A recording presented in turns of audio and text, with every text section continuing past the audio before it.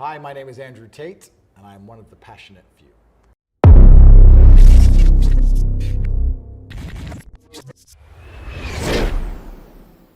Hey guys, welcome to this episode of the Passionate Few podcast. It's your host, Omar, and today we have the privilege in Romania to sit down with none other than the man, the myth, the legend himself, Andrew Tate. Thanks so much for being on the show today, Andrew. Good to meet you, sir. Oh man, appreciate you hosting us here in Romania and having us come to you. Beautiful country, and excited to get into this today. Yeah, I want to show you guys around. Romania's got a very bad reputation internationally in general, and also because of what they've done to me. But to be fair to the place, it's actually a very nice place. It's a very nice country. It's safe.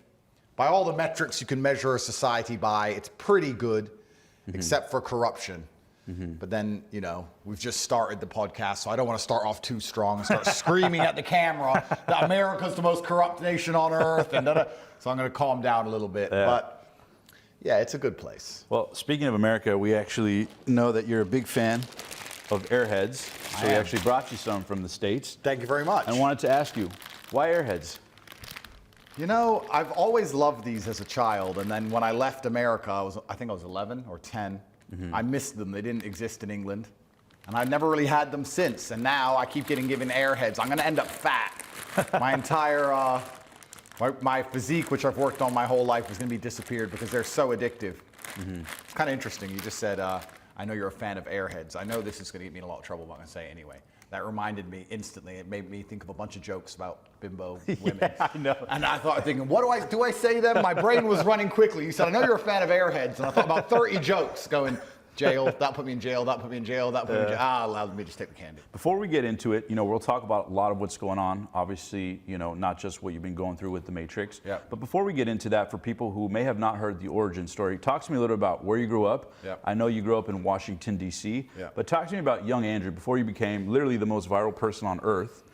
Talk to me, what was young Andrew? Where did he grow up? And where did the formation for this ambition really begin for you as a kid? Yeah, that's a good question. I was born in D.C., and then we moved to Indiana. We lived just outside of Gary, Indiana. And my father was a professional chess player, and I understood I had to work hard and I had a duty to my last name. And from as young as I can remember, I was told, no, you have to be exceptional because your last name is Tate. It was very clear to me. It was never any other type of life that was laid out for me. I never expected to have any other easy life or never expected to have a normal life. My mother and father broke up when I was 10. We moved to England. How did that affect you? Yeah, I think that's probably one of the reasons, if I had to self-analyze, when I moved from America to England, obviously you start all over again, you go to a new school, you have to make new friends, and back then, I don't know how long ago that was, 20-something years, whatever, if you're American in England, it was slightly more unusual. Sure. And the kids would make fun of your accent or whatever, and you have to learn to stick up for yourself, you have to learn to fight and to be brave. And if I had to be a psychotherapist, if I believed in these things and had to analyze my past as to why I am the way I am, I think the fact that at a fairly young age, I was ostracized and forced to defend myself and forced to stick up for myself and was happy to have a different point of view because I knew nobody could pick on me. That probably has something to do with the reason I am the person I am, if I had to analyze it. So, you got me thinking now, maybe that's a good thing. Maybe I need to take all my kids and pluck them and just drag them out of school and drop them in Mongolia somewhere. Yeah. And see how that... Was it something like a series of events? Because I can relate to that, where you feel like an outcast. You don't quite feel at home here. You don't quite feel at home with this group. So it teaches you to kind of stick up for yourself and fight for yourself. I think it was just my brother and I. We turned up. Everyone said, haha, you're weird American kids. We said, yeah, we are. Say something to our face. And they wouldn't. And that was it. And it just became us two. Against the world. Against the world. And nothing's changed. Not much has changed. And I think that's the way it's supposed to be. It's very interesting when you understand the brutal dynamics of humanity and also the brutal dynamics of opinions in general. But unless you're prepared to defend your opinion, usually physically, especially outside of the internet world, you don't have an opinion at all. An opinion requires bravery to hold, and an opinion requires capability to hold, which is why it's so important to be strong if you want to go through life saying things that are against the status quo. I think they've done a bunch of studies on this. Somebody can find them. But if you can't defend your ideas, if someone comes to you and says, I disagree with you, and you're afraid of that person, well, then you're not going to have any ideas different than what the Matrix wants you to hold. It takes a lot of bravery to stand up and say, I don't care. I know I'm right, despite the fact that the whole group or society or the consensus is saying this, because you're going to pay for that at some point. Yeah, and you see that in Hollywood, right? It's like people to the top are loud, and then the second they get too high, kind of stay a little quiet to stay up top. Yeah. Well, of course, because they want to keep getting paid, and they're all owned. But you also see it with societally. You can even look at men and women, and I know this is a subject that always gets me in trouble. But women usually adhere to society's general creeds because women do not possess the capability to defend themselves or defend their ideas. If a woman has a different idea than the tribe or the society she lives under, what can she do about it? She can't stand up and say, no, I disagree. She can't, which is why women have always integrated and assimilated into tribes well. So if you look at these psyops that society is trying to propagate with feminism, or you can look at COVID or LGBT or any of this garbage, women are more inclined to quickly adhere to these things because it takes a whole bunch of bravery to stand up and say no to the people who are in charge of you. Yeah. And I know we live in a world now where physical confrontation and physical violence alone is not enough, but I still think it's intrinsic inside of the human condition. When you know that you are capable in that realm, you're more likely to stand up against the system.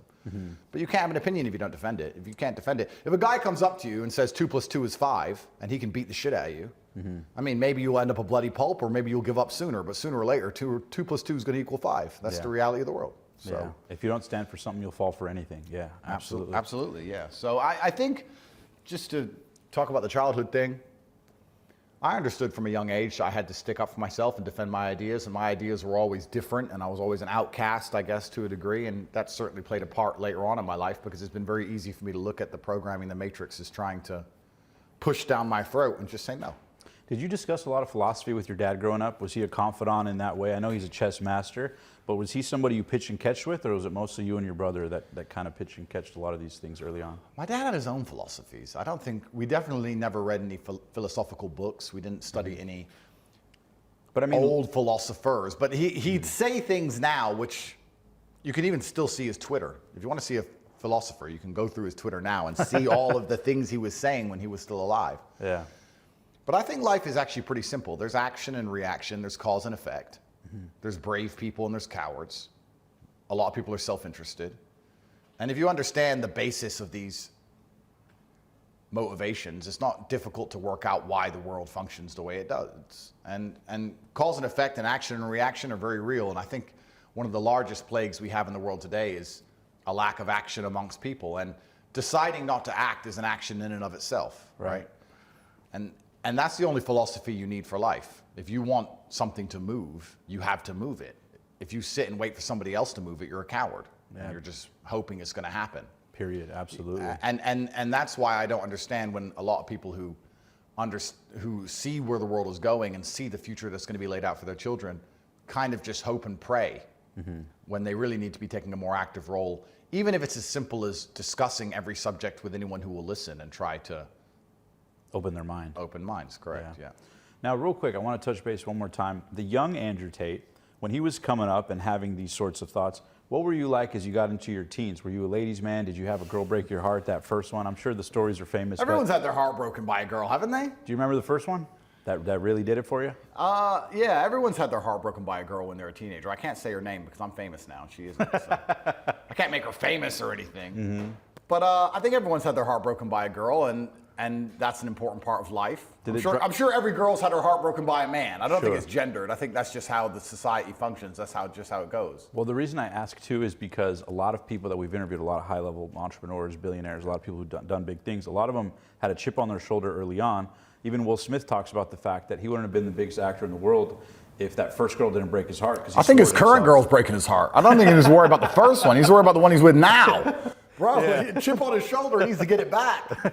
Jesus. But was there ever anything like that for you? Like something when you were young, you're like, man, I'm going to prove to the world. Like what started that fire inside early on? Or did it kind of just develop through time and get hotter and hotter? Well, I think everybody has a fire inside of them, but it's pacified. It's deliberately extinguished by society because one, the Matrix wants you docile, which is the first thing. And second thing is people live lives of comfort.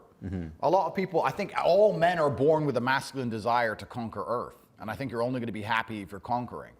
But if you're living a semi-comfortable life and your mother is nice to you and you're not under any pressure and the Matrix is telling you it's fine to just be average, well, then you're going to be sitting there being average. I was never comforted. I was never given an easy life. I never had anyone in my life who was saying, don't worry, Andrew, it's okay to just be this guy. I was told the opposite all the time.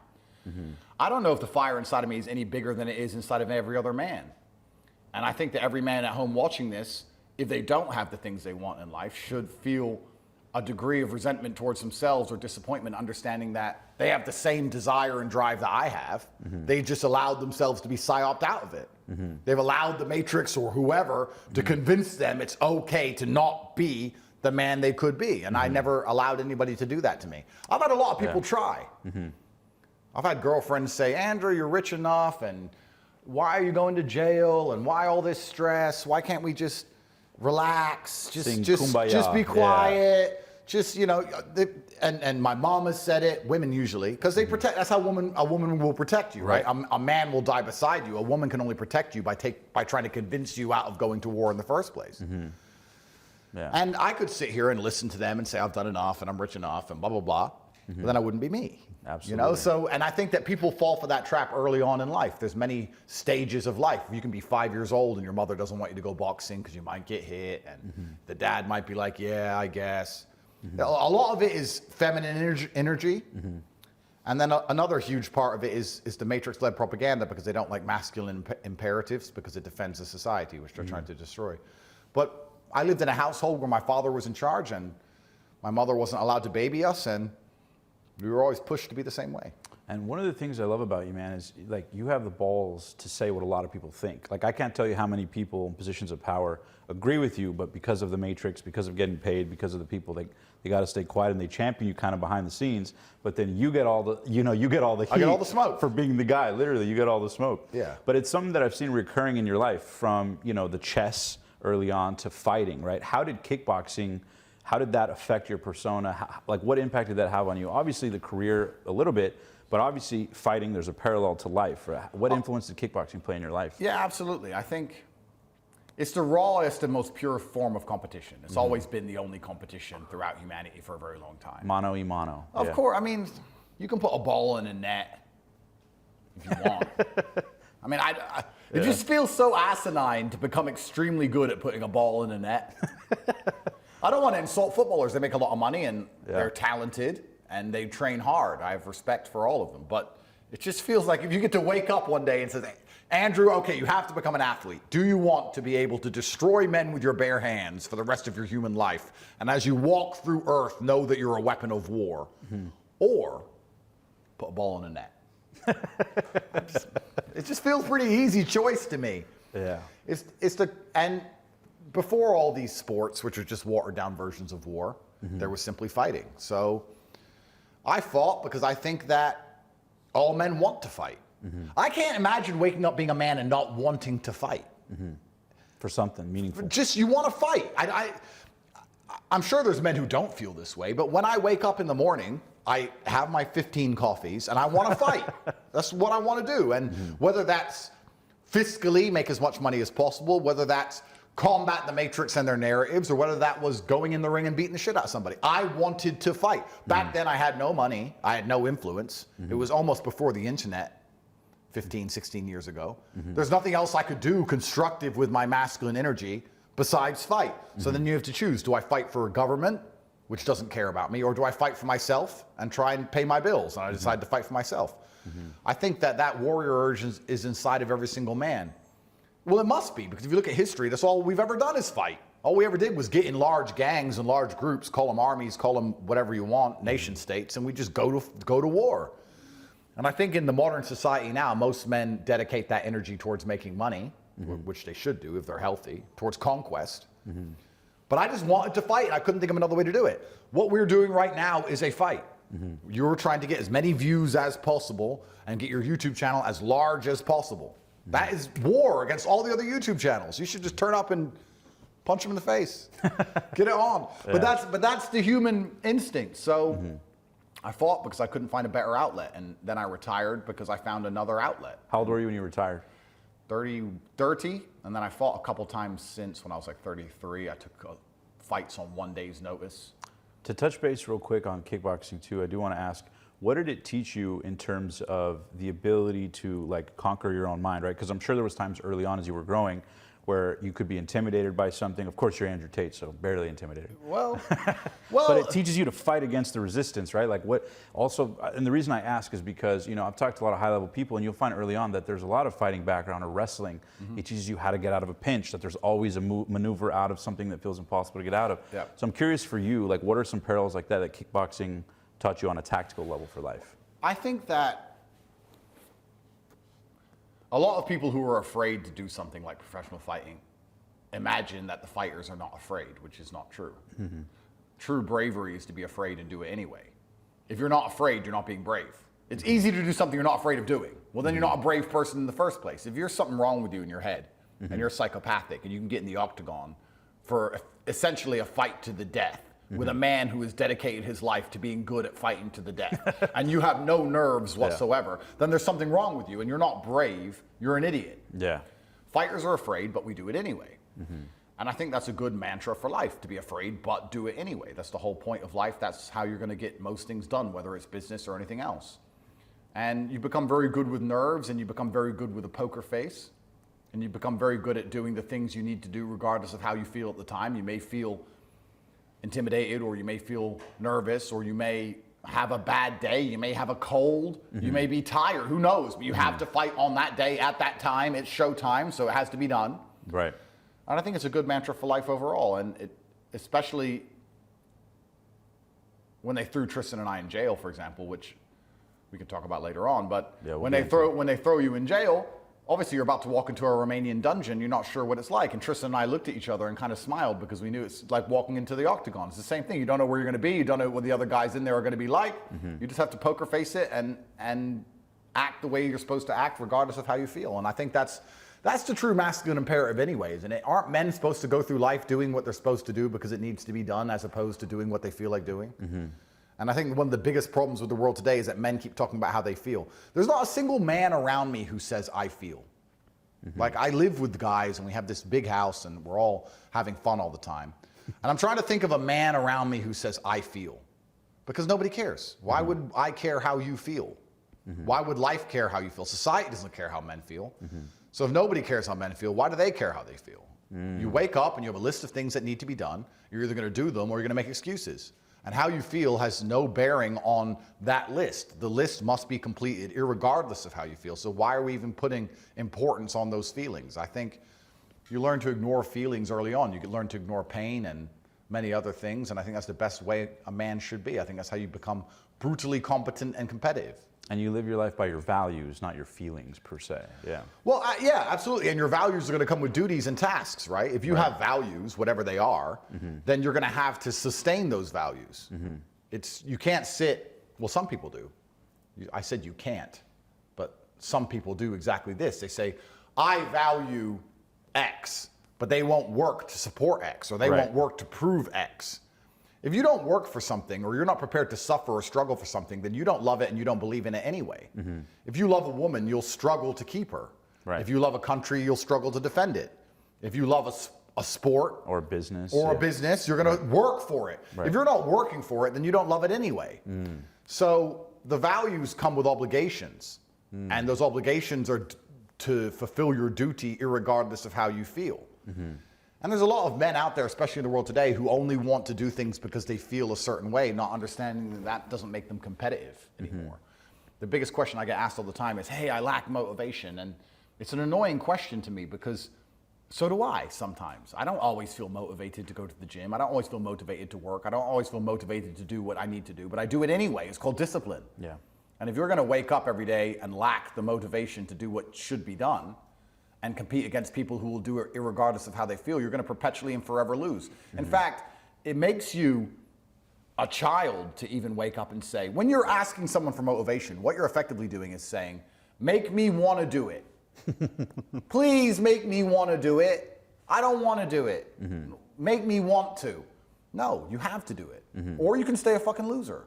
What do you do on a day-to-day to cultivate the confidence? Because I think one of the things that hundreds of millions of people, billions probably at this stage, respect about you is that there's no denying people can love you, hate you, have opinions, but nobody denies you're a confident motherfucker. Yeah, So is that something that is like just identity based, or is that something you cultivate? Are there any things day to day you do to strengthen it? I know what I'm good at, and I make sure I focus on it. And you delegate the rest or outsource And I the delegate rest? the rest or outsource the rest. I know exactly what I'm good at doing, and I think that you're going to be confident if you do things you're good at doing most of the time. And have the self-awareness to accept that. Yeah. And also, I'm not afraid of anything. I want to make this clear. I'm sure when they finally point a gun to my head, I'm going to be a bit nervous. But all in all, it is what it is, and we all live one life.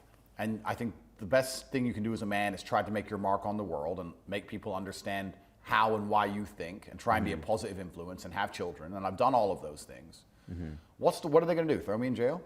I mean, I'm confident because I just don't fear any of these idiots anymore. When the BBC turn up and they try to intimidate me, because that's what they try to do. I saw that interview. They framed a question, and right away you nailed them not accepting the frame. Of course. I love that. They're clowns. And when they try to intimidate me and they come with their agendas and they expect me to be scared of these people, I don't fear these people at all because I don't respect these people.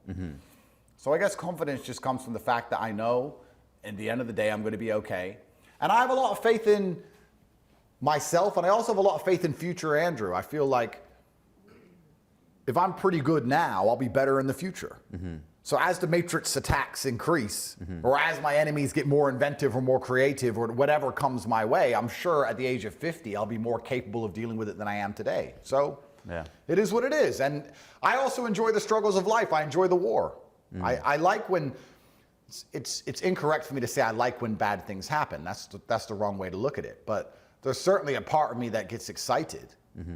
Maybe that's the warrior in me. But when they say, even when I think back now, I'll be completely honest with you. If I could go back retrospectively and avoid going to jail, I wouldn't have done it.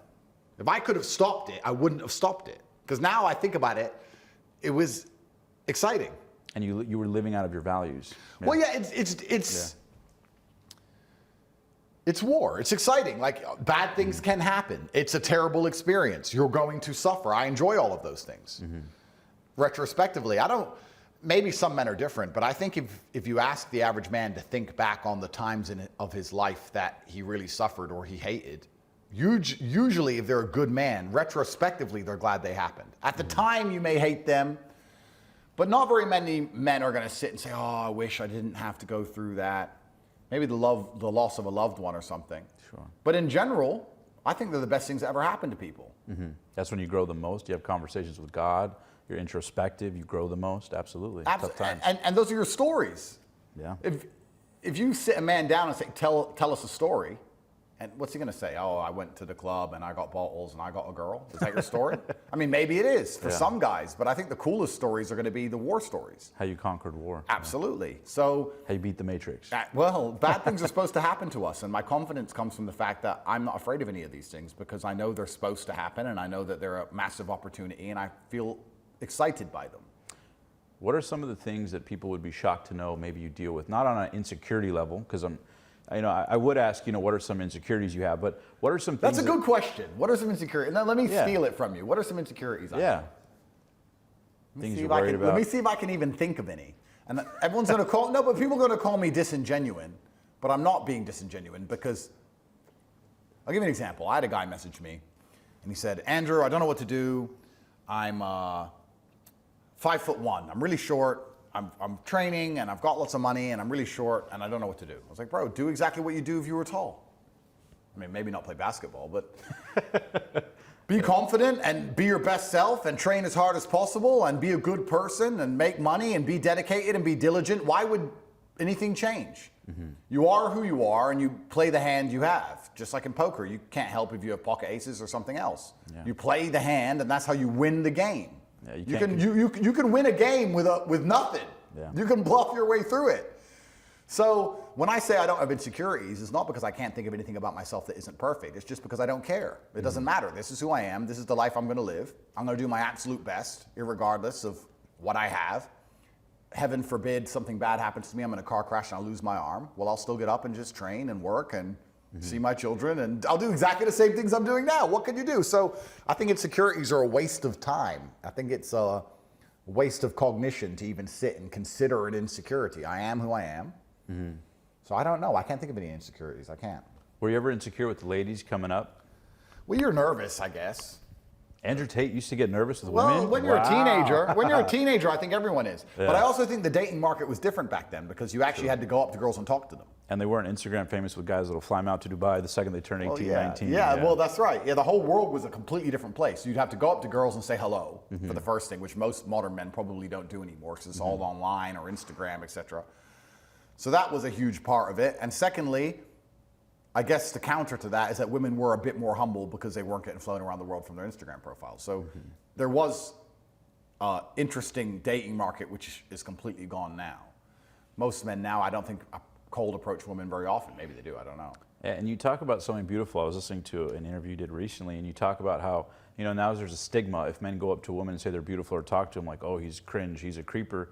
But you made a great point because you said everybody in this room right now is here because a man approached a woman and they had sex. Oh, absolutely. And some of the greatest things in the world were created as a byproduct of that, but yet now we stigmatize it like you're weird. Well, it's an attack on masculinity along with everything else, but now it's some form of sexual assault or some form of perversion. Did you ever see that video? I think it was 5 or 6 years ago. It was a woman walking through New York City and she recorded herself for 8 hours walking around in circles like a dummy. And then dudes would say, hey, you're good looking. And she'd pretend she was offended. And then she got her editing crew together and sat there with her cat. And because she has no boyfriend. And edited all the video together and took that 8 hours of footage and condensed it down to 3 minutes of being asked if she's okay and pretended how she's victimized. Yeah, and the world jumps on the bandwagon and comments. And Oh, my no, God, the men world said rallies. hello. But that's exactly the reason we're all here right now. A man at some point went up to a woman and said hello. And if you ask a woman, she wants to be courted and chased. Women love being chased. Anyway, of course, like all things, this is nuanced. I'm not saying be a stalker. I'm not saying be a creep. Obviously, there's some dudes who are weird, etc. But not too long ago, yes, a man had to go up to a woman and say hello. And that's changed now. It's moved all to this digital realm. And then in the digital realm, we're just measuring people based on social media profiles, which is obviously a highlight of their life. And then women are becoming more and more deluded in their expectations because they're looking at these men who have these certain lifestyles and certain capabilities and they believe they deserve them. And they're also going to attach to that the insanity and of monogamy to that. I find that really interesting. That a woman will sit there and go, I'm simple. I just want a man who's rich and tall and strong and smart and charismatic and interesting and spontaneous and loves my cat and cares about my feelings and likes to talk and likes the same movies as me and wants to hang out with my family and he has a Lamborghini and he has lots of money and we go on holidays and he has a big house and he's really muscly. That's all I want. And he only wants me. He doesn't want any other girl, just me. It's clown world. And then you have the average man who would even offer them some degree of normalcy. They'll ignore because they want this guy, thinking that in their hubris, because women can be self-deluded sometimes, that they're, I don't know, the only pretty girl who wants this guy. And they end up sharing him, and then they have a mental breakdown over it, and they either stay or they run and try and find another dude. And hypergamy, and it goes over and over and over again. So that's the modern dating market, which is extremely difficult, I'd estimate, for most men to navigate. What do you think are the consequences of that scaled out over the next 10, 20, 30 years and beyond? Because the world is going that way. It's kind of interesting. We're going back to the way, they say history repeats and the world is cyclical. Aren't we going back to how it used to be? Didn't kings have like 10 wives?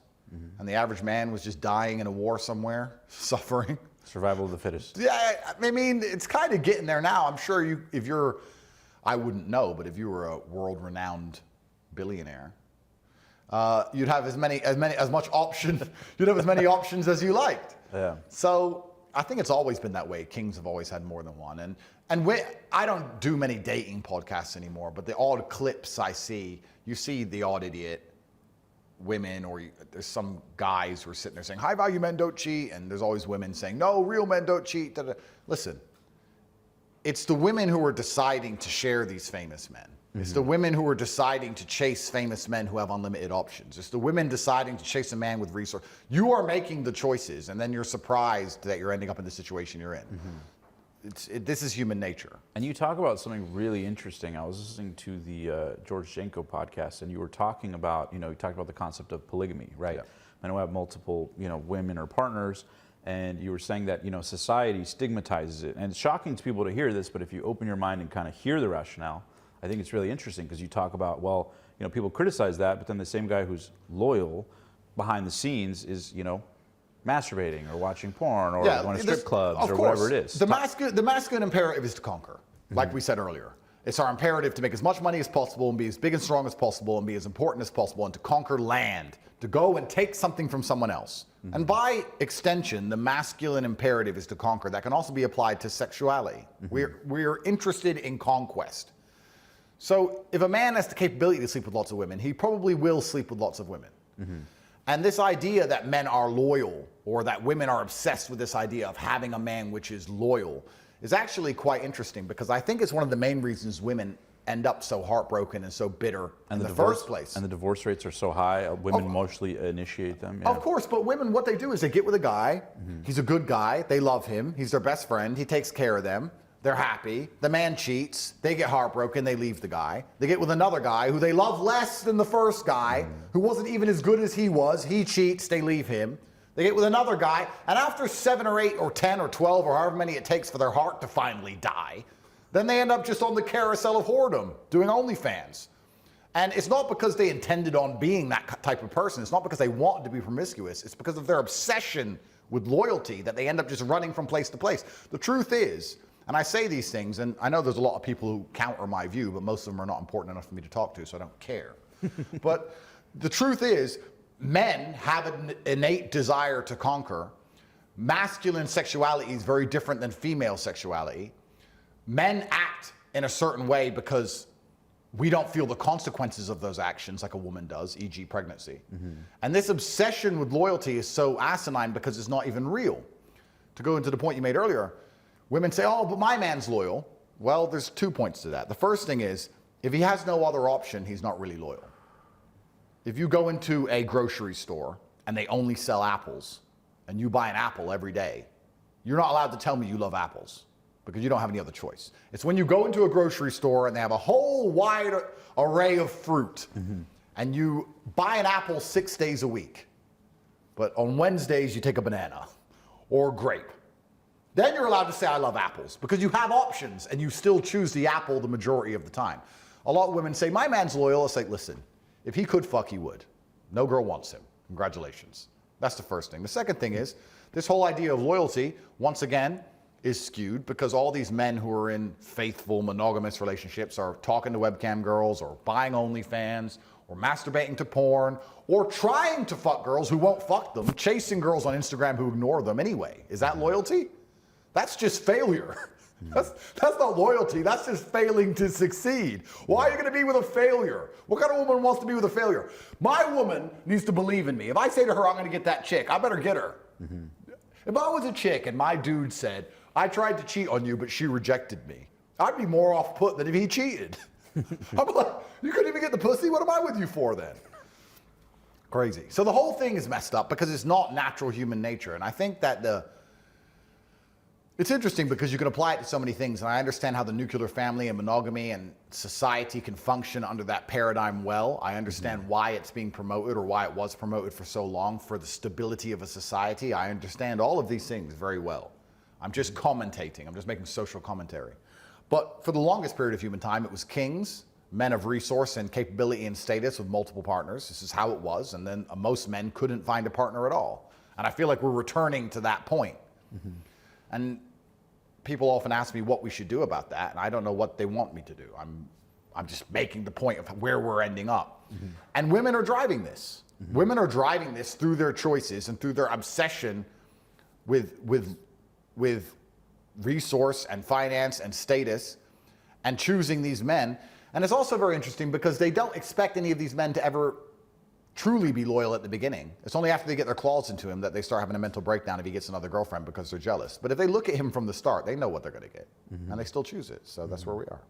It's very interesting. And it's funny because a lot of people had these opinions, but before you came into the world, like out of nowhere and became the biggest thing on social media.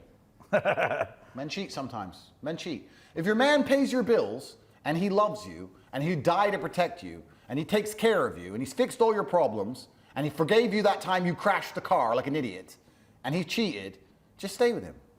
Get over it. Get over it. That's the way humanity's always been. There's so many psyops we're operating under where we're going to come along and pretend humanity hasn't always been the same way all of the time. That's the way it's always operated between men and women, to a degree. Do you think that's the most controversial point that you have? Obviously, you have many, but is that the one you get most of the heat for? Or what do you think is the biggest opinion you have that gives you a lot of heat? You know, it's interesting because I probably should know the answer to this question, but I don't listen to any of the opinions anyone has of me very often. I see clips that go viral. I've seen some guys sit and say, high status men don't cheat. And I look at him and say, bro, your arms are skinny. Shut up, bro. You don't even know what high status man is. You're a little bitch. None of my girlfriends even talk to you. Mm-hmm. Guy's a loser. And then there's some chicks who sit there and go, well, I think, you think, do you? Since when? It's all bullshit. I'm just talking about how the world genuinely, truly operates. That's how it actually operates, and it always has operated that way. And for a woman to sit there and go, my man, I would never let him have another wife. But then he goes away with the boys and goes to strip clubs and bangs hookers and watches porn every night and jerks off thinking of another woman. You're proud of yourself? Really, truly? Wouldn't it be nicer? And I'm just thought experiment. Wouldn't it be actually nicer and happier just for you to let your man have some side chick and just stop giving money to literal whores? You know, whatever. And then you can go deeper down the rabbit hole and you understand that there's societies and there's also women out there in the world who understand very well the truths. I can speak from personal experience. There's women out there who will literally look at you and say, I don't expect monogamy from you because I know who you are. I just want you to love me. To me, that's a smart woman. To me, that's intelligent. A feminist would argue the opposite and say, she's insecure, but she's gorgeous, and the feminist isn't, so who gives a shit what she thinks anyway? But it's crazy. Were you ever monogamous or in a monogamous relationship early on? Did you ever try it? Did Andrew Tate ever try monogamy? Is the answer no? Does that make me sound bad? I think the answer might be no. Because a lot of men at least try it and then get their heart broken and go, yeah, fuck this. But it's not even about the heartbreak. I have to be careful how I word this. But I don't think, I'll be careful how I word this. If a man decides and wants to be monogamous, that's his prerogative, and I have absolutely zero problem with it. I don't care. But those same men find it disgusting or terrible that a man may have 2 or 3 girlfriends. They think that's a bad thing for some reason. Why would they care? You have your relationship and you're monogamous and you're happy. And let's say the other man has his relationships and they're all happy. Why would it bother you if there's not a sense of jealousy involved in it or you feel inferior for some reason? I think men are always going to put their heart in one place and they might put the rest of them other places sometimes. And I don't think that's a big deal. And I think it's always been that way throughout the entirety of human history. And I think this veil that we've thrown on top of society now, trying to pretend it's not supposed to be that way, is clearly failing. It's just one of the thousands of psyops we're living under. But we're raising girls, saying to them, you're going to find a man, he's going to be tall and strong and smart and interesting and rich and charismatic and important. He's going to pay all your bills and you're going to go on TikTok and you're going to show what Louis Vuitton bags you buy and you're going to go to Courchevel and you're going to go skiing and he's going to only want you and be loyal to only you. It's garbage. And then I explained earlier where this leads women. And I don't think men prescribe to it truly in their hearts. They lie to the woman and pretend they prescribe to it. And they either do all those things I discussed earlier behind the woman's back, or they cheat on her and end up getting caught. And I just feel like the whole thing is so silly. I don't know why you'll have men who will cheat and then the woman will catch them and they'll be like, I'm so sorry. And why can't, I don't know, maybe I'm lazy. Why can't men stand on it? Just, I love you. Her tits were big. It is what it is. Leave me. You can leave me. You can go find another famous billionaire. Good luck. Oh, you don't want to leave? Well, then why are we talking about it? It's been a whole 15 minutes now. Let's move on. You're thinking about her more than I did. You're in love with her or something. It's like you cheated. But I don't know. I just feel like there should be the whole relationship market, everything. It just has this veil of insincerity to it. I don't know. It just feels very fake. What do you think about women who will hear that or say to that, well, if men can, why can't women do the same? Why can't women have multiple partners? Why can't women date? What do you say to that? It's quite often that women say stupid things like that. They try and compare themselves to men, and they try and say they can do the same things men can do. And we can go down the history of why biologically that is impossible and how women can get pregnant, and the fact they can take a pill to prevent them getting pregnant does not change their biological imperatives, and the fact that they're more likely to get emotionally invested with somebody they sleep with, and if they don't, then they're a broken person. And you could talk about the safety aspects, even the basic physical safety aspects. If a woman has 5 boyfriends, that can instigate violence, not only between the boyfriends, but also against her. Now, bad things can happen if a woman's cheating with lots of men. But if a man's cheating with lots of women, I don't know. They don't have hands, no footwork, no head movement. Not much will happen besides some screaming and some WhatsApp messages.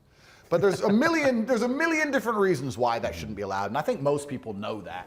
Only a broken woman would sit there and go, well, if you can do it, I can do it. It's actually kind of amazing how all these broken women will tell you they're broken far in advance, and you can just avoid them completely. Because women don't want to do that. Women want to be with one man. Unless they're broken by society and their mind's been destroyed and their heart's gone cold. If you ask a woman what she wants to be with one man she loves. And she wants to be monogamous in general. And if she respects that man, she'll remain loyal. Most women want that unless they're broken. And a man doesn't want that. A man wants one woman who he loves, and he wants to put his heart there. And he also wants a degree of freedom to conquer the world. That's what men want. So we're now living in a relationship dynamic where we've told the women their wants and their desires are going to trump the masculine desires. And the masculine desires are all taking place anyway, all underneath the carpet. And it just feels insincere and stupid. And I don't know why we can't just be a bit more honest about everything. So when you date women, are you just honest straight up front? I don't date anymore. I've retired. I've settled down with my 11 wives. So I'm settled down now. No new ones. Don't trust them. Might be Matrix agents. Thousands of women message me per month trying to send me love letters, but I don't trust any of them. So I don't meet them. It's funny. We kept this interview top secret, but some of my internal team are women, and it's funny. A lot of them are like, I love Andrew. He's the man. You know, it's like a lot of them are so, and then they have girlfriends that are like, oh my God, how could you say that? And they're like, oh my God, but he's right. You know, Yeah. I'm sure you get a lot of that. And hear a lot of that, I have lots of female fans, but I'm careful. To say the least. I'm careful who I meet because I can't trust them. Sure. But I don't think you have to be like most things in life, it's also not what you say, it's how you say it. Right, the frame. It's the control. framing, like everything in life. There's a lot of guys who hear what I say and they're autistic about it. Or they don't have the finesse to get away with it. Or they'll sit and say with a girl autistically, I want to cheat on you. Oh, what do you expect to happen? Yeah. Like in life, there has to be some degree of famous.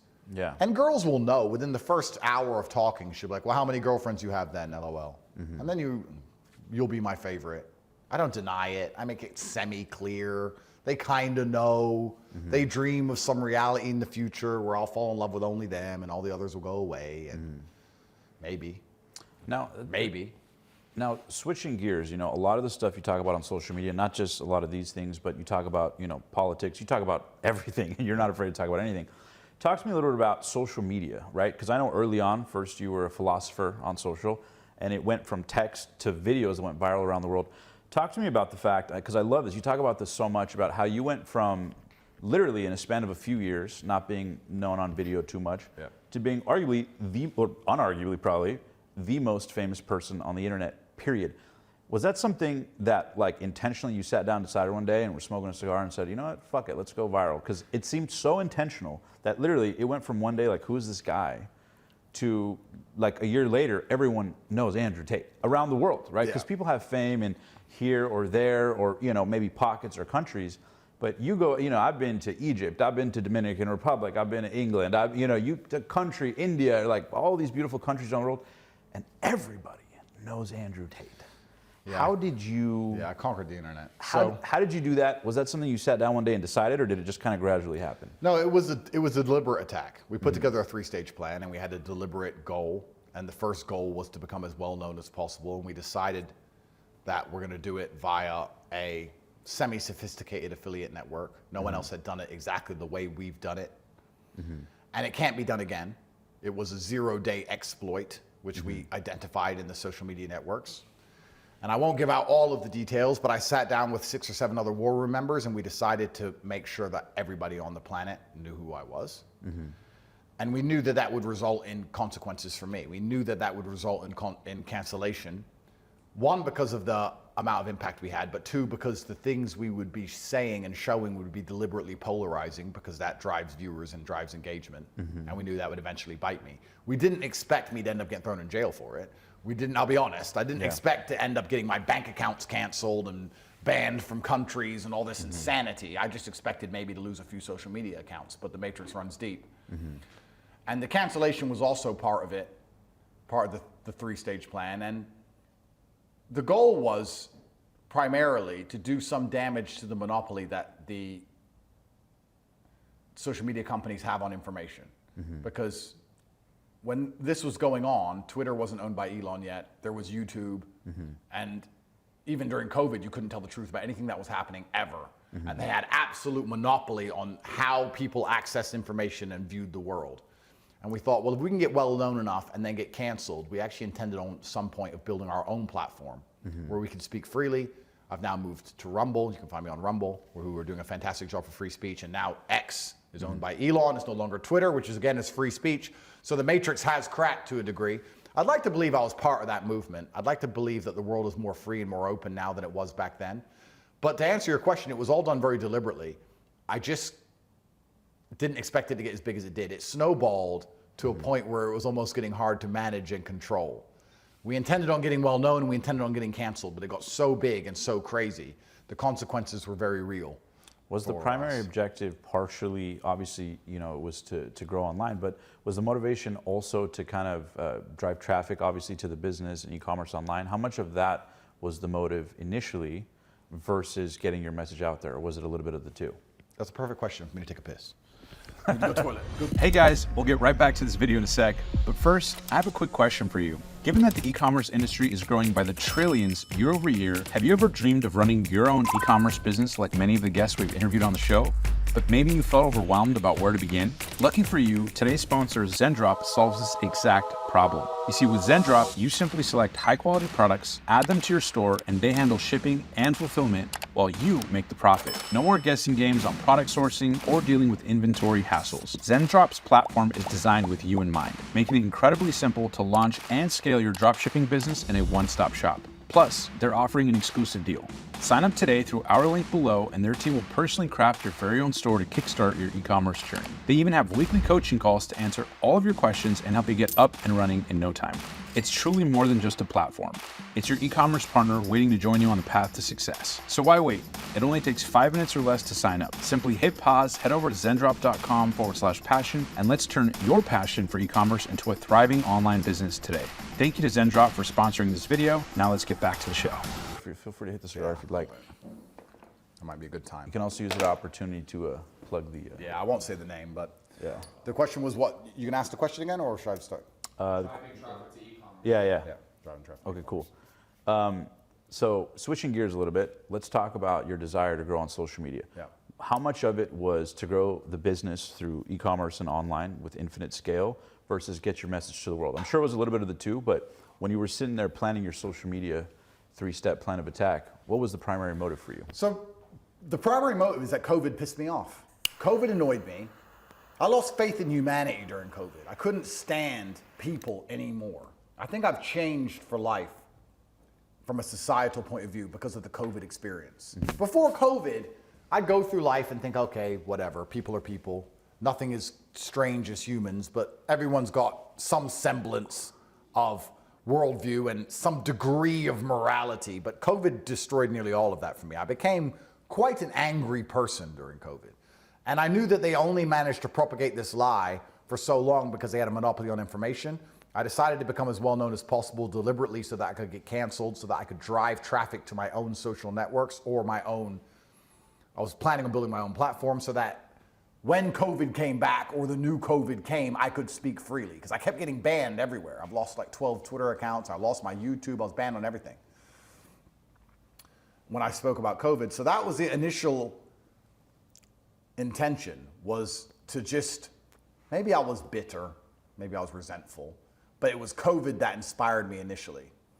And then of course, making money is very important when you fight a war, and having traffic driven to my e-commerce products or my Hustlers University is good because it allows me to fund myself in the war. But I was already rich. I already had a lot of money. And the reason my school exists isn't for me to make money. That's not why it exists. It's interesting now you've asked me this question. It's an amalgamation of lots of different ideas, but I always had the intention of getting a network of people who understood how the world really worked and a place where you could truly speak freely.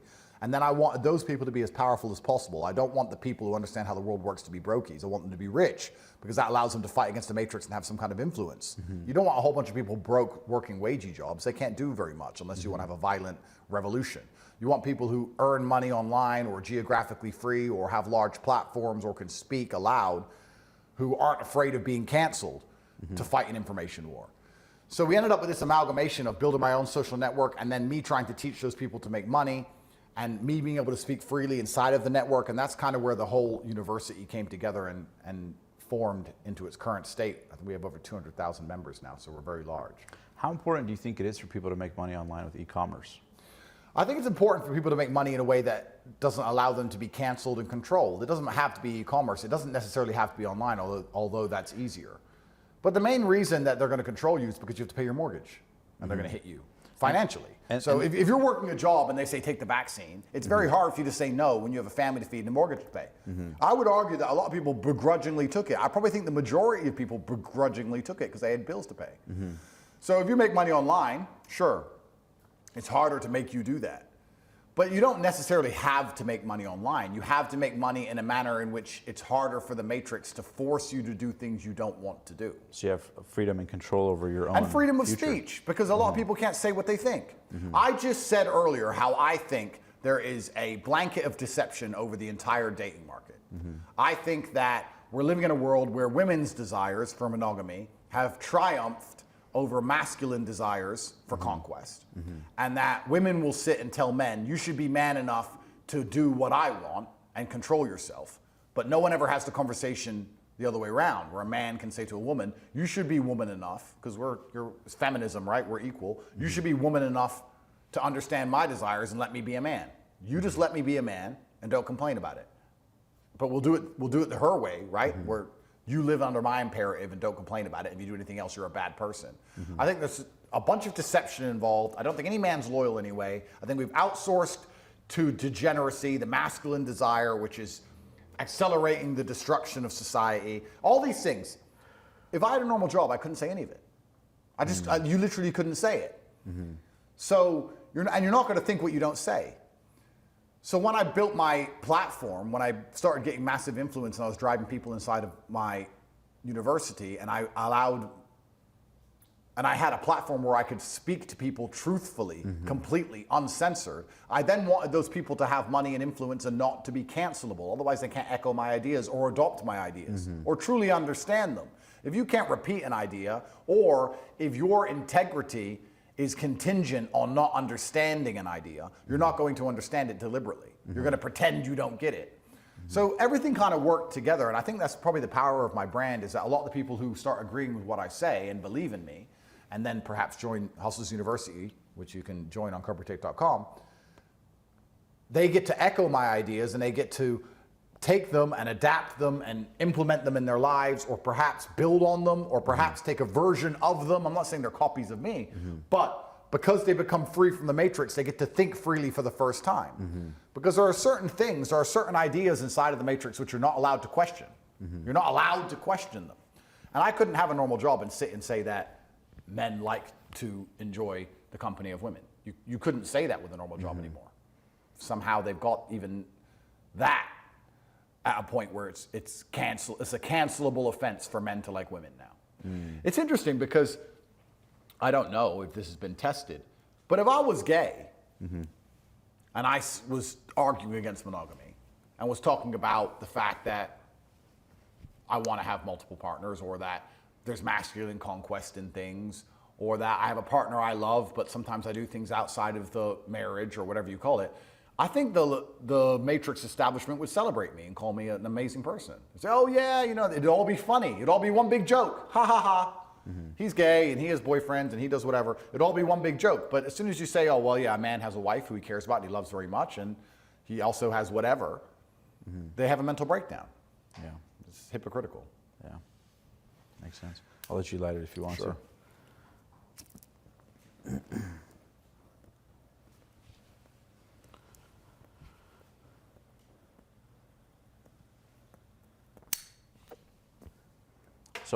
So I love that. Touching base on that, I love that you say people don't have to make money online or have e-commerce, but it is a vehicle for freedom in a certain regard.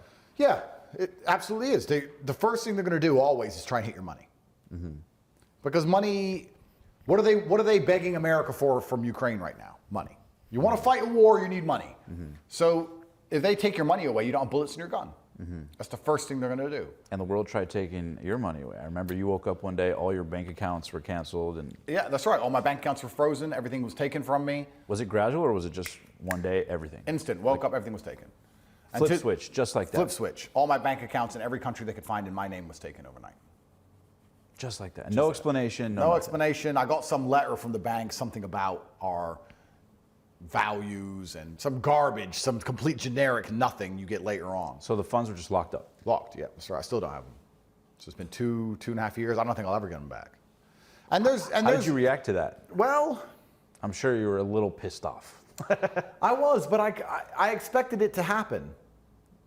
I don't think it's amazing to me that there's people going through the world today who believe that the world functions how they're told it functions. That they believe that there's law and there's banks and there's regulation and this is supposed to happen this way. No, it's all a lie. Everything is a lie. And I don't think people at home understand the basic premise of if you had two teams playing basketball for $100 and there was no referee, then people would end up cheating and breaking the rules to try and win. And that's for $100. That's human nature. So imagine how they're going to cheat and break the rules to control the most powerful nation on earth in an election, or to control and influence how people think with an information war. To think that they're going to allow somebody to sit on the internet and become the most famous man in the world and say whatever he wants, counter to their narratives, and they're not going to damage him, is asinine. You must understand that that's not going to be allowed to happen, and you must understand they're going to break all the rules to damage that person. Somebody made a phone call, and they deleted all of my social media and locked all of my banks at once and took all of my things. And then the Matrix attack increased, and I was arrested here in Romania. They took all of my cars, all my gold, all my diamond watches, all the property they could find, everything in my name. They took all of it. They took it. And the goal is to bankrupt me. Their goal is to bankrupt me for a variety of reasons. One, because it prevents me from fighting back. And secondly, because they're trying to put a massive amount of mental stress on me. You live inside of your mind at the end of the day. It's only inside of your head that you're existing. So their primary objective is to take all of your money away so that your children can't eat, so the women who depend on you are calling you up, crying, screaming about their needs, so that the staff you're supposed to pay can't feed their families, so that you're in the middle of an implosion. That's what they want. They want me to be answering the phone to people saying, pay my bills, and I can't do it anymore. And then, by extension of that, your circle starts to fall away, and they can identify attack vectors. Well, this girl who was loyal to him when we first interviewed her because her rent was being paid, now has a new man, and this new man doesn't like that she's Andrew's ex anyway. So maybe we drag her in a second time, she'll say things we want her to say. That's the primary objective. So if you're a man who wants to tell the truth and speak his opinion and understand you're going to upset powerful people, you need to be prepared for all of this, and you need to understand that there are mechanisms you can put in place, because I'm still alive, that allow you to exist financially post-Matrix attack, but also to make money outside of these mechanisms is a massive advantage. And that's what the internet is good for. I actually would argue, because I was having this conversation the other day, I think I'm in quite a rare category of person. I think that I'm quite difficult for them to attack, which is why I'm so frustrating to them, because even 8 years ago, which isn't that long ago, 7, 8 years ago, right? Who was truly famous without gatekeeping? Like if you're an actor, you're gatekeeped. You're gatekept. If you're a singer, gatekeeping. Sports star, gatekeeping. There was always someone, you had a contract, there was always someone who called your phone, said what you can say, what you can't say, don't have this opinion. Signing off. That's right. There's always someone who could make you disappear, get you canceled, kick you out the team, get you canceled, no more movies, etc. Then the internet came, and there were some people who were big online, fine, but then the social media companies were gatekeeping for a long time. But to crack that wall and to get bigger than the gatekeepers to a point where they can't contain you, all they have left is the legal system at that point, which is why I'm in the predicament I'm in. But I think I'm quite an interesting category of person for them to hurt, because usually when people talk like I talk, they're either insignificant, usually because they've been stopped so early and prevented from growth, or they just cancel their contract and they have to go away. It's usually one of two things that happen. Yeah, but you own your medium, you own your broadcasting in a certain way. And it's funny because you talked about you were the most viral person on social media before you even had a lot of TikTok accounts. Like, you were the most viral person on these platforms before it even happened. So the power of e-commerce, the power of your brand. Yeah, there's been some videos that broke down how I became so famous and how I became so known around the world, but we put together an extremely sophisticated affiliate network, and the primary objective was to drive people to our own social media network so we could tell the truth, because I was upset about COVID and a few other things. And then that amalgamated into understanding the people inside of our network who want to hear what I have to say and who want to speak the truth are also going to need to make money, and they're also going to need to be matrix proof, which is how the school evolves into what it is today. Yeah. And yeah, isn't it crazy we live in a world where if you have an opinion which differs from the norm whatsoever, you can't even hold a job? I do like to do thought experiments though and think, would the world be better if everyone could say what they thought all of the time? Because sometimes, I'll be honest and I admit, sometimes you have to always, and I think a lot of people don't do this often enough, is sit and consider if they're on the right side of history. And I truly believe I am absolutely on the right side of history, but for me to come to that conclusion, I need to sit and think about it, right? People don't sit and think, am I the good guy? Because in a war, the bad guys always think they're the good guys. Yeah. That's how it works. There's two good guys. Yeah, or the bad guys will label the good guy as the bad guy. Absolutely. Frame control. And the truth is, often, there are no good guys and bad guys. There are varying interests and different levels of good and bad, and everything's a shade of gray. Subjective, it's not based black on and interest, white. right. But I truly believe I'm on the right side of history. But you have to sit and analyze these things, and I don't think people do it often enough. And I've come to the conclusion that we do need some degree of matrix. You do need some degree of slave-minded populace. You do need some degree of societal control over the way people think and act. And that makes me sad to say, but I think if you totally removed it, there would be absolute anarchy. I think it should be replaced with God. I think we should have a different system. I think people do need controlling. But if everyone could say what they thought all of the time, would the world be a better place? I'm not sure. But it would certainly be a lot less deceptive. And I feel like the truth of God is light on issues. I think that if we're going to be making decisions which can affect millions of lives, or people are going to be blown apart, or someone's going to be sent to a war, we should at least know the truth about why it's happening. And the problem is right now we're operating in such a cloud of deception all of the time. And if people could speak their mind all of the time, perhaps we'd remove some of that fog and it'd be a far more open discourse. But I don't know if that would lead to absolute chaos or not. It's a very interesting thought experiment. I'm not sure. Yeah, and to speak to that point, it's interesting you say that, because you look at President Donald Trump, right? The second on social media it's too loud, banned. Yeah. Right? Mitigate. What are your thoughts on the upcoming election, President Donald Trump? Oh, well, you're trying to get me killed. I think that it's the last hope for the West. I think it's the last hope for the Western powers as we imagine them and know them. I think that America still believes it is the world's only superpower, and it's actually 2 decades behind in its thinking. I think they're still holding on to ideas from the 90s and 80s. I don't think they're as powerful as they believe they are. I think there's other massive global players. I think the decline of Western society culturally is being accelerated, and I believe Trump can slow that down. I don't think he can stop it. I don't think Trump having 4 years of presidency are going to prevent the cultural decimation of the West. However, I certainly think it'll slow it down. And we can talk about things politically, and we can talk about the politics of it and how the election's coming up and whether he's going to win and if they're going to let him win. But I think actually, truthfully, it's culture that drives societies. Because you could take all of the laws and all of the politicians of Sweden and put them in power in Burkina Faso, and you would not have Sweden. There's different cultures, different ways of life, different societies, different demographics, different everything. So I think it's culture that drives. And you can look at that in a lot of different ways. I mean, I think firearm statistics prove it probably the best, that in Switzerland, there's huge gun ownership and there's no mass shootings and there's no murders, but in America, there is. Is that because of the gun laws? Is that because of the gun prevalence? No, it's because of the culture. The people. And the people. So I think Trump would be a massive culture win. Have you talked to him or his team or any kind of anything, or is that off? I have to be careful what I say publicly because I don't want to get him tied to my current legal mess, but that also answers the question. Sure. But I think it's a cultural win more than it is a political win. And it's culture that drives. Because Trump winning would be fantastic for the culture because it would reestablish masculinity and nationalism and an air of competence and speaking what you think and removing this fear of political correctness. That's a culture win, which will have massive ramifications for the culture of the country, which is more important than the politics of the country anyway. So yeah, I think Trump is the last chance because we have to change the culture of the West if we're going to survive. The current trajectory of Western culture only ends in being conquered because it doesn't allow men to even be men anymore in nearly any regard. And it's only masculine essence that's going to protect and preserve a society. It's always been that way.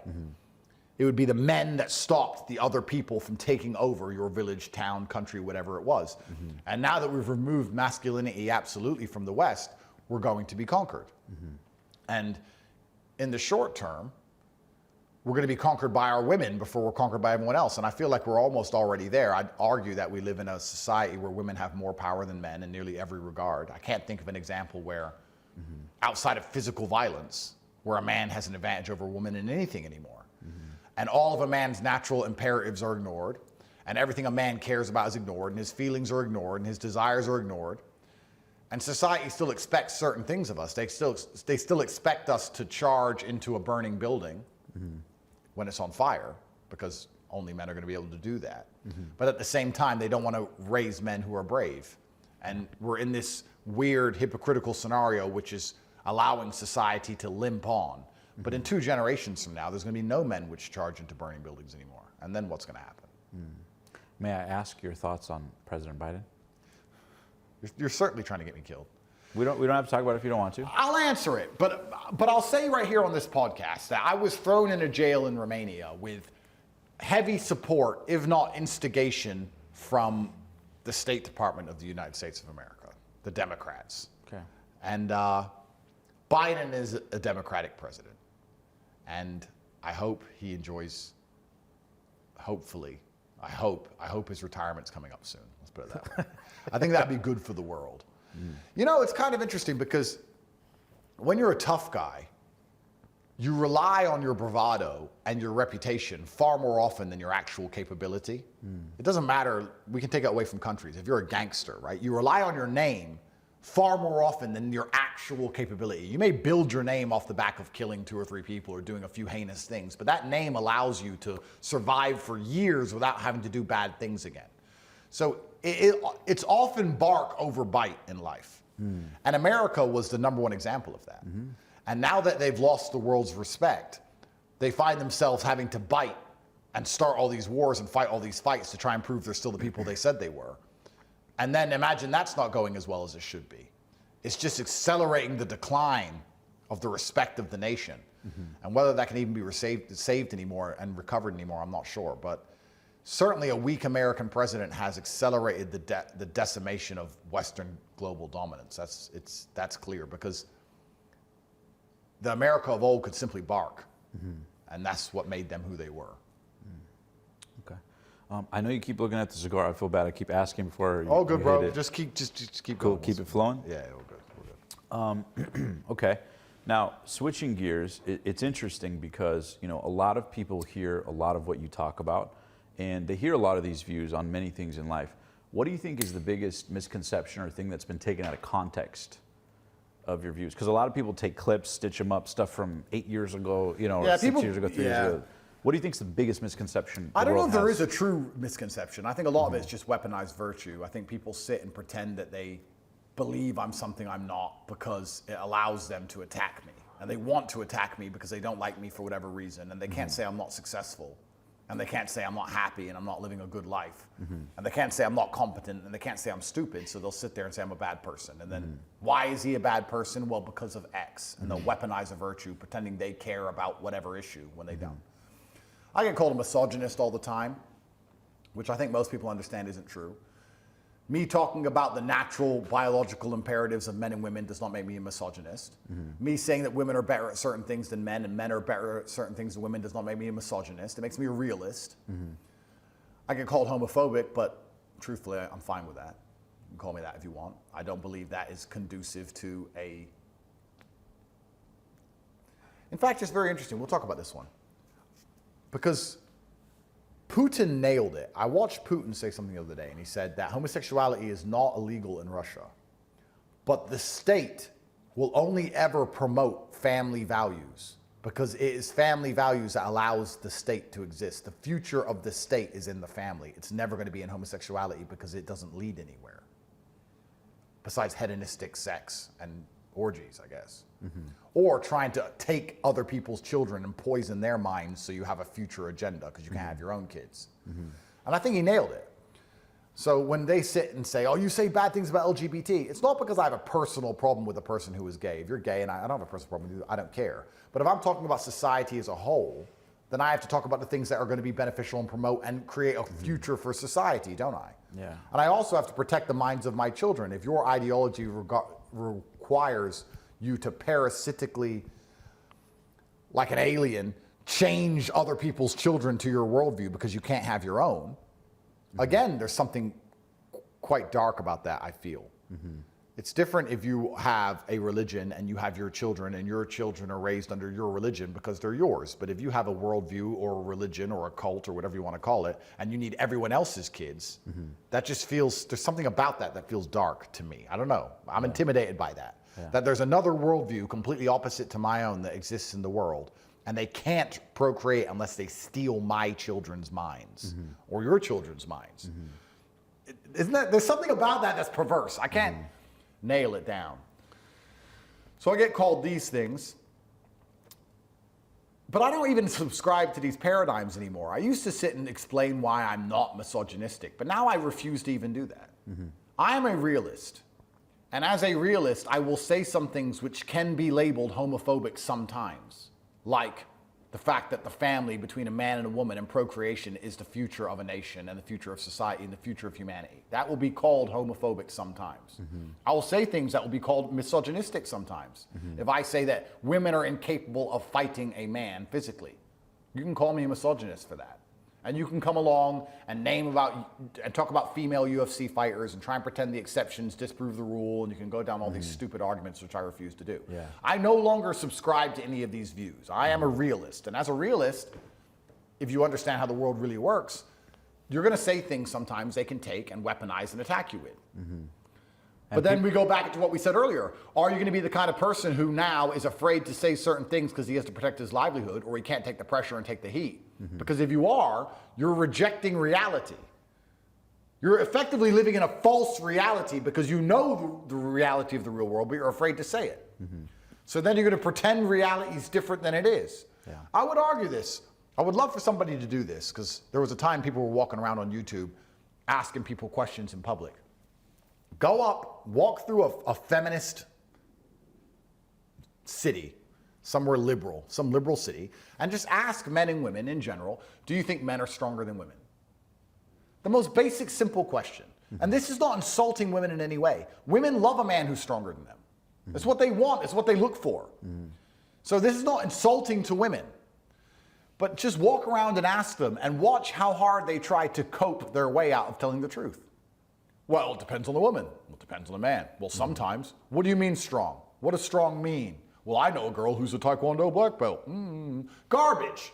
You'll watch them cope their way out of reality because they're scared to say the truth, because that truth they feel has consequences. So now they are changing the fabric of reality. And unfortunately, if enough of these idiots do that, it has massive knock-on consequences. I would love for someone to walk through Moscow and ask the same question. And see how many people would be trying to cope their way out of an answer. So we've built a society which is so fearful that people are afraid to tell the basic biological realities of humanity in America, where I thought you had the First Amendment. I thought you had free speech there. But in the country where they put free speech in the Constitution, people won't say things which are pertinently obvious. So it's very interesting, the level of PSYOP we're currently operating under and how they've tied it all together. and how dangerous it can all be. So I no longer subscribe to any of these ideals. You've asked, what do people think of me that isn't true? I'm not going to sit and say I'm not a misogynist or I'm not homophobic or I'm not racist or whatever this garbage they come at me with. I don't even care anymore. I'm a realist. And if you're going to listen to everything I say, you'll probably understand that I know that the world is nuanced and nothing is black and white. But if you're going to take a small clip of it, you're going to make me whatever you want me to be. Exactly. And you can do that. And I can take the pressure, I can take the heat. I don't care if they hate me. It doesn't bother me at all, because the real world consequences of being disliked, I've suffered, and I'm still currently suffering at the maximum level. Being disliked to the point they throw you in jail, take all your money away, ostracized by the mainstream media, attempting to get you effectively assassinated by riling up psychopaths, trying to drag in your family and get them damaged and get them canceled and get their lives ruined. I'm at maximum pain threshold. If the volume's at the top, I don't have to fear them turning it up. So I may as well sit and tell the truth now, right? The worst they can do to me is throw me back in jail. Well, and once again, that's fine. Yeah. And it's interesting because you're absolutely right about, it's all about context and nuances. And a lot of people play semantics games. They'll take a piece of what you say, turn it into a narrative. But if you think about it, just to kind of like zoom out and get philosophical, words are social constructs, right? So one word, it's a social construct from society to society. So it's easy to group all of the nuances of what you say into misogynist, you know, and instantly a lot of wisdom gets thrown under that. Well, the people who say misogynist don't even know what it means. The people who say misogynist don't even know what misogynistic means most of the time. Probably can't even spell it. Of course. So they're just matrix-minded. I find it so interesting. When I was first arrested and they said, Andrew Tate, human trafficker, BBC, blah, blah, blah. I find it so interesting that there are people out there which will so instantly adopt a worldview and attach emotional reaction and emotional investment to that worldview with no proof whatsoever. Or digging in to understand it. Yeah, absolutely. So I was arrested and everyone said Andrew's a human trafficker. BBC, Andrew Tate, arrested human trafficking, etc. Within 2 minutes, there are people on Instagram, don't know who these people are, saying, he's a human trafficker, he's a terrible person. I haven't been convicted. They've not seen a picture or a video or heard a witness statement, because the victims don't exist. They've seen nothing but a headline. They are now prepared to die on that hill. They're sitting there arguing it emotionally, like they truly believe it in their heart. Keyboard warriors. Why do you even believe it? Firstly, why do you even care? Secondly, why do you even believe it? You've seen no evidence. You've seen nothing. You've just seen a headline. These people, you could print "the sky is green" and they'd sit there and start arguing about it. You could say something as stupid. Let me think of something as stupid as possible. Men can get pregnant. You could start saying that garbage, and there are people who would begin to repeat it because they are told it. And they'll have an emotional investment in this worldview, despite the fact that it's absolute garbage and everybody knows it's not true. Isn't that scary? Because that's how the worst things on life and the worst things that have ever happened in the world happen. If you look at an ethnic genocide, and let's ignore the one that's currently ongoing, which is very saddening. Palestine, Israel. Absolutely, because it is a genocide. But you could take two random tribes in some random country, and if you can say to your people, that tribe, they're all evil, without showing any proof, without giving any true reasoning, just because you said it, and those people will become emotional about what you've said, you can now inspire your tribe to murder the others. That's how bad things happen. The people who pretend to be virtuous, the ones who call me misogynistic, the ones who sit there and say, he's a human trafficker, they're the ones who are so easily emotionally manipulated. Those are the ones who always end up doing the worst things in history. Those are the bad people. The good people sit and say, wait, okay, the BBC said this, but the BBC lie. And all they've ever done is lie. Where is the evidence? Show me. Is he convicted? Where's the court case? Where's the victims? Is there anything here? People don't even think that critically. It's crazy. Instead of innocent to proving guilty, they flipped it on you guilty until proven innocent. And it's not even just about me, and it's just about all the narratives in the world today. The fact that they can still, after lying to us so many times, print something, and people will instantly just believe it and start repeating it and emotionally defending it. It's the emotionality that fears me. If the people who were defending it were saying, well, the mainstream media said this, so perhaps we should investigate it, quite logically, I wouldn't be so afraid. What makes me scared is that people will become emotionally invested instantly and prepared to defend it with their emotions, and they'll be angry if you don't believe it also. With zero context, zero evidence, zero anything. Because those are the people that do the most heinous things. COVID was based on people like that. The vaccine was based on people like that. There were people calling for you to not be able to leave your house, for you to be put in prison if you don't get a vaccine. Yeah, curfews. Curfew. There was people calling for you to have your life ruined if you don't get a vaccine. And these same people now haven't even introspected and worked out that they were fooled and psyoped, are now continuing to believe in psyops and repeat them.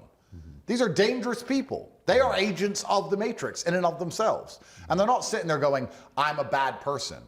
I am being fooled. I'm a weapon of war against humanity and freedom and everything beautiful about life. Instead, they're sitting there saying, I know the PBC is human trafficker. It's crazy. So that's why I don't prescribe to any of these insults or any of these brackets they try and put me in, the parameters of misogyny or the parameters of homophobic. I don't prescribe to it because the kind of people who even use those words are just people who can be weaponized into false virtues to attack anyone who speaks against the Matrix in the first place. And what I love too is that you give a lot of nuance, and it's really interesting because if people see a 1-minute clip, it's very different than when they hear you elaborate, right? They hear a microcosm, you know, for example, with the homosexuality thing. Yeah. I love that you said earlier, like, I don't have a problem with that. I'm cool with it. On the microcosm, you know, that's one thing, but your philosophy is more about at scale, society, what it does. So your opinion's on that, but they take it, well, how are you attacking me for it, right? So it's the frame control that people have. I'm curious, what do you say to people, because I've heard this so many times about you, is that a lot of people agree with a lot of your philosophies, right, on a global scale, but they say, you know, the thing about Tate is that his style's a little aggressive, and that's the issue I have, and I think what he's saying is good, but I think the level of intensity or the animation or the passion he communicates with is intense, and I don't like the way he communicates his message. What are your thoughts to people who say that? They like your message, but your delivery is a little intense. Yeah, and they judge the delivery more so than the message, the nuances, right? It's very interesting to me that we've also reached a stage of society where men being animated or passionate is somehow seen as offensive. The passionate few. Yeah, but so let's analyze what you just said. I'm person X. I like what Andrew says. I believe what he says is true. I believe what he says can benefit people. He's helped me, and I like his worldview, and I think he's a good person. But he said it loud. But that's where we're reaching now. We're reaching such a level of softness in society that people don't like the way I say things because it comes across too aggressive. I understand what they're trying to say, but what they're truly doing is broadcasting their ineptitude and their immaturity. If you told me something which was profound and I agreed with it, I wouldn't really care how you said it so much. In fact, the delivery vehicle I have opted to use, I've chosen because it's the most effective. And I believe that men should be as competent as possible, meaning if this is the most effective way for me to get my message across, this is how it should be done. And also, I don't see why men need to be meek and timid all the time. Who told men to be meek and timid all of the time? Why can't a man sit there and say, no, I believe this? These clowns will stand in a stadium and scream at the top of their voice for a sports team who don't give a shit about them. To kick a ball in a net. To kick a ball in a net. But they don't think that a man should be animated when discussing the truths of the world or the dynamics he should have with his wife or how his children should be raised. I believe what I say, and I'm going to express the emotions I feel as I say it, how I see fit. And if you are such a stupid person, you can't listen to the message without getting offended by how it's said, well, then perhaps you're already too far gone and you're too broken. That's fine. You're just going to have to go and stay a dummy and stay an idiot. And one of the best things about being at the upper echelons is that I don't really need, I guess you do break the paradigm and you break the final wall. And I kind of feel like I've reached a point now where I don't need people to agree with me. I don't care if everybody watches this and doesn't agree with me anymore. It doesn't affect my life. It doesn't matter. I don't need to say things people want to hear to get big. I don't need to say things people want to hear to get paid. I can just say what I truly believe and what I truly think. And I think we need to bring back passion in general. I think men should be passionate about what they think. Feminists are passionate, aren't they? That's why the show's called The Passionate Few. Well, absolutely. Have you ever heard anyone tell a woman off or a feminist off for being too passionate? about what she says or how she says it, or being too emotional about how she says it. It's just another, I feel like it's a cope. I kind of feel like there's a lot of people, someone who would say that I agree with Andrew, but I don't like the way he says it. I think what they're really trying to do is put a shield over themselves. I don't think they're man enough to sit there and say, I agree with Andrew Tate. To stand on it. Yeah, to stand on it. I agree with Andrew Tate, because it's smoke. I agree with Andrew Tate, but the way he says some things. And then someone will come back, well, you agree with Andrew Tate? Well, no, the way he says things is wrong. And they're just trying to set up their escape route in advance because they're a coward. They do that with Trump too. A lot of people say that about President Trump. I bet they do. Yeah, of course they do. So it's just cowardice. And I've yet to meet anyone who says that to me in person, and I'm sure these people do exist, and they're going to have to sit in their life and half believe and half commit to things. I don't know how you expect as a man to get anywhere in life if you half commit to anything anyway. You have to be the kind of person who constantly and fully, endlessly commits with absolute devotion. You have to be all in. So if you're going to sit there and agree with everything I say or anyone says, and then be too afraid to even admit that, well, then you have a much deeper problem. Yeah, and to zoom in on it, there's something I heard super interesting, and that's related to IQ. Like people talk about IQ tests or how they measure intelligence.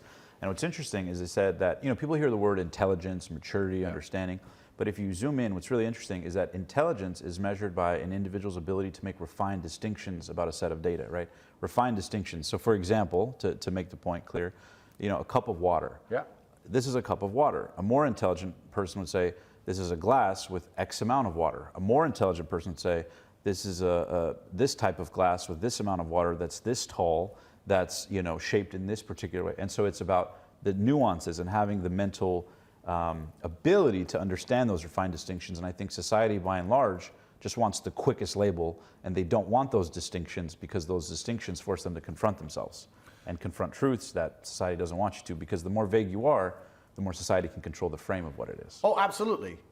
And also people don't understand that when you're doing podcasts or you're talking on the internet or you're talking about subjects in general, you don't have time to cater for every possible eventuality. Yeah. I sit here and I say men are physically stronger than women, and often feminists will then come with exceptions to the rule. I don't have time to say men are physically stronger than women, except for this woman, this woman, this woman, or in this particular tribe or this particular country, or this subset of data.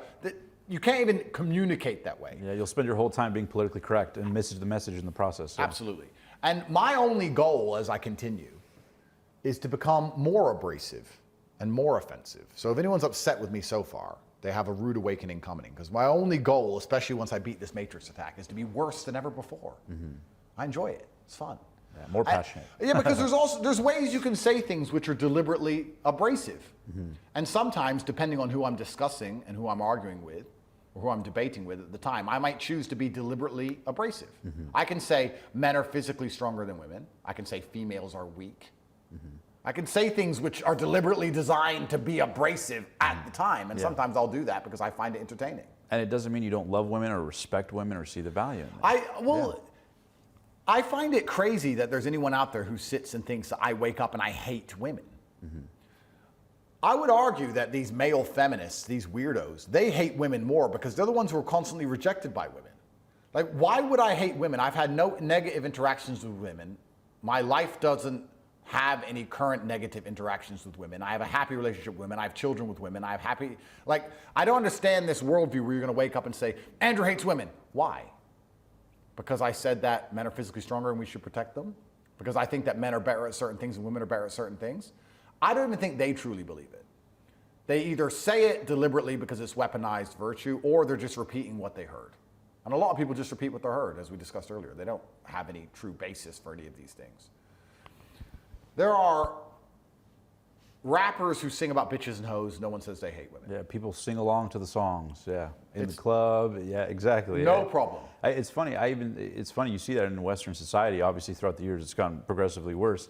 But the same woman that'll argue, "Oh my God," and not want to hear the philosophies and nuances, has no problem singing along to the song about, for example, The Weeknd cheating on multiple women, and they sing along and they dance to it and they love it. But the second it's communicated with nuance intellectualism, it's like, whoa, hey, you got to draw the line somewhere.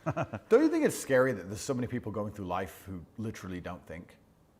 Yeah, limited depth, yeah. They don't think about anything. Yeah, surface level. They don't go deep. They go wide, not deep.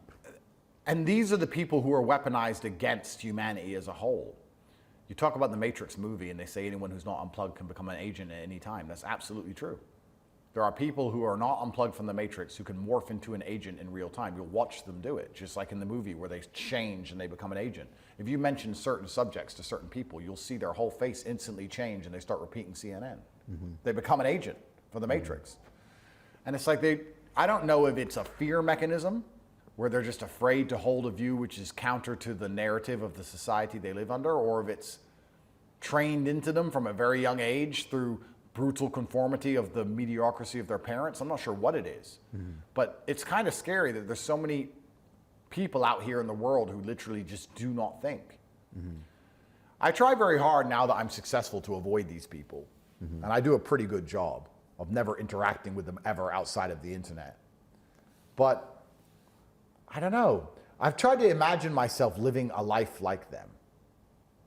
Like what is the life now? If you wake up and you're a man and you do what you're supposed to do, you do what you're told to do, what is your life? You wake up, you go to school, you go to college, you get in debt, you go to university, you get in debt, you get a job, you find a woman. She is, of course, equal to you in every way. So she's some type of feminist. Yeah. But at the same time, you got to open the door for them, be a gentleman, take care of them, but we're equal. Well, yeah, you're supposed to. Right. But I don't know if you'd even have the Constitution to do those things. You're probably going 50-50 on the bills, which means she doesn't respect you properly anyway, not truthfully, because you're not a provider to her. Have you ever gone 50-50 on a bill with a woman? Absolutely never. I never would. No. Yeah. I'm just imagining the man's life who's living the way he's supposed to live, and it just sounds dire. It sounds desperate and miserable. You're in debt. You have a wife who maybe you can convince to have one kid, and then eventually you're going to end up divorced, and you're going to be sad and lonely and miserable, and of course it's all your fault because you didn't respect her feelings enough. You did something wrong at some point. And you're working away at your slave job, and perhaps you'll be able to retire when you're 77. And it just sounds like destitution. So if the path that the Matrix has laid out for the average man is so brutally terrifying, I'm not sure why anybody is adopting any of the thinking that the Matrix wants them to have. You can see as a man what the Matrix wants you to become and the life they want you to live. So you should have enough brain to sit and say, well, I don't want any of that. So if I don't want any of it, why do I even want to adopt part of it or half of it? Why do you want to adopt any of their thinking if it's all just based towards reducing your masculine imperatives to the point where you'll accept that? A man won't accept a sexless marriage where his woman doesn't respect him. A man won't accept being in debt his whole life and not having financial freedom. A man won't accept being mocked and not respected, or not being allowed to say his opinion in the workplace because he'll get fired. A man won't accept these things. So the only way they get you to accept these things is to destroy your baseline masculinity in the first place. Because then you're not a man anymore. You're a neutered version of a man. And you'll sit there and you'll accept this subpar reality, which is why they're attacking masculinity so heavily, so they can get you to adopt and agree with this garbage life they've laid out for you.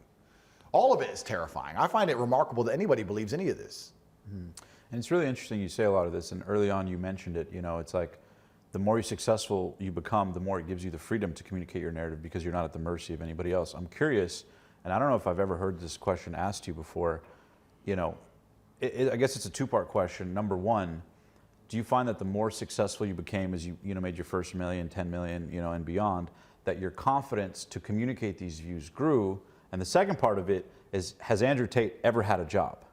Oh yeah, I've had jobs. What were your first jobs? Walk people down that lane. I'm not a rich guy.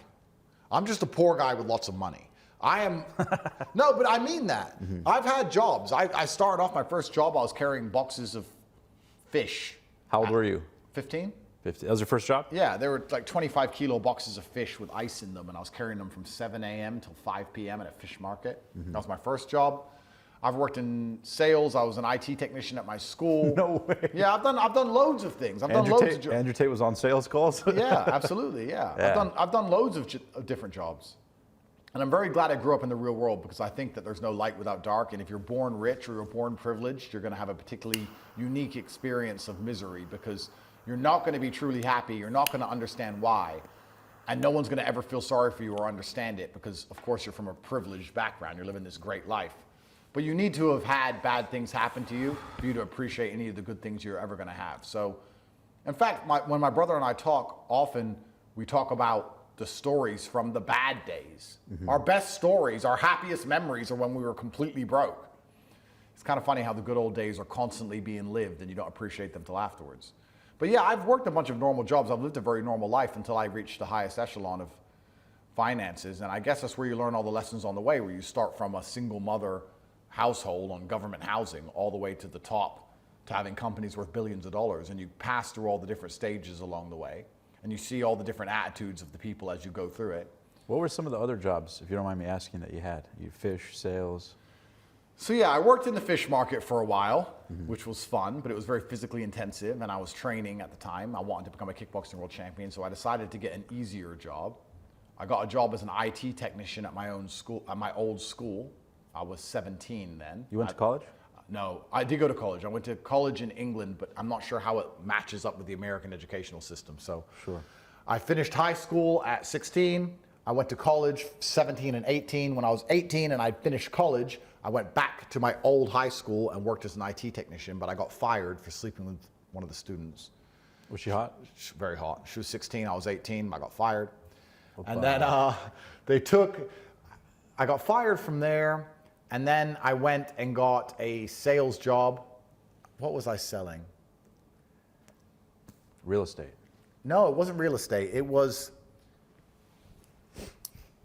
I say selling, it wasn't selling, but they have these charities. You get people to sign up to charity, but really it's a commission-only sales job. I tried that for a while. I worked for this agency which would get different contracts in, and we'd try and sell different things. I did sales jobs for a while. How did sales sharpen you? Because one of the common denominators of some of the most successful people in the world has always been sales. I did door-to-door sales. Yep. I used to work selling solar. I later worked at Tesla. And it was always in sales, and it sharpens you to a whole new level. How did sales? I think the best salespeople in the world are double glazing salesmen. What is that? Windows double glazing salesmen. Why is that? I think that must be the hardest sales job, because if you sell cars, for example, somebody turns up on the car lot, and they've turned up at the Audi dealership because they have a degree of respect for the Audi brand, and they maybe want an Audi. And you have to convince them it's better than the BMW and make sure they can afford it and sell them the Audi. Okay, fine. But if you're going to sell somebody windows, they don't have any, they already have windows in their house. You're not turning up to some crack den with no windows. So firstly, you have to make them want the windows. Right. That's the first thing you have to do. You unsolicitedly knock on someone's door and say, I'm here to give you windows. And they're going to say, I have windows, I don't want windows. And then you're going to sit there and convince them that they need windows. And then once you've convinced them of that, you have to convince them to choose you over all your competitors and spend thousands and thousands of dollars, $20,000 or $30,000 replacing plastic and glass that they already had in their walls. I think that'd be a very hard job to do. And I think that would make you a very good salesman. But life is sales in general, right? You have to be able to make people understand the way you think. And I think that's all sales effectively is. It's having thoughts and being able to project them in a way that people follow them logically and want to agree with you or are inclined to agree with you at the end. So I think life is sales. Getting a girl to fall in love with you to a degree is sales. And convincing a judge you're innocent is sales. And of course, sales is sales. So it certainly does sharpen you. It's extremely important. I don't know how. Where do you think, I mean, we look at AI and all these things and how the world's changed and how people buy things online now, but back 20 years ago, et cetera, sales was probably one of the most important jobs you could have because everything was sales. Every single company had a sales department and the top salesman was the big dog and he drove the fast car and that's how it always was. Right. I don't know what solar's like, but I even knew some guys who worked for double glazing who were driving very nice cars. Yeah, same thing. I remember there was guys at the time making 300, 400 grand a year knocking on doors in the hot heat. Literally, I used to knock 100 doors a day in solar, 100% commission. Wow. There is nothing that builds your character, in my opinion, in my experience. Similar to window glazing is because people already have electricity, they're already fine. You're knocking in the hot heat on doors with your brothers in battle, on the streets, knocking on doors to sell people who don't want you there, $30,000 solar systems, who got to get it installed, who got to get this, who got to go through the whole process. They don't want you there. You're constantly, you knock on a door, people, you know, you see people through the peephole, they close it, people in the window, you hear people like, don't answer, you know? Yeah. And it builds tremendous character and resilience. We So, have to yeah. get used to being rejected.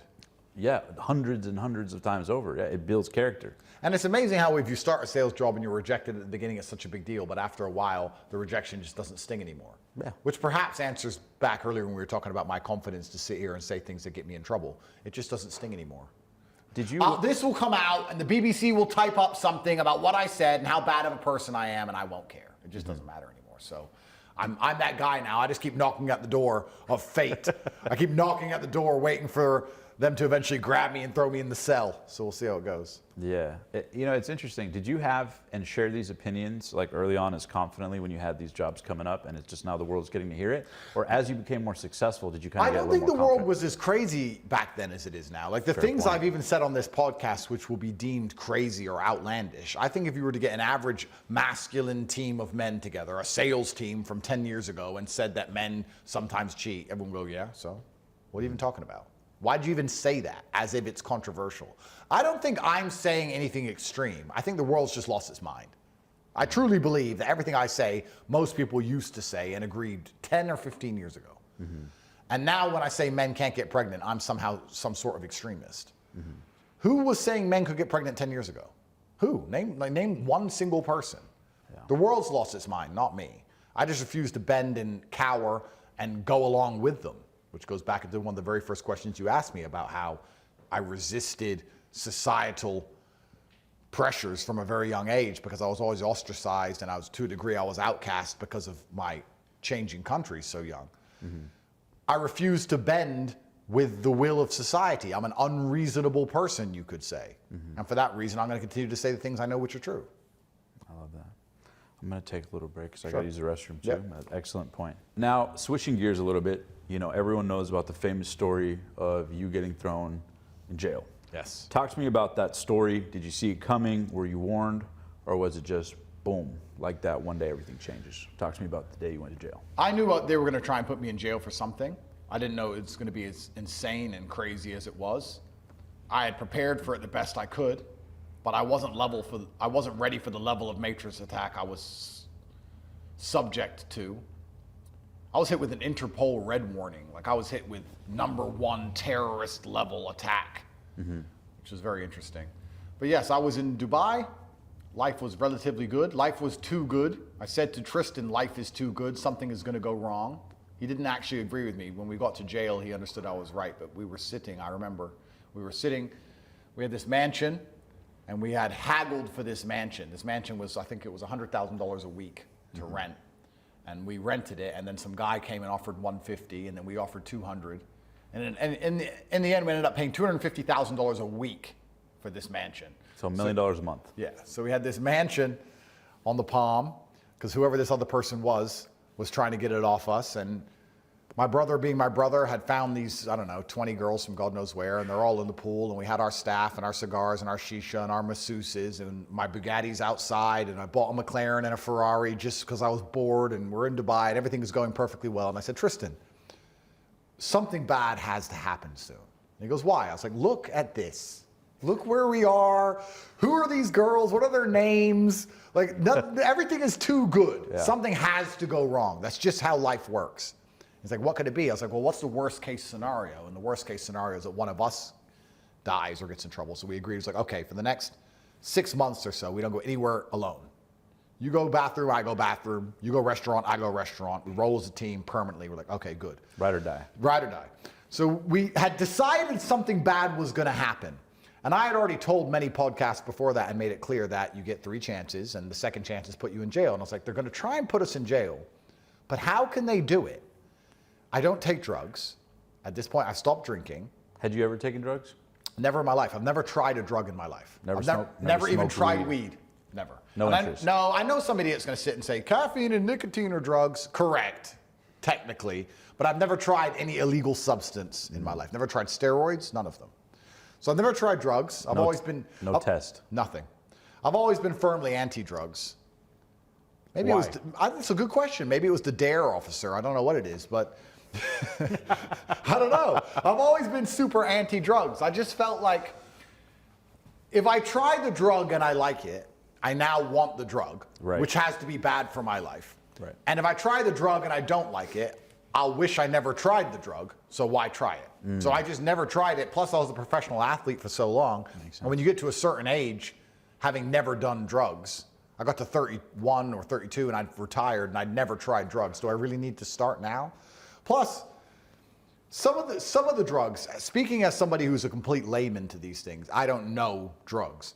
But some of the drugs look semi-appealing, but some of them really don't. Like cocaine, I look at and I think, okay, if that gives you confidence and makes you feel hyper and happy, I can understand why that's attractive. But everyone I know who's ever done cocaine acted like an idiot, and I didn't want to be an idiot, so I've never been tempted by cocaine. And then MDMA or whatever these other ones are, ketamine or whatever, you just lose your mind and jump up and down and sweat a bunch. That doesn't look fun to me either. Right.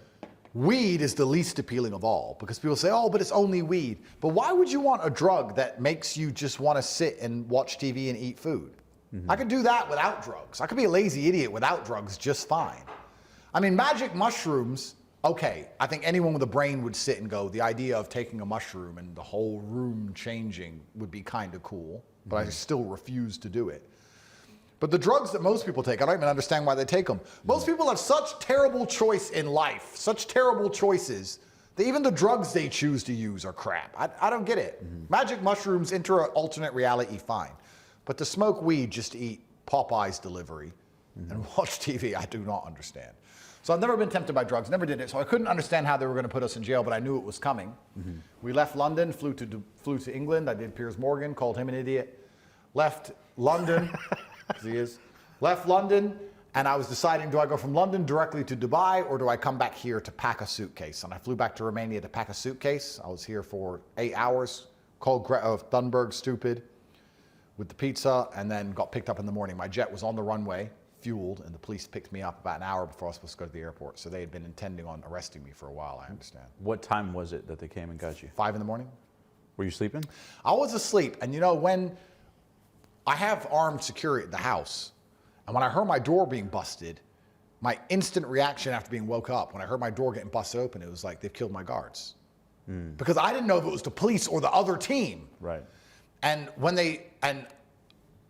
I got my weapon and they bust in the door, and obviously there's a bunch of them, they're all masked up with shotguns, etc. When I first saw the police, it was genuine relief. I thought it could have been I'd rather the police than crazy Albanians. Right. I really thought it might be the other team. So when I first saw the police, I was like, thank God it's you. What do you want? And they're like, oh, get on the ground. I'm like, yeah, I'll get on the ground, whatever. Like, what do you want? Yeah. And then I worked out I was going to jail for human trafficking and all this insanity. And I've told the story a bunch of times, but I don't think I took it that seriously for the first 3 or 4 days. And Tristan was there with you. Tristan was with me. When we first went to jail, we were separate, but during the arresting process, when they were searching our house and stealing all of our stuff and taking our cars and taking all our diamond watches and everything, my brother and I just kept looking at each other like what is going, this is some sort of mistake, but this is garbage, we'll clear it up quickly. Yeah. And we learned obviously that wasn't the case, and they dragged us to jail and they threw us in separate jail cells, and because of the time of year it was just before New Year's, so the translators weren't working. So all the paperwork was in Romanian. I didn't even know why I was in jail. I just knew I was in jail for human trafficking. I didn't know who, I didn't know when, I didn't know anything for almost a whole full week till I found out the true insanity that they had stuck on me. And I knew it was a Matrix attack, but I guess to this day, even now, I'm still kind of impressed how they've managed to construct such a garbage narrative out of me and my brother telling people we know what time to do TikTok to be popular. I mean, that's crazy. But that's how the Matrix operates, right? And they didn't even show you, I believe, correct me if I'm wrong, but I believe the paperwork when you went to jail was like not even in English. Oh, it's all in Romanian. Yeah. So they intentionally did it in a way to minimize your ability to navigate. Well, the truth is this. I don't think most people at home understand, especially if you're a man, that all men are guilty all of the time. Every man in this room is guilty of a sexual crime.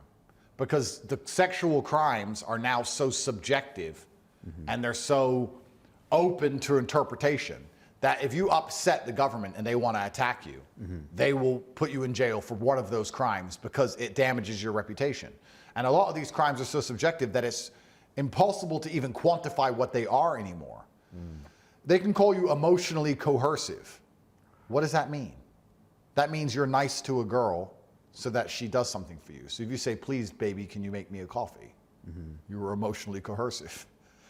I mean, that's what they could do if they wanted to. Sure. And when you understand that they use the process as a punishment, I say this to people and they say, but they can't put you in jail for asking your wife to make you a coffee. I said, no, they probably won't put you in jail with that, but they will accuse you of being emotionally coercive. They will arrest you. They will put you in the media. They will slander your name. They will make you pay millions of dollars of legal fees. They will make you waste years of your life on bail. And then you get to walk. Oh, great, lucky you. The damage has been done. The process is the punishment.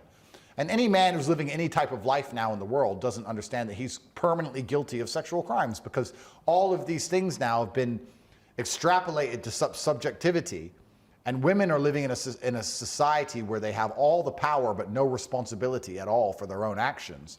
That a woman can go through life and use her own agency to make her own adult decisions. But if she regrets those decisions years later, she can find a man to blame, and that man's going to get wrecked. You see it endlessly. Mia Khalifa did porn, had sex with hundreds of men, made a bunch of money, and now that she regrets doing porn, she blames her manager for tricking her into doing porn. And now it's a man's fault somehow. And that's the world we live in. So, but I'll be honest, I'm a little bit mad at myself for not seeing it coming, because before they hit me with this Matrix attack, I really did consider, understanding they're going to try and put me in jail, that they're going to try and attack me with sexual crimes of some sort, but I couldn't work out how they were going to do it. Right. And then they made up the absolute garbage they did. Their intention was to put me in jail, drum up a real case, knowing that their initial case was garbage, and they failed to do that. They called 2,000 women who knew me, and none of them said anything bad about me, and it's all failed, and they were forced to proceed with their first initial accusation, is that I told girls what hours to do TikTok. And here we are in the middle of the judicial process with it being thrown away little by little. But the process is to punishment. I've still been in jail for 3 entire months in a Romanian dungeon. I was still locked in my house for 5 months. I still haven't seen my cars or my diamonds or my gold or my bank accounts ever since. How many cars did they seize? 16, I think, which is upsetting because it's almost 20% of my collection. Very upsetting. Upsetting. How many cars total? I have 59 now. 59. 50. No, sorry. I had 16, and now I have none. Let me get that correct for the cameras. But yeah, so the process itself is the punishment. You still spend millions and millions of dollars in legal fees. Right. They don't care. They don't care if you're innocent or guilty. They have no interest in that. Their goal is to teach you a lesson and to punish you. I think anyone at home who doesn't agree with the following statement is an idiot. If I wasn't so monumentally famous, this wouldn't have happened to me.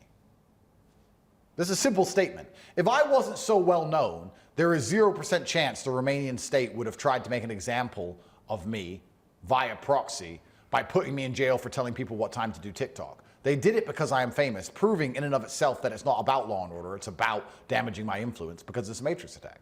That's all it's about. And anyone who thinks that the judicial system at the highest levels has anything to do with justice is again a fool, because it isn't. It's about damaging influence, and it's a big theater show. I think there's another really famous person who's going through a bunch of garbage legal cases right now. What's his name? He was president or something. Can't remember. But he's being hit with endless garbage, and they're just wrecking him time and time again. Is that about law? Right before the election, too. Yeah, interesting. Is that about law? Is that about what's right and wrong? No, it's about damaging a person's influence. The judicial system is a weapon. The goal of a judicial system is to preserve a degree of sanctity amongst the populace and to make sure that certain narratives are enforced amongst the population. So the whole point of a judicial system is that people wake up underneath that system and feel safe or believe in the government or don't act completely crazy because of the law and order. So by extension, if you have people at the top who are disrupting the narrative and causing disruption to the population by making people think things they're not supposed to think or say things they're not supposed to say, it is the job of the legal system to stop those people, right? For the same reason you wouldn't allow somebody to start a cult which had heinous intentions, you don't want an influential person to stand up and talk against your narratives which you're trying to instill to poison the minds of the children of the people who live inside of your country. Now, I know what they're doing is evil. We're not talking about right and wrong here. We're talking about the goal of the legal system. The goal of the legal system is to preserve the government's control and society's functioning. That's the whole point of it. So if they're trying to do evil things and I'm talking against it, even though I'm in the right, it is the legal system's job to deal with me.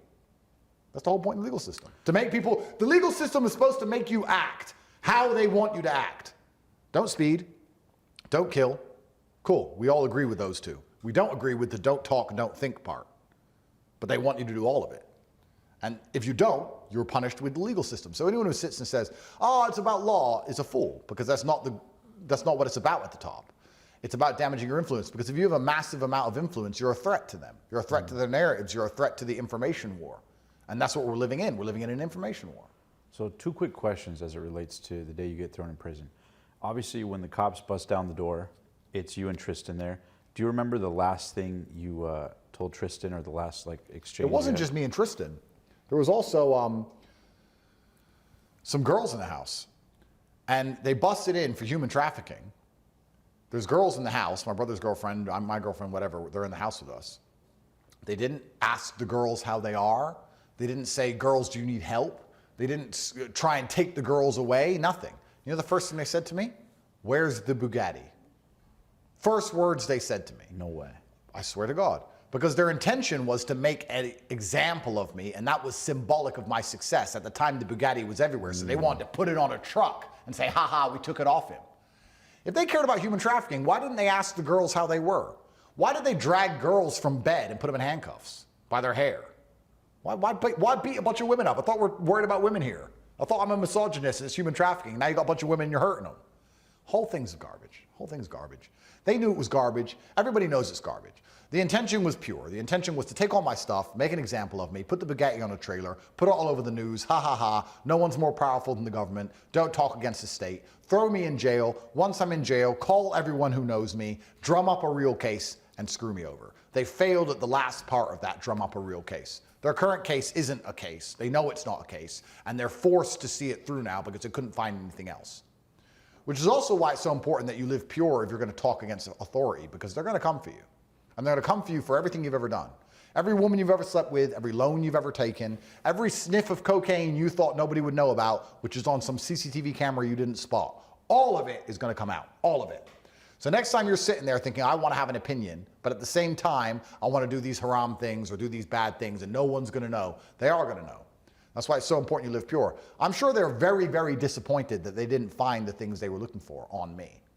And anyone who attacks me and my character also isn't intelligent enough to understand that I've been examined by multiple federal agencies at the highest possible level for over 3 or 4 years. And what have they found? Me making misogynistic jokes on YouTube? Oh, well, throw me in jail. They didn't find anything weird. They didn't find any pedophilia on my laptop. Didn't find any drugs in my house. Nothing. What did they find? Andrew said women can't park. Oh, well, he should go to jail. And there's people so stupid that they'll buy into that narrative. No one has a brain enough to sit there and go, they've hit this guy. England's tried, America's tried, Romania's now trying. They've gone through his entire life, all of his electronics. They've been spying on him for years, everything he says, all of it. And what they found is old YouTube videos. That's the open and shut case that I'm a bad guy. I would argue if you were to get most men on the street and go through their lives and find all their deepest, darkest secrets, you'd find a lot worse than what I've done. Maybe not even worse legally, but worse reputationally. Mm-hmm. You'd find him begging for some woman to take him back. You'd find him with a tranny in Thailand. Something weird. What have they found on me? Nothing. And there's still idiots out there who don't understand that. So the legal system's job is to keep society functioning. And if they want society to function with everybody afraid to talk and homosexuals in charge, and you have to sit there and allow them to psyop your kids, well then I am a target of the legal system because I'm against their narratives. I'm a fugitive. I'm a thought criminal. The reason they hate me so much is because my influence is massive. Your ability to talk freely is directly correlated to your insignificance. Mm-hmm. A lot of people sit and say, oh, we live in a free country. You can say what you want. Well, you can because no one listens. Interesting. So we'll start talking large enough for people to listen to you, and you'll realize that you're not allowed to do what you want. And this whole guise of freedom we live under is a scam anyway. None of it's real. You're free to do the unimportant things. Sure, you're free to chop your balls off. Congratulations. But you're not free to keep them. You're not free to keep your balls to stand up for what you believe in and protect your family. You're not free to do that. But you're free to chop them off, which is why they come along and say, oh, look, we're a free society. You can chop your balls off. You say, well, I don't want to do that. I want to keep them, thank you very much. I don't want you to try and convince my son to do it either. Then you're going to realize that it's all a scam. We live in a fish tank, and you can swim around, and the walls are glass. So you don't really understand you're in a jail because there's glass walls and you can see outside of the glass and you see all this big, beautiful room and you think everything's fine. But if you try and go too far, you start bumping up against the glass wall. You start to go too far, all of a sudden your banks don't work. All of a sudden you're dangerous for any service provider to allow. I'm banned from Uber. They think I'm gonna, get an Uber and convince the driver? Yeah. What am I going to do? Hey, bro, the Matrix. And he's going to tell his next passenger? Like, why would you ban me from Uber? Not that I took Uber anyway. Right. When I got banned from everything, you know the biggest try-hard loser company on earth? Airbnb. I'm going to say it now. Airbnb are losers, here's why. When I was banned, the day they deleted all my banks, they deleted all my things on the same day. So on the same day, I was banned from Gmail, Stripe, Facebook, Instagram, 5 or 6 different banks, Uber, like every app on my phone just started logging out. The same day you got arrested? No, this was actually during my first cancellation. What was the time difference between the money and account cancellation and then being thrown in prison? August is when all of my apps stopped working. August 2023. Yes. Okay. And then I went to Dubai. Okay. And then when I left Dubai, I was arrested and they took all of my physical assets. And how long was that after? I was arrested in December. So you kind of saw the writing on the wall a little bit. I went to Dubai for work and a little play? Yeah, I mean, I have good friends in Dubai and I like the place. And I went there for work and I'd just been canceled. So I knew that they weren't happy with me. I didn't expect to get picked up so soon. I thought it would take a year or so or a couple years. I thought I had more time to prepare for it. But yeah, I mean, it's when they arrested, they took all of my physical assets. But when all of my apps stopped working, when they deleted me off absolutely everything. Actually, can I say this part? We'll save this one. I'll save that story for when I'm no longer in the judicial system. Sure. Part 2. Part 2. We'll do part 2. And that's another thing that's very frustrating for me is there's so much I know I have to be careful what I still say because I'm still at mercy to the Romanian judicial system. But yeah, I did find the Uber thing interesting, and as for the Airbnb thing. So when they deleted me from everything at once, I got an email from Airbnb. The same day I was getting cancellation emails from everyone. Airbnb emailed me, says, sorry, Mr. Tate, because of your views and our community standards and our guidelines on inclusivity and blah, blah, blah, you're no longer welcome to use Airbnb, and they canceled me. And I thought, I don't even have an Airbnb account. So I looked it up and I realized that I was wrong. I did make an Airbnb account 4 years prior and had never stayed in Airbnb ever. Never even stayed in one, never even booked one. Right. And on the cancellation day, they jumped on in and stopped me from their service. Sorry, Mr. Tate, because of inclusivity. And I felt like replying, I've never even booked a fucking house through you clowns. Yeah. And you're coming along trying to cancel me. So I don't know, I can't tell you exactly how it works. I've heard theories that it's a cascading effect. I've heard theories that after one company cancels you publicly and the media announces that cancellation, the other companies don't want the smoke of not canceling you. Oh, yeah. And I've heard other theories that there's actually someone higher up who makes the call and then boom. Pulling strings, yeah. I guess we're going to find out. But it's certainly interesting. And I don't think most people at home understand. Imagine opening your phone and every app just logging out. You want to talk, people say, oh, the Matrix, is it real? If you want proof the Matrix is real, the day you open up your phone and everything starts closing down, you're going to see the Matrix is very real. Wow. Now, talk to me about the first moment you guys walk into a jail. Had you been into any kind of prison or jail before? I've been arrested in England before. For? I was arrested on some garbage, and I was only held for a day or so. But First day in jail in Romania, what was it like? Walk us through. What's going through your mind? You walk into the cell. What happens? jail is just condensed life. You need to be strong physically so no one else picks on you, and you need to be strong mentally so you don't pick on yourself. And I was Also, pretty understanding that if you show respect to people, they're going to show respect back to you. I wasn't scared. Part of me was a little bit nervous, but my genuine concern was for everybody else on the outside. I know everyone was worried about me, but I was worried about all the people I have to pay and my kids and my families and my mother and everyone else and all the heat they're getting and the smoke they're getting and them all being upset. The first day I walked in there was still a chance that I would be out relatively soon. So I thought that this is a temporary hiccup and it's garbage and it's something I have to deal with quickly. It was only probably after a full week that it really began to settle in that I'm going to be stuck there for a long time. And I was hearing a lot of horror stories from people around me who had been stuck in the system for years. And they gave you no context of how long you'd be there or nothing? Everyone was telling me I was going to be there for years. Really? Other guys in my room when I first went in there, all of them had been there for between 1.5 and 4 years without trial. And when you walk in there, is everybody like, holy shit, Andrew Tate's in the house? Or was there not that kind of reaction? They knew who I was, but not really. I think a lot of them, after a lot of time in jail, maybe not in a Western jail, but in a jail in this part of the world, you lose a lot of your, what's the word I'm looking for?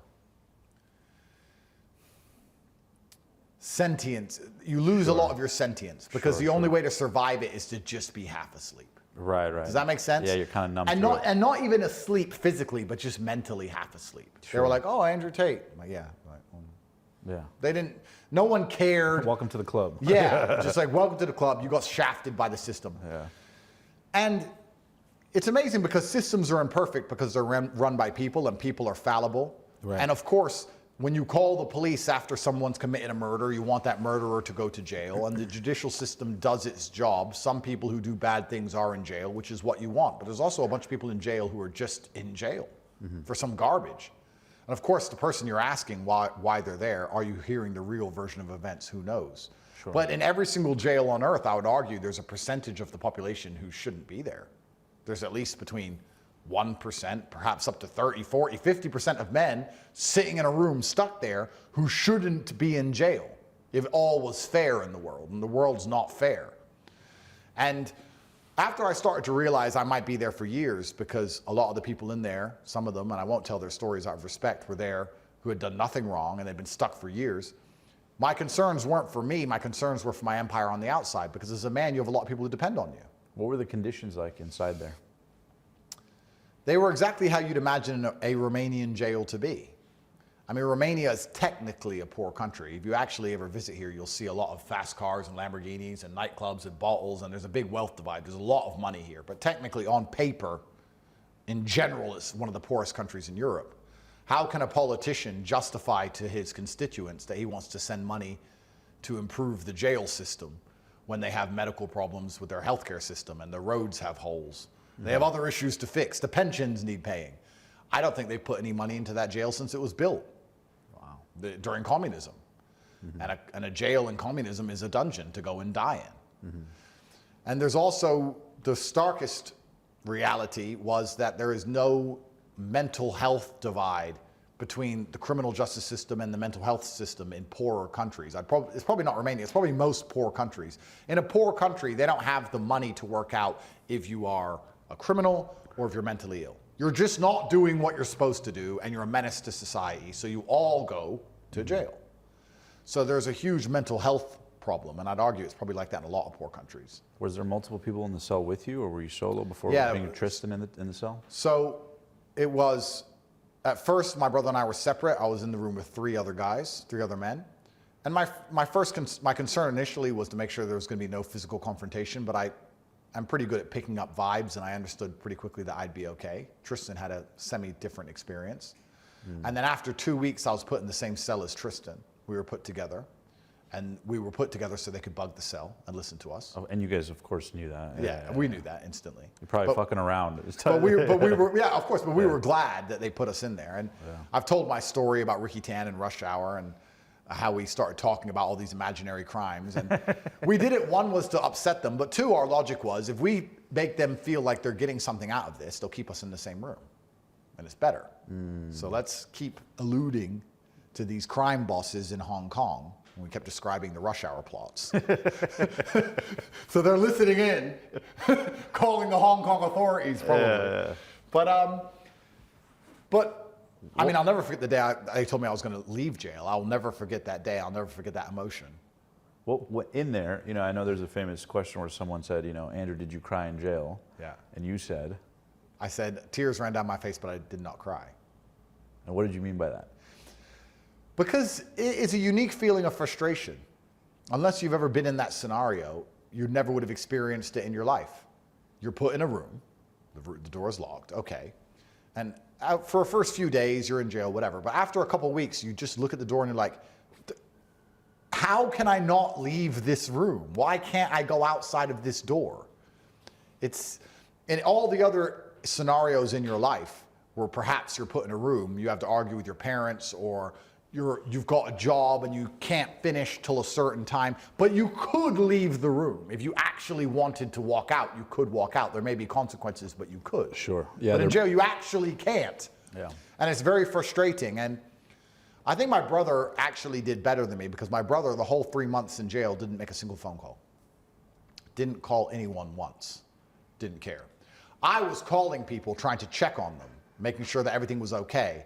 And I thought that would make my life better and everyone else's life better, but it did the opposite, because it made me very concerned. And it's also amazing the difference between men and women, because I'd call like my guys or men who I rely on, or people who I do business with, whatever. And they'd be like, don't worry, we got it. You just worry about you. We got it, we got it, we got it. You'd call the women, and the women in your life obviously have been depending on you while you're free. And they just start getting upset, crying. Oh, but what if you're there for years, and how will I pay for this, or what's going to happen about this, or what if the kid, and da-da-da. And all of their negative emotion. They're not cerebral enough to go, he's using his 20 minutes jail phone call. Yeah. And instead of making him happy, I'm just going to trauma dump him. Mm-hmm. And it's quite a surreal experience to be in a jail cell, counting the cockroaches on the roof, on a broken payphone, trying to convince some girl in the free world that she's going to be okay. You're like, you're playing the other side. You're like, don't worry, it's going to be fine. Yeah. And you're the therapist in the jail, which shows the reality of masculine versus feminine when things get hard anyway. Yeah. But that day I was particularly upset, but it wasn't about me. I never felt sorry for myself at any point. I never looked around at any point and said, oh, this is unfair. I can't believe this happened to me. Even though it is unfair, and even though it is a matrix attack, that's not a paradigm I operate under. I only looked around me and said, I need to get out of here because there's other things I have to do, and I'm worried about everyone else. I really wasn't that concerned. If you would have said to me when I was in jail, Andrew, you're going to be here for 10 years, but X amount of $1 million a month will be generated, and these people will be paid for, and this is the life they're all going to live, that I really would have been like, okay, and I would have done my time. It's concern for other people as opposed to over myself. I wasn't worried about me so much. And because truthfully, although I did nothing wrong, or that's incorrect. Even though I was thrown in jail for a reason that didn't exist, for a crime that didn't happen, all in all, I feel like there's no light without dark in the universe. If I were to say to you, it's a genuine question, if I were to say to you at the age of 18, when you were let's say you had a job like me, or I would say to myself, I'm carrying boxes of fish in a fish market at 7 in the morning for $40 a day. And they were to say, Andrew, you're going to become one of the most well-known people on the planet, and you're going to stay in a mansion in Dubai that's $1 million a month, and you're going to have all these beautiful children with all these beautiful women, you're going to drive a Bugatti and have 59 cars, and you're going to fly on private jets, and you're going to have this big mansion in Romania, and you're going to have all these things. But at some point, they're going to throw you in jail for no reason. I would have signed that piece of paper instantly. I would have taken that contract. Who wouldn't? You have to be a total pussy to not take that deal. So all in all, there's no light without dark. So I didn't feel sorry for myself. I understand you can't shine bright in the world without casting a shadow. And the shadow is where your enemies are going to attack from. And sometimes they'll get lucky and they'll hit you with a side swipe and you'll fall over and you're going to get back up. Mm-hmm. I never felt sorry for myself. It was the monumental responsibilities I had on my back and everyone else's panic around me. And you can also extrapolate that out towards life in general, where when I was only talking to Tristan or I was only talking to the strong people in my life, I felt fine. But as soon as I talked to someone who was weak, I felt bad. And you can also use that outside of jail. Yeah, the power of environment. 100%. Quality friends around you, quality support system. And your circle. Absolutely. I tweeted the other day, and it got me a lot of heat. I tweeted that male therapy is your friends just calling you a pussy until you don't mention it anymore. And everyone was like, that's not therapy, and everyone had a mental breakdown. But if you go to your boys and like, oh, she left me, don't be gay, get over it. Eventually you'll stop saying it, and eventually you'll get over it. But if you sit and you say she left me or whatever bad happened, and they sit there and they cry back and everyone's sad, that it drags you down the rabbit hole. So it's also very important that you create your reality so you're as strong as possible. And I believe that your friends in a masculine environment, the primary objective of your friends should be, I like to say to my friends that if I'm with my guys, my enemy feels harmless. My enemy doesn't feel capable when I'm with my team. Now, my enemy is still very capable, but they feel less capable, which is stupid because my enemy is the government. And the government are the biggest gangsters on the planet. They can kill me, and they can still throw my ass in jail. But when I'm with my guys, I'm not afraid of it. Even now, post-jail, I live with all my best friends. We have this big house, and we live together. And every day we laugh. Are they coming today? Are we going to jail today? Who knows? Jail bag's packed. It's all a big joke. If I was living with just my woman and my kid, I'd be far more nervous and scared. Are they going to bust in the door? Are they going to kick my kid? She's young. Are they going to, the woman's scared. I'd go to bed worried each night. But when you're with your guys, you feel invincible. I think that's something inside of men that we've evolved to have. It's something biological inside of us. Because when enough men are in a large group, we'll charge at gunfire. Yeah, camaraderie. Yeah, if everyone starts going over the top screaming, you'll jump over the top and scream. It's something inside of us. So that was the thing that was interesting about jail. You learn how, I knew I had massive responsibilities in life, and that was no realization to me. But the realization was that even in your most difficult periods of your life, you're still a man, and the people who rely on you are still going to rely on you, and you're still going to have to find a way to perform. And I did it because I was prepared for it, and all the bills were paid, and everything was fine. But it was very interesting that I'd use my jail calls trying to cheer people up as opposed to being cheered up. Yeah. How did your brotherhood with Tristan grow in jail? We were in a cell, the same cell, I think, for 81 days. And the cell was, when I say tiny, imagine a bathroom. It was about the size of a bathroom. And we never argued once about anything.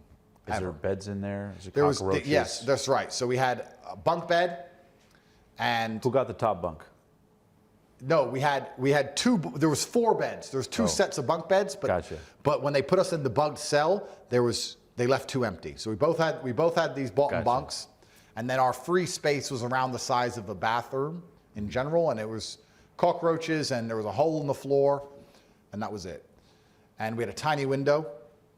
And that was the experience. And So you literally go from like Dubai, mansion, Bugatti on the thing, yachts, girls, the whole thing, to like cockroaches and double bunk beds. are I lucky? No, but I'm saying that without hyperbole. Are I fortunate? Maybe this is the wrong way to frame it, but I believe it is the best way to look at the scenario. I think that makes me hyper fortunate. Wouldn't it be beautiful? Wouldn't it be amazing to be in the Sahara Desert and be extremely hot and dehydrated and almost about to sunburn, and then in a flash, instantly, in an ice-cold Nordic pool with unlimited fresh water? Imagine the change in circumstance, the juxtaposition between the two, how crazy it would be. If you take a plane between the two, you lose the effect. It needs to be like teleportation, the instantness. People get out of the sauna and they jump into an ice bath for a reason.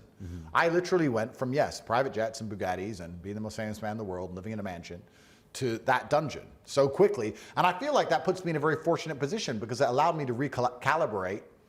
And it's certainly a unique experience of life. And what are you looking at life for? Are you looking at life to be as comfortable as possible, or are you looking at life for the challenges and for the stories? I would argue that if Tristan went to jail without me, I would have been very jealous when he got out. Ride or die. One, because I wanted to protect him, but 2, if he told me what he went through, I would have been jealous of him. Now, obviously, there would have been no animosity because we're brothers, but I would have been like, wow, that sounds cool. That sounds fun. There's some people who want to go through life and be as comfortable as possible, but if you're the kind of person who wants to challenge yourself, I'd argue that being thrown in a Romanian dungeon is a challenge. Being thrown off the back of living the most luxurious life that money can afford is a challenge. Trying to find a way to escape and preserve your mental rigidity is a challenge. And I'm very glad God gave it to me. And I'll say this right now here on camera, part of me, a huge percentage of me will be disappointed if I don't go back. And I know that sounds crazy because I feel like I don't care about what the media are going to say. And I know I've done nothing wrong. And God knows I've done nothing wrong. I'm not interested in any of that. But when I'm 70, will it be cooler if I had to go back and do 5 years in the dungeon? Or will it be cooler if I spent those 5 years flying around on jets and sleeping with beautiful women and being Mr. Rich? I mean, okay, maybe the Mr. Rich stories will be cool. I'm not going to complain. They'll be fun. But part of me will always be in the back of my mind for the next few years after I bust this case, which I believe is going to happen. I don't think I'm going to go back. If I was in jail, would my life story be cooler? Would the lessons be worth more than what I'm currently doing? And maybe that makes me insane. Maybe that makes me nuts. I don't know. But I'm really not afraid of it. It's up to God, and God will decide, and Allah is the best of planners. Perhaps I learned all the important lessons I needed to learn in those days. And if I haven't, He's going to put me back in there, and we're going to find out. And there's a beautiful saying, too, in Islam, as I know you're Muslim, where God doesn't put anything on the soul that it can't bear. Absolutely. And so there's a divine meaning in it. Obviously, time will tell. But I want to ask you this, too. And this is really interesting before I forget, is when you were in prison, I heard someone ask you something to the effect of, you know, how did you spend time? What did you interest in do? And you said that you did like X amount of push-ups. Yeah. What did you do to be as productive as possible in there? Whether you and Tristan or solo, what did you focus on? What was your mental frame of mind? It was fantastic for so many things, jail. Mm-hmm. Jail was fantastic for training. How many push-ups did you do in there? I did 1,000 push-ups a day. Every day? Every day. Anything else in the workout? I did 1,000 push-ups a day. I did like 300 or between 300 and 400 squats a day. And then I had no weights and we had no access to a gym. So I had a 6-pack of 2-liter water, which weighed around 12 kilos. Mm-hmm. And usually it'd be around 4:30 by the time I'd finished the push-ups, I remember. And between 4:30 and dinner, so that's 2 hours, at 6:30 we got fed, I'd lift the water above my head over and over and over and over again, as many times as I could. So you literally got stronger mentally and physically in jail? Absolutely. And it was fantastic for training. I kind of miss that single-mindedness I had in jail. Now I don't do 1,000 push-ups a day, not because I can't, but because I have things to do. Right. And I have work, and my phone's ringing, and I've got things to do on my laptop. But back then, it's like, I'm going to do 1,000 push-ups, and I have nothing else to do. That single-mindedness was actually quite beautiful, because in the world we live in today, we're all permanently distracted. At least half of the time, at least a fraction of you is always thinking, what's on my phone? What's that person doing? What's this girl doing? Or what's this work I have to do? Yeah. But when you're in jail, after a while, you lose access to anything outside of your immediate, so you focus on the immediate. It's like going back in time. Mm-hmm. You know, do you remember the 90s? You remember? Maybe I'm an old man. The early 2000s, before we lived inside the Matrix and the metaverse, when you were just in a room with someone and that was it. Mm-hmm. I had conversations in jail. Me and my brother would talk for days about the same subject. We've never spoken like that since. Mm. There's been time, I've said this to Tristan only a few days ago. 2 days ago, we were having a cigar in the cigar room. And we were talking about something. I was like, we talked about this for half an hour. We would have talked about this for days in jail, weeks perhaps. So much magic is lost outside of a jail cell. So what a blessing from God that I got to experience that for those 3 months and be cerebral enough to retain those lessons, or at least be aware now of what I'm missing in the real world. Because you don't realize what you're missing until you're put in a position like that. And what suffering did I have to go through to get such a blessing from God? Well, I had to deal with the media saying bad things about me, but I don't care. I genuinely don't care. They can print bad things about me for the rest of my life. I'm not going to shut up. I don't care. I had to deal with the cockroaches, and the bed bugs and the spiders, which I must admit was probably the worst thing about jail. And I had to deal with some nightmares when I got out. But all in all, and I was saying this to Tristan in jail, we were sitting there, I was saying, we'd often have conversations when we were at our lowest, when we felt particularly depressed. We'd say, let's name things worse than jail. Ooh, friend control. Yeah, because we're supposed to be in a bad situation. The worst of the worst. What's worse than jail? That can happen in everyday life. Well, cancer is worse than jail. A car crash is worse than jail. Getting drafted into a war you don't want to fight in is worse than jail. I argued, we started finding, and over time, we ended up with a huge list of things that everyone suffers from every single day that are worse than a jail cell. Yeah, right? There's a beautiful quote by Tony Robbins. He talks about nothing in life has any meaning except the meaning that we give it. And so the fact that you guys were giving it an empowering meaning, you own the narrative, it didn't own you. Oh, absolutely. My enemies think they damaged me by putting me in jail. All they've done is make me more powerful and give me a story and give me an experience and make me more aware and acutely interested in ensuring that I am, I wouldn't say present, because I've always understood that I'm, semi-distracted, and busy people always are.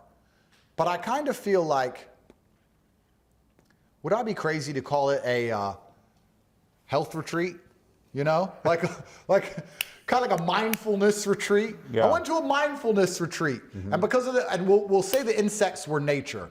I went to experience nature in a mindfulness retreat with my best friend and brother, and there was no distractions. They only allowed me to be distracted for 20 minutes every 2 days with the jail phone, and besides that, I had to focus on what I was doing at the time. Lucky me.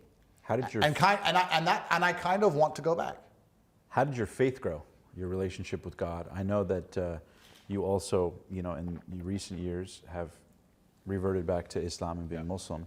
When did that occur specifically? And what led to that series of events? Did jail play a role in that? I always had massive respect for Islam, and I'm very careful what I say because I don't want to offend any other religions, because I think that anybody who is living true to God and they believe is the correct religion is somebody who I respect. But I feel like it's the last true religion on earth. In the West, at least, if you look at Christianity, it has no meaning anymore. I don't know how you can be a true person of religious conviction and faith and then call yourself a Christian without feeling not embarrassed, but at least angered. Within the context of not the religion itself, but how it's implemented and how it's, right? They stick up for what they believe in. If you don't stand for something, then you don't believe in anything. If you don't have hard barriers, if you're not prepared to say no to certain things and certain ideas, then you don't believe in anything. Islam is simple. Book says no, haram. Next. Yeah. That's it. Haram, and Christianity is super subjective now. And there are things that everybody knows go against Christian teachings, and they know go against the Bible, but the church and the culture of Christianity, when we were talking about culture earlier, proves how important it is so accepting of everything that they have no firm barriers and they don't believe in anything anymore. And the point of a religion is to have restrictions. That's where the faith comes in. If you can do whatever you want, then it's not a religion, is it? Yeah. And if you'll ignore all the rules of your own holy book, then it's not a religion either.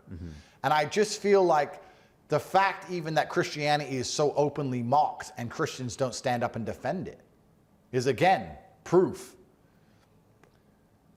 that the religion has lost a lot of its power. And I think my respect for Islam is in the very simple fact that they stick up for what they believe in and they mean what they say and they refuse to be mocked. And I don't know, you can apply that from a religious perspective, but you can also apply that from a general perspective of life as a man. I think any man with self-respect doesn't want to be mocked, and he doesn't want his views to be mocked about anything. And if you're going to believe in a religion, you should at least respect it. And I respect their rigidity. And I respect that people treat them in a certain way because their religious convictions are true. We can go down the argument of which religion is true, which religion is right.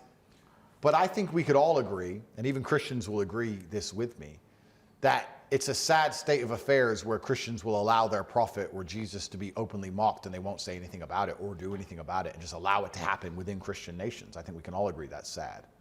And it's beautiful to be part of a religion where you don't have to suffer that embarrassment, truthfully. How did Islam change you personally? Because I'm sure there's been an internal shift, right? Not just the religion, but it gave me a lot of clarity and it gave me a lot of peace, and it confirmed a lot of things I already knew were right and already knew were wrong. Reverting to Islam didn't make me say, okay, this is now wrong and I used to believe it's right. There wasn't very many of those. It was far more, I always knew this was wrong. And now I'm glad I get to read the Quran and be told a new reason why it is wrong. And it gave me a lot of peace, because you have to live for something, and everybody's trying to live for something outside of God. And truthfully, you're going to get to a point in your life sooner or later where you realize nothing else matters. And you're going to come to a conclusion, especially if you're monumentally successful, that all the things you think you own, you don't even own, and that you don't have control or power over very much. And the only thing that's going to give you true satisfaction in this world is waking up and knowing that you're doing the right thing because it's what you believe is right, and you have the faith and the courage to continue to do that despite your persecution. Mm-hmm. And ultimately, if what you are doing is trying to take care of your children and preserve society so they have a world to grow up in which is worth living in, that is the will of God and the act of God. And I think that having peace and clarity in regards to knowing I'm living for the right thing was the biggest change. I wouldn't say it changed many of my views. Mm-hmm. It just made me feel more at peace with the suffering that comes with doing the right thing, if that makes sense. And you know, it's interesting because I'm actually Muslim as well. And I want to ask, it's very interesting that you use the language as revert to Islam versus converted to Islam. Yeah. I'm curious, I know I understand the answer, but I'm curious if you could elaborate because I'm sure there's people wondering. So why do you use the language of revert to Islam versus convert to Islam? Yeah, I was corrected on this, and someone said to me that Andrew Tate was corrected? Yeah, I've been, bro. my whole life has been corrections. I'm just good at listening. You know, I just pay attention. But we all start off as Muslims is the intention, right? You can probably explain it even better than I can. Yeah. But and especially when it comes to the Islamic journey, I'm paying a lot of attention and I'm learning as much as possible because there's a lot to learn, especially when you're not born into the faith. Right. There's certainly a lot of studying to be done. Mm-hmm. But it's interesting when you said Andrew Tate was corrected. Yeah, absolutely. I'd like to believe the only reason I'm so good at trying to make people understand what I think and teach people things is because I was such a good student for so long. I spent most of my life listening. Mm-hmm. One of the weirdest things about the internet is I see all these 21, 22, 23-year-old kids talking about how life should work and they have it all figured out. Yeah, they all figured out. They're in Miami and they've rented a Lambo and they're buy the course for $9.97. King of the world. I spent my 20s shutting up and doing as I was told. I only became a world champion kickboxer because I listened to my coach. I only became wise because I listened to my father. I spent most of my life listening before I started to talk. The internet's kind of accelerated it now where people are getting a voice much earlier on. But before the internet, you didn't get rich at 21 unless you were born rich. How? Yeah. And you didn't have a voice at 21 because no one would listen to you. You know, so right. You had to have that age to have the real world successes and the wisdom. And with that age, you often learned the life lessons that allowed you to teach people things. But I've been a very good student for a very long time, and I like to pay attention to things, and I'm constantly being corrected all of the time. And now especially, you can call it God, you can call it universe, you can call it life. There's lots of different things you can call it, but the feedback I'm receiving every single day, I'm trying to pay a lot of attention to. And we can even apply it to other things, right? So I understand that I was joking when I said some of the videos when I made some of the videos I've made that have been used against me now by the people who are saying I'm a misogynist when I'm not a misogynist. Everyone with a brain knows I was joking, that's true. But I would be a fool to not sit and say, okay, well now I'm monumentally more famous. I have to be slightly more careful how I say certain things in case they're weaponized. Right. You have to take feedback from things in life and use it to your advantage all of the time. Right. So I'm constantly and always trying to do that. And jail was a fantastic example of it, but one of the things I like most, and I won't say their names, but there's a few very prominent Muslims who I'm speaking to every day and learning from them. And the lessons in it are so important and so pertinent. And the only reason I believe I'm going to get where I want to get is because I'm a good student and I'm prepared to listen and learn. Mm-hmm. And there's a lot of people in the world who aren't prepared to listen and learn. And I find that quite interesting. And I don't think it's because people are stupid. I think the majority of people are actually brutally arrogant. Because I've had a lot of people ask for my advice on different things as well. And when I try and give it to them, they just start arguing with me back. I don't know if you've ever had that. Someone comes to me and say, I want to be successful, I want to be rich. I'm like, okay, you need to do this. Oh, but I can't do that because of, why did you ask me then? Yeah. Why did you ask me if you have all the answers? Yeah. If you have all the answers, why are you not where you want to be? Yeah. There are 3 reasons most people are not successful in life. It's either stupid, lazy, or arrogant. I think less than 5% of people are too stupid to get everything they want. I've yet to see anybody truly dedicate themselves to something in life and not get it. I've never seen somebody get up at 6 a.m. every day, go to the gym every day, eat right every day, and not get in shape. Now, I've heard people say they're going to do it and not do it, or say they're doing it and lie, or say, oh, but my thyroid, or every excuse under the sun. But I've yet to see anybody just do it and not get the result they wanted. And it's the same with most things. It's the same with making money. Not many people are too stupid to make money. Not many people, if you were to give them the formula, the blueprint, and say, here, do exactly this, copy it, and do it word for word, would be too stupid to interpret what they must do. But people are too lazy and they are too arrogant. 5% of people are too stupid. The majority of people are not where they want to be, whether it's physical, financial, anything else, mental, spiritual, because they're too lazy or they're too arrogant. And laziness is a scourge, but I think arrogance is the true one, where people just truly, they want the answers, they want the shortcuts, but when you're actually trying to explain it to them, they have all the answers under the sun as to why they can't possibly do it, or it doesn't work for them, or, yeah, I can't go gym at 6 because of traffic, and I have a thyroid problem, and it's all arrogance. It's all just trying to pretend they're special and different and better than everyone else, and it's not the case. To justify where they're at. Justify where they're at. And absolutely. I love that you say that, because one of my good friends, Miguel Aguilar from Self-Made, it's like a training facility company, but he talks to me a lot. He's been a mentor to me. He talks to me a lot about how, fitness is a big part of the mind. So for me, one of the things I'm working on now is my fitness. Yep. How important has fitness been? Because it seems like it's been a reoccurring theme throughout your life. To be Yep. physically fit, the mind gets as strong. When you strengthen the body, you strengthen the mind. How important has physical fitness been to your success, your mindset, your growth, making millions of dollars, having the impact you have? Like, what role has fitness played in that for you? I can answer that question in lots of ways. The first one is the simple one: a strong body is a strong mind.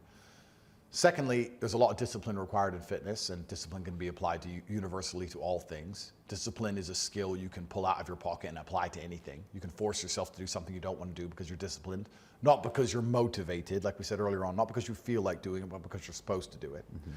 Thirdly, this is something that not many other people say, so I'm going to say it. There is a unspoken rule amongst men, and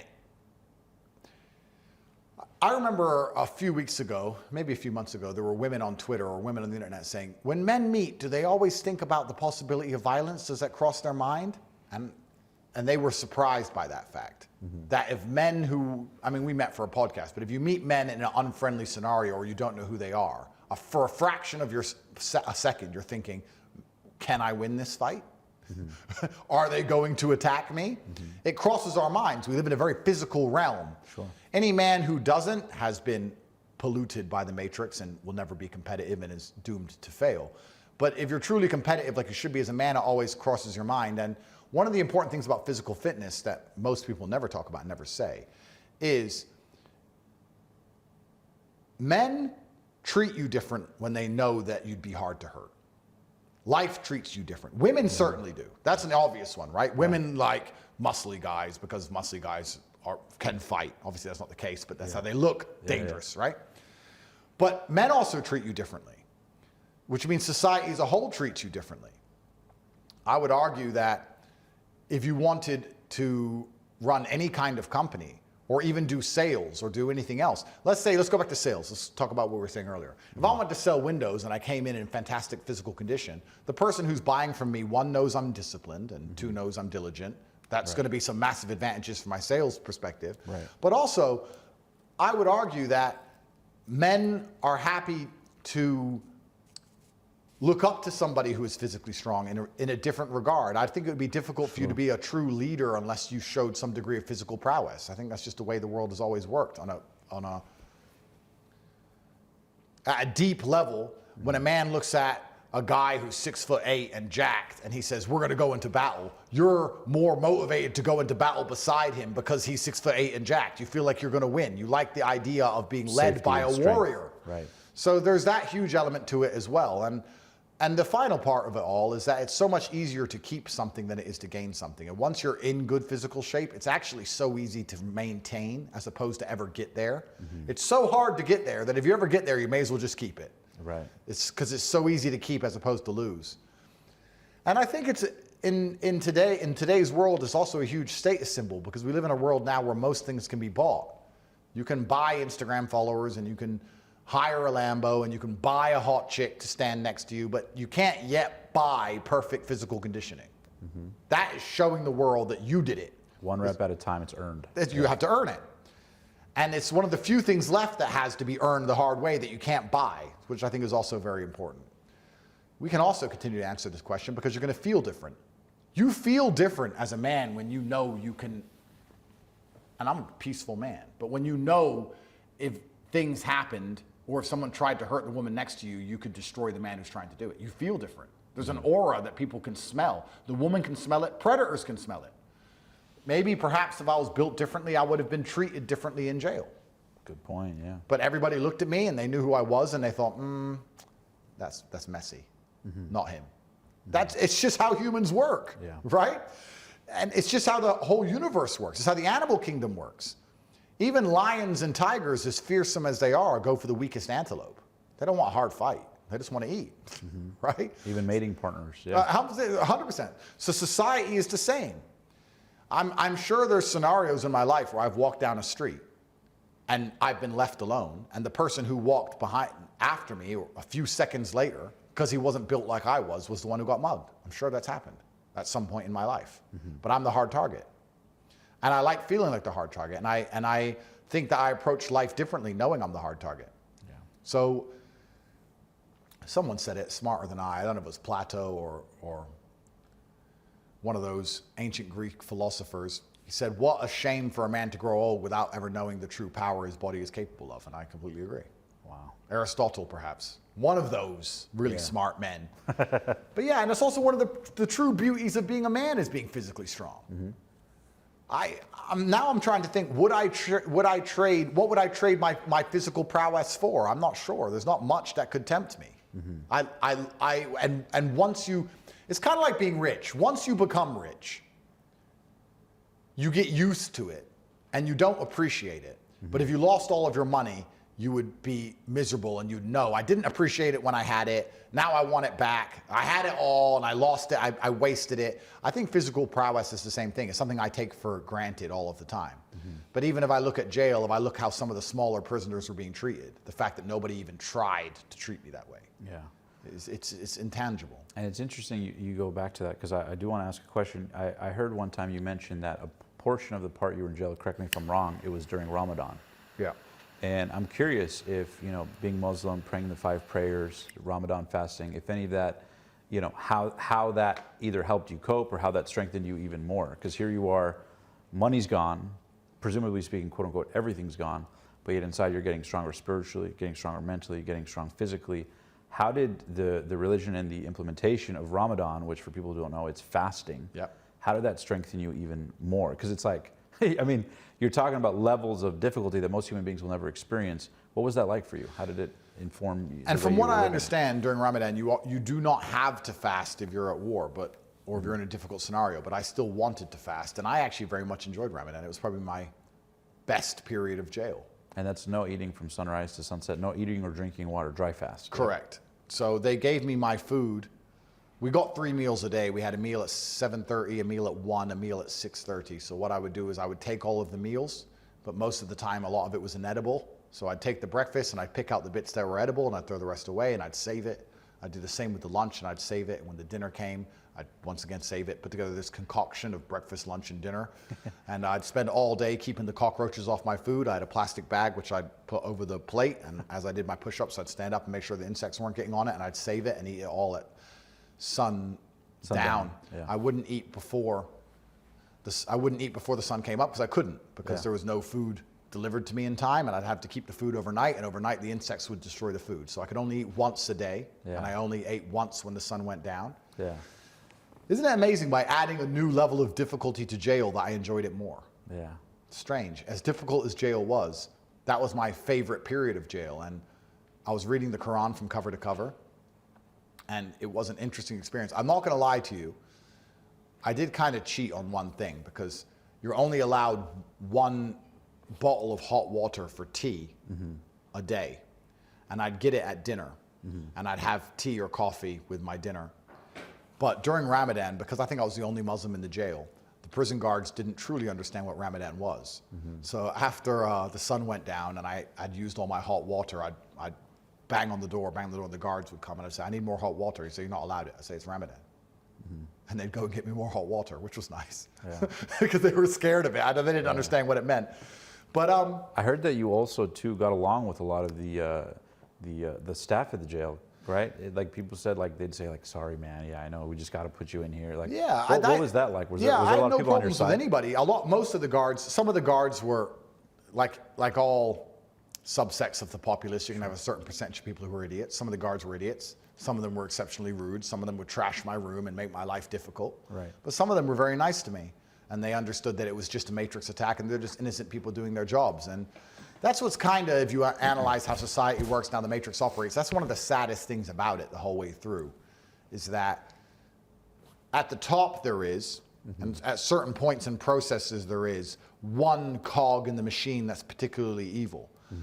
But the saddest thing is when you realize that someone at the top can give a command or give an order, which they know isn't genuine, for the intention of not enslaving, but the intention of keeping the population under a certain type of pressure, for let's say. Sure. And it's just innocent people doing their jobs to the best of their ability, and it all adds up to this unfortunate circumstance. COVID's a perfect example of a guy, I'm just doing my job, I'm just doing my job. And there's no point yelling at each person along the stage. Because of the chain of command. Because the chain of command, they're just doing their job. And if they don't do it, they lose their job. So there's no point in me yelling at the prison guard, he's just doing his job. And there's no point in me yelling at the dinner lady, she's just doing her job. And there's no point in me yelling at the guards who transport me to the court, they're just doing their job. Like at every point, you're like, all of these people are involved in my enslavement. All of these people are involved in this matrix attack, and I'm sitting a cell for no reason. But it's actually none of their fault. And it's kind of interesting, and it's one of the saddest things about it, because if it's one person's fault, you know who to be mad at, right? You can even look at my predicament if you want to go deeper down the rabbit hole. Well, let's say a prosecutor was instructed to put me in jail. Instructed by who? Let's leave that out for now so I don't end up murdered. Comment down below who you think that might be. Yeah, I would never kill myself. But the prosecutor's job is to try and put me in jail. He did his job. That's right. And he put together papers that made me look guilty enough for a judge who looked at the papers to believe I should have been in jail. She just did her job. And the prison guard took me to jail and just put me in jail. They just did their... It's a bunch of innocent people just doing their jobs, even if it's a matrix attack. Right. You know, so that's one of the scariest things when you understand that this is how the system's set up, is that it's not often one person who's doing evil where you can blame them. You're doing all these evil things, get rid of them and it's all fixed. No, there's shadow figures somewhere else who can set off a chain, and then a bunch of people just being relatively competent at their employment can end up in somebody suffering the consequences. There are some other examples where you can clearly see the corruption and the evil of one particular person's actions. Those are the better ones because it's clearer for you to see. But I feel like in my position, that's not my frame of mind to blame other people anyway, but there was nobody to blame. All the guards were nice to me and I was nice to them. I understood this is just one of those things. It's just how it works. Yeah. Now, let me ask you this. When you were in jail, obviously you're going through so much, were you tripping about money? Because No. I'm sure, because I mean, you took all this time to make, you know, of course people speculate on your net worth and how much you're worth and, you know, tens of millions, hundreds of millions, billion-dollar valuation. But it took you a lot of work, a lot of time, energy, right? Like so much of you and Tristan and, you know, the whole empire you built. Are you tripping about money at this stage? Are you worried about how it's tied up? Or my bills will be paid for me and the people I love for the rest of my life, even if I go to jail tomorrow forever. So I knew that was good. going in? Yeah, I knew that was good. And when people say how, But, well, yeah, and I have to be careful what I say. What I will think most people don't at home understand is the logistics of money and how difficult it is to move sometimes and how difficult it is to access and use. The average person just sees money as, I have money in my bank. But that's not your money. Because if you annoy your bank or your bank gets a letter, you'll quickly see that that money's not yours, it's the bank's, and it's gone. or if you want to take $100 grand out, like, nope, sorry, you're not too allowed. much. Yeah, exactly. Yeah.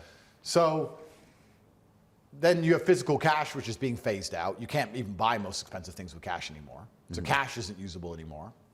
So it's setting yourself up and setting up your financial structure so that money can still be accessible and can still be in the hands of all the people who need it.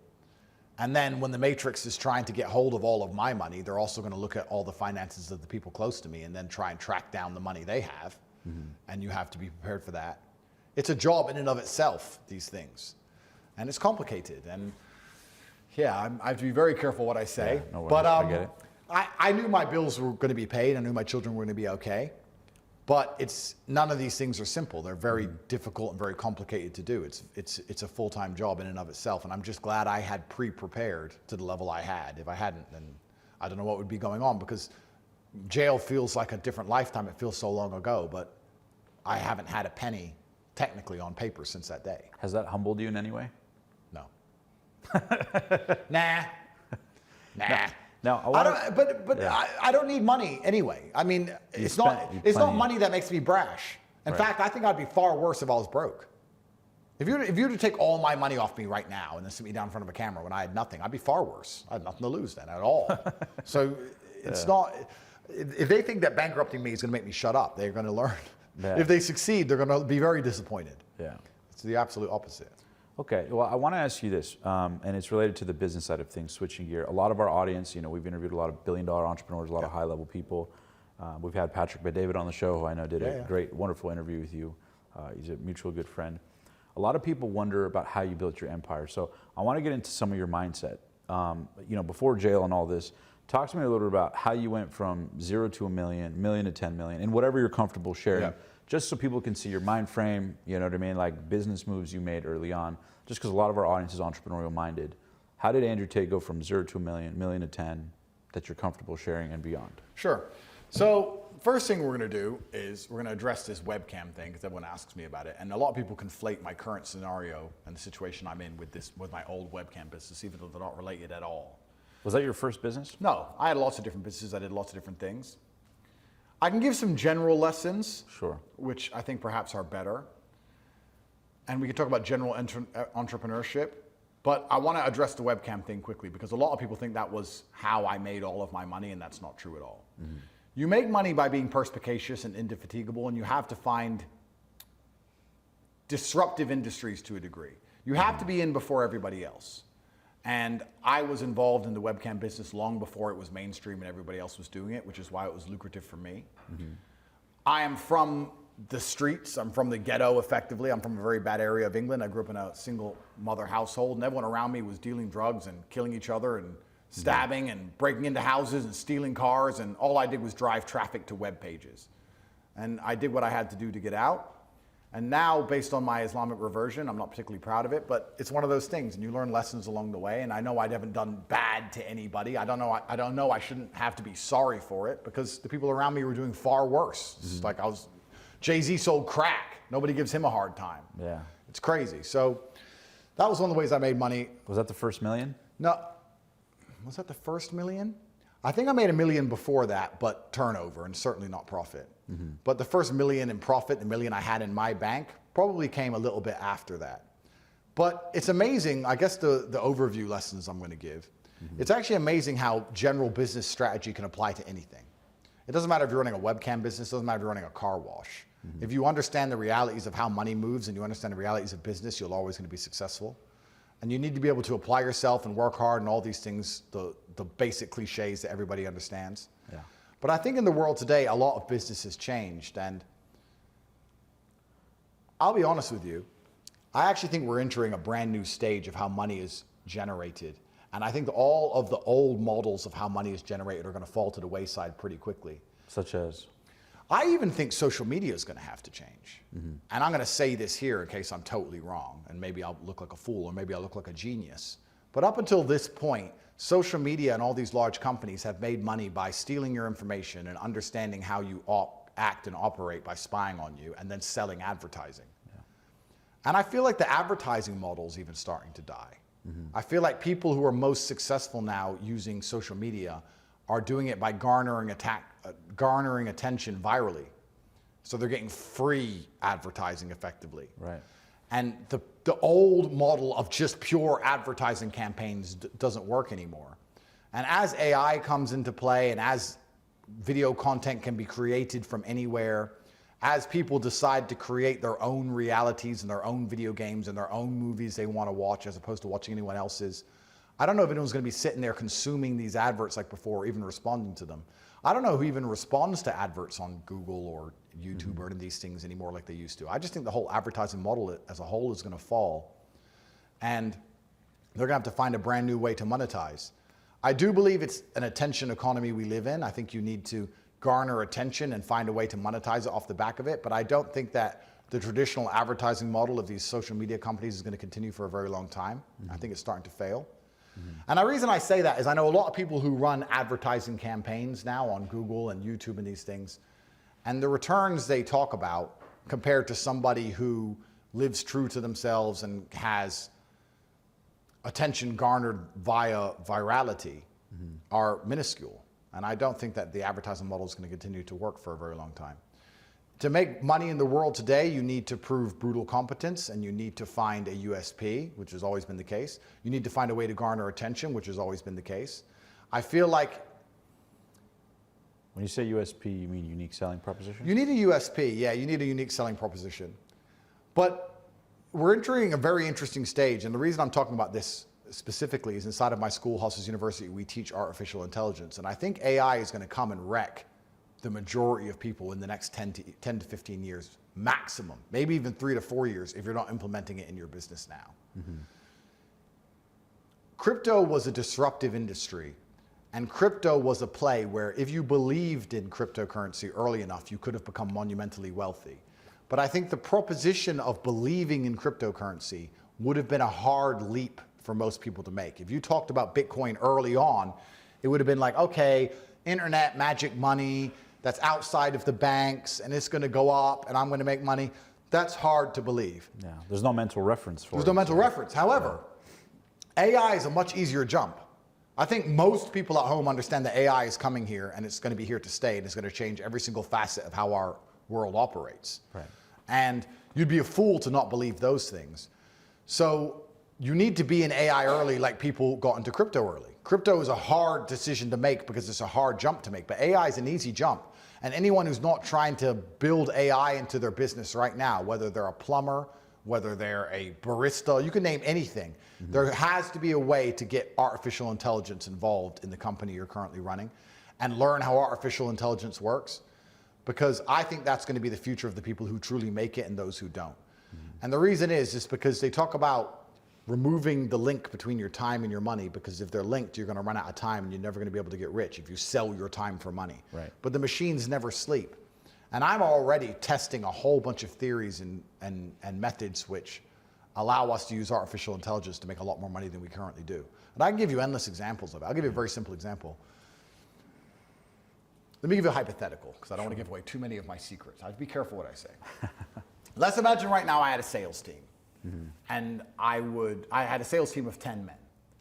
I would try to build my own version of ChatGPT or my own chatbot, or I'd be trying to make sure that the artificial intelligence mind knows what it needs to know to answer questions, and I would compare it against my lowest salesman, my worst salesman, and see how it does. Because firstly, it's free, effectively. Secondly, it never needs to sleep and never needs holiday pay. And let's say it's only half as effective as my worst salesman. That's fine if you can feed it double the leads. If you can find leads now at low enough cost, you can make more money from a free machine than you can your lowest performing person. And deal with the logistical complexity of management. Yeah. Absolutely. So is that worth a try? Yes, because across the next 2 to 3 years, that machine is going to get better exponentially. Is the person who has been working for you for 10 years and is still your lowest salesman ever going to truly get better? Probably not. And I think getting in early and being involved in this disruptive industry at a point now where it's not mainstream is going to be the difference between the companies that survive into the future and those that don't. Because just like Bitcoin, when everybody starts doing it, a lot of the opportunity is going to disappear. And I think that it doesn't matter what industry you're thinking of getting involved in now or what you're thinking of doing, you should be looking at how you can use AI right now to make as much money as possible. And that's the advice I'm giving to people. And that's what we're teaching inside of our school as well in Hustlers University. Every single campus, we have a specific campus around artificial intelligence, which we teach. And every other campus, all the other money-making methods, we also teach how to integrate AI with them. Because I think the future is actually going to be people who can't make any money at all, and then people who know how to make the machines make money for them. That's where I think we're going to end up. Perhaps that's the future I'm betting on. And if I'm wrong, I've already got enough money, so we'll see. Sam Altman from ChatGPT talks about he believes that there'll be billion-dollar companies that are 1, 2, 3 person like companies because of the power of AI. Let me ask you this. How important do you think building a personal brand is in 2024, 2025 and beyond to growing a business? It's credibility. which is one of the most important things. It's authenticity, which is one of the most important things. It comes with a lot of heat and a lot of smoke, which I don't think many people are prepared for. And it depends what you're selling. I mean, a personal brand is exactly that, a personal brand. If you have a company, then your company has a brand ethos. So you have to, what's the point of a brand in the first place? The point of a brand in the first place is credibility and relatability and authenticity. And trust. And trust. So it has to be done at some regard, at some level. You can decide if you want to hide behind a company to protect your personal life, or if you can be the face of your company yourself and suffer. There's advantages and disadvantages to both. Your personal life suffers when you're a personal brand. True. But especially when you're Andrew Tate. well, yeah, in my particular case, but then also there's been massive and monumental benefits. There are some good things about it. Right. So it depends what you want to do and what industry you want to get involved in. A lot of people ask me about personal branding and come and say, should I do a personal brand? And I'd often argue that it doesn't matter if you should or not. Firstly, can you? Can you do a personal brand? And what are you reverse engineering, or what are you optimizing for? You know what I mean? Well, yeah, but I mean, can you do a personal brand? What about you as a person is going to get people vested in you? And if you actually go down the rabbit hole and analyze it, you're going to realize that unless you've suffered and had a difficult life and have a bunch of interesting stories and war stories and all the things we're talking about, all the bad things, you're going to suffer to build a personal brand anyway. If you're born into a rich family and your life goes well and everything's fine and now you have a bunch of money and you try and start a personal brand based on the fact that you have money, nobody's going to care. Nobody's interested in all the good things that have happened to you, and nobody's interested in how nice your life is. Nobody cares. Maybe if you show enough money, you can get some temporary interest, but not for long. The only people who can build a brand off having a perfect life are women. Look, I'm beautiful. Look, I'm in Louis Vuitton. Look, I'm skiing. Chicks can do that because they're physically attractive. Men can't. All the men you can name with truly strong personal brands have very interesting stories, and interesting stories usually involve danger, risk, pain, suffering. Those are the things. Triumph, overcoming. Triumph over, oh, exactly. So if you say, oh, should I build a personal brand? Well, can you? And if you can, then perhaps you should consider it. But if you can't, then you have to sit and say, well, how could I? And the only way you could is to suffer. Are you prepared to suffer in the real world, not on the internet, not pretending to suffer on Twitter? Are you prepared to suffer in the real world, the genuine consequence and the genuine risk that it's going to take for you to be interesting enough for people to sit and want to listen to you, for you to have a strong personal brand? That's the actual question. True. When people say about personal branding. Because Batman's personal brand is kicking everyone's ass, and he only did that because his parents got killed. So you have to decide, do you want to have would you choose to have your parents killed to be Batman? At that level. So, because I think a lot of personal branding, especially at the beginning of personal branding, you could buy a fast car and that was it. You could rent a car and talk some shit. But everyone's bored of that now. Right. I kind of feel like I've raised the bar and kind of ruined it for everyone. It's kind of 1,000,000%. It's kind of hard now to like be interesting. To like, yeah, but did they throw you in a dungeon in Romania? No, boring. Boring. Do you have a Bugatti? 59 cars. I kind of ruined it. Yeah, do you have a Bugatti? Lambo broke. Yeah. No, but like the reason I ask is because we have, a big part of our audience. We have a newsletter. We have a school community, and we teach, different parts of personal branding. So I'm curious if you have any tips. Obviously, no one's going to have that. Yeah, there's my tips for you. Go suffer. And share those stories in an empowering way with people. Go suffer and tell people all the lessons you learned along the way, and people will respect you knowing that you've been through something which is difficult. Respect has always lied on the other side of fear. It still does right now. The reason we all watch the big boxing match and have so much respect for the men who get in there is because it's scary to do. And even if you don't cerebrally sit and think, I would be scared to fight in Madison Square Gardens in front of all these people, well then go sign up for a fight and you'll learn very quickly that you are scared, because now you've even just started training for it. You're nowhere near the event and you're nervous all the time and you don't want to do it because it's terrifying. Respect lies on the other side of fear. So people are going to respect you if you do things that they'd be scared to do themselves. Yeah. And then they're going to say, well, I don't want to go through that because that sounds scary. That sounds terrible. Let me at least try and get the lessons from it. And he's gone through it, so I can learn from his experience, or I can learn from his mistake. I think as AI, we're talking about them replacing salesmen. Well, AI could replace a lot of personal brands too now. ChatGPT is pretty good. Some people are so basic and so vaporous and so thin that ChatGPT could talk the same kind of garbage they talk. Unless you have some suffering to anchor to, how can you have any kind of personal brand at all? Yeah, maybe I'm just talking from my own experience because my brand is built on pain and suffering, and maybe I'm trying to cope my way for having all the bad things happen to me that have happened to me. But if I didn't have them all, I don't know what I'd talk about. Would people listen? Would people care? But what would I talk about? I have a fast car?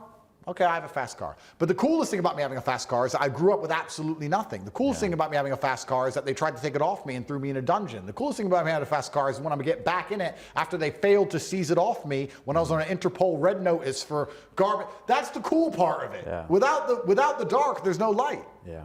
There's no appreciation for the light. It's interesting. It's like, kind of like, we're working on getting Dana White on the podcast, Conor McGregor on the podcast. And so many people love Conor's story because it's classic. He was a plumber in Ireland. Yep. And he came from very humble beginnings, dirt poor, was trying to figure out how to make it work. And now the story is, people champion him because they see versions of themselves in him, right? In their low situation, their low challenge. Yeah. And then today, he's, obviously been the biggest thing ever. Yeah. What are your thoughts on Conor McGregor? I like Conor.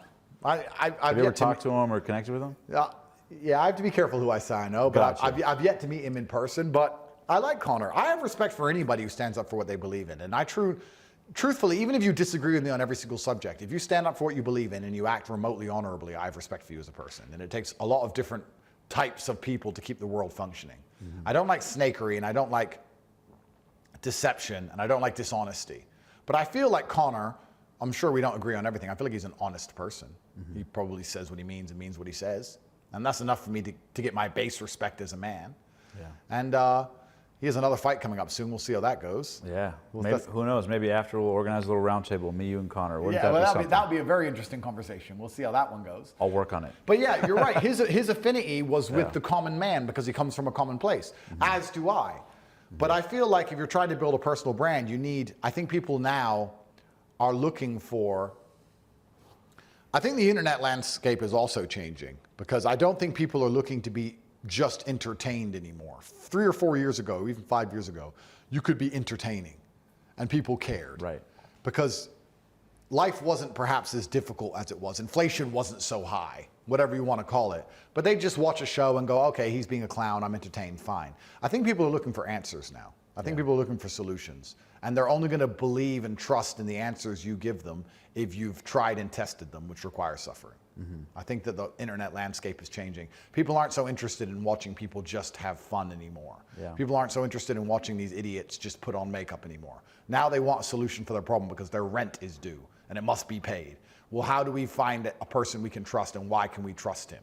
Yeah. And the easiest answer is, well, because I've been through X, Y, and Z. Yeah. That's how you prove you can be trusted. How do you prove you have discipline? Run a marathon. Then you can prove you have discipline. So for all the people who listen to your newsletter who want a personal brand, okay, go do something extremely difficult and tell them about it and tell them what you learned and prove you did it, and then do something else and continue to compound all those difficult things in your life until you become a better version of yourself, which makes you more competent, which also amplifies your success, and everything works together, and before you know it, you have a huge personal brand. But if you don't suffer, if you don't go through pain, I don't know how you're even going to have one anymore. Well said. Well said. Now, what industries would Andrew Tate get into? Obviously, if you didn't have the heat of the universe and the matrix on you, and you were the average common man trying to come up in present day, imagine you're in your, 20s, 30s, 40s, restarting, what industries would you look at as the biggest opportunity in 2024, 2025, and beyond? Yeah, I think that... Aside from the double window industry, you're saying, right? Yeah, double glazing. Double glazed window industry, yeah. It's interesting because I feel like a lot of the attention geopolitically is going to be moving towards the global south and the second and third world. And I think a lot of people understand there's always been more opportunity in the second and third world than in the first world, where a lot of things are wrapped up. Mm-hmm. I think the internet is giving a lot of access to these places that perhaps didn't exist before. Absolutely. I think artificial intelligence involved in these places is also going to be extremely important. I feel like selling information or being the barrier to information is a fantastic way to get wealthy in the world today. Mm-hmm. There's a lot of people who want things explained to them in a very concise, very quick, very compendious way. Right. And if you can take information which is perhaps freely available that takes an hour to explain and explain it in 30 seconds or less, you're going to find a way to monetize that. Right. Especially if you can draw attention to yourself and make it clear how much time you can save people. Right. Especially if you could use artificial intelligence to get that 30 seconds down to 25 seconds. Right. There's actually endless opportunity if you're prepared to work. I don't think that the problem is a lack of opportunity, and I don't really even truly believe in saturated markets. I still think that a lot of people will look at a lot of internet businesses and go, oh, it's saturated. Let's take something that people have been doing for a while. Copywriting. Copywriting, everyone's been trying to copyright, everyone's done it. Well, I would argue that there's a bunch of people right now making money from copywriting as we speak who are idiots and who are lazy. And they're still making money. So there's no such thing as a saturated market because there's always a huge subsect of that market which are very easy to outcompete if you try your best. And they're living from it, which means you could take most of their business. There's always a bottom percentile. Yeah. So I think that you should be looking to, when I say, I've said this on many podcasts before about selling information or garnering attention, but I don't want people to confuse that with being a clown, which is very different things. I think that if you're prepared to suffer and you're prepared to show that your brand or your personal brand stands up for something, and you have information which people then believe they need, you're going to be very successful in the world today. Yeah. And I love that you bring up not only AI, but second and third world countries. Because geo arbitrage is something very huge, right? Yep. For example, I'm a partner in a recruiting company called A1, and we help people get people on their teams at a much more cost-effective price compared to a lot of the labor in the U.S. So people overseas, whether salespeople, admin assistants, customer support, right? There's a reason these billion-dollar companies are doing it because they see the value in it. Where do you see the labor force of second and third world countries and using that to grow the business? What are your personal thoughts on that? My personal thoughts are, I don't know how people in the first world aren't extremely concerned. You were being replaced by effectively foreign call centers for a while. That's something that's been going on for a while. And now we have artificial intelligence coming, and most people are so boring and uninteresting, and they have not suffered enough to be unique. Therefore, they're going to soon be replaced by a free chatbot. Right. It's a free chatbot that could already replace a large subsect of the population as we stand right now. Imagine we're going to be in 2 or 3 years from now. I think the average person in the Western world hasn't woken up and realized that everything's becoming more expensive and your currency's inflated and there's no chance that anyone's going to fix it for you, and they're out to replace you, people from the second and third world who will work harder than you for less money. Do a great job. And do a great job. English, yeah. Absolutely. And the robots are coming and they're going to replace you for even less than the second worlders want. And you're sitting there thinking you don't have to be exceptional and you don't have to learn to think outside the box and you don't have to suffer in any way to become a unique person, and you're just going to somehow, pay your bills? No, you're not. You're going to get destroyed.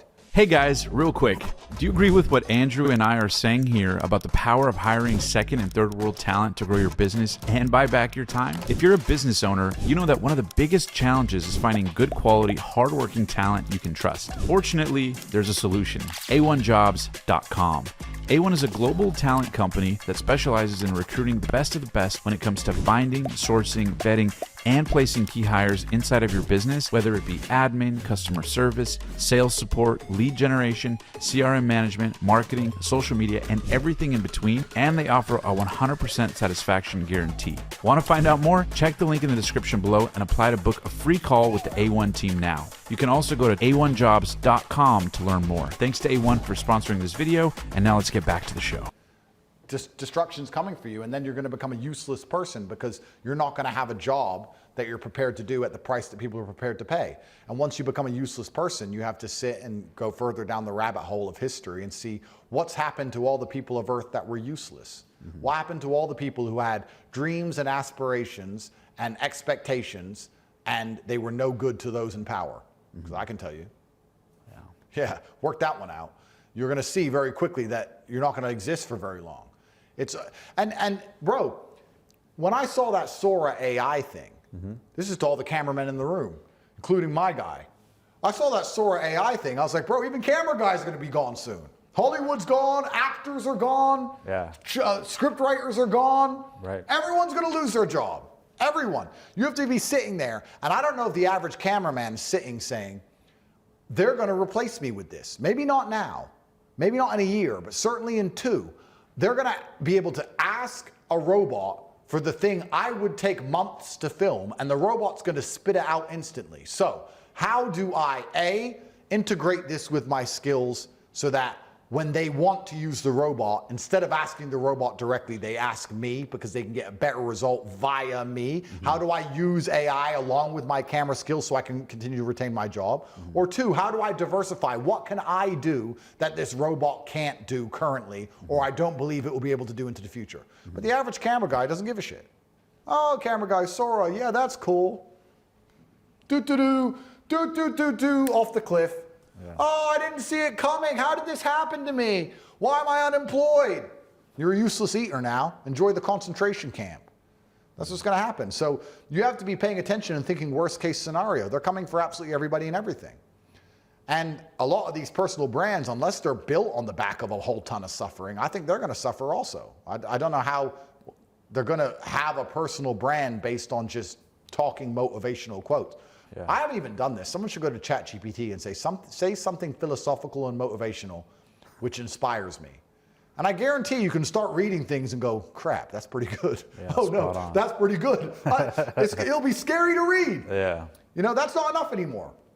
You need to get shot 6 times probably to even have a Twitter account in the future that anyone even listens to. This is the reality we're coming to. It's an unfortunate one, but it's true. You need to learn to diversify. So. Good point. I would argue you could take any mundane job. It doesn't matter how mundane it is. I would argue that within 10 to 15 seconds, I would find a way to implement AI and put me in a better position than all the people around. Yeah. And don't worry, Quinn, we're gonna keep you on the video crew. Don't worry, solid. Nah, fire him. Quinn's the man, one of the best video editors in the business. Absolutely, and that's the amazing thing. But I'm just saying that. It's an inevitable reality that people have to learn. It's an inevitable reality, and I don't think most people are even considering that they're replaceable or going to be replaced. And seeing it early enough to pivot and make it work, absolutely. It needs to cross your mind. Yeah. The one good thing about something like artificial intelligence is if you position yourself now, if you get in a position where you can use it before other people can, then people will hire you to use it for them. Work with the machines. You don't have to work against them, you can work with them. But firstly, you need to learn how to use it, and we will teach you inside of Hustlers University, which you can access. But once again, most people are stupid, lazy, or arrogant. Artificial intelligence is not too hard to use. You can join our school, and we'll teach you exactly how to use it. Only 5% of people will be too stupid to do it. The majority of people are too lazy to do it. They're too lazy to join my school. They'll sit here and listen to this whole podcast, and then I'll say, I have a school which will teach you how to use the machines to print you money. And they're still too lazy to go and learn, and they're going to wonder why they're broke forever. Or they're too arrogant. I don't need the AI. Oh yeah, it's probably something that'll exist and it won't affect me. Good luck, friend. Yeah, no, it's a good point. And I love that you guys make it an affordable price point and people can It's $49 a month. There's absolutely no excuse at all. The only reason people do not benefit from Hustlers University and make enough money to escape the matrix is because they're lazy or arrogant. And you guys have hundreds of thousands of members. Hundreds of thousands of students. Recurring revenue. Recurring revenue. 223,000, I think, this morning. I'll let people do the math. Yeah, that's we're doing okay. Now, okay, question I have for you, and we didn't touch on base on this, but when you were young, was it a big dream to be rich as fuck? Yes, because money is freedom, and anybody who says they don't care about being rich is saying they don't care about being free. What was the dream for you though? Freedom. Money is freedom.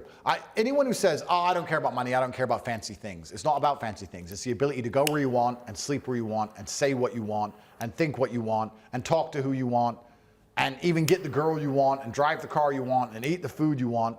To sit and say, I don't care about money is to say, I don't care about my own personal freedom. I have no problems being a slave and being constrained by the financial system and being told what to do because I don't have any desire to be free.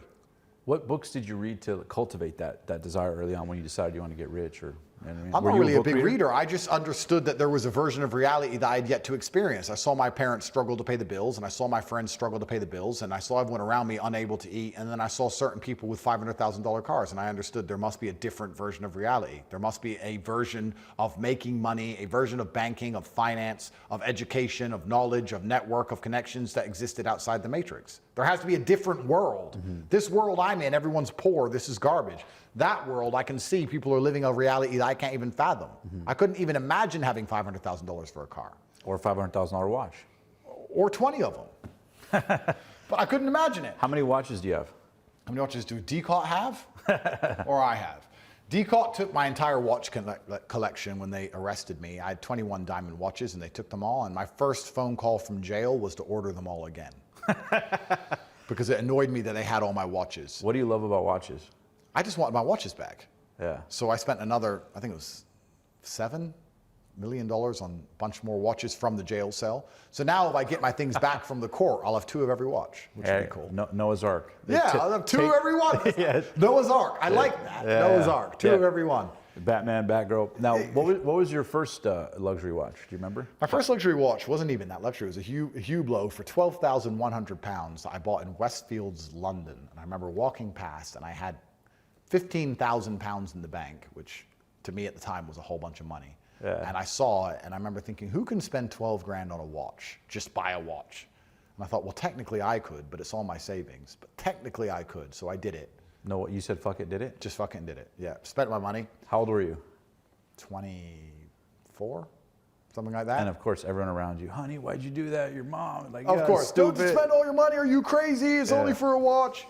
Did it level you up mentally? I've never really respected money like that. I've never really believed in saving money. I don't think, you can't save it faster than they can print it. Yeah. I think there's always a better way to blast money into something.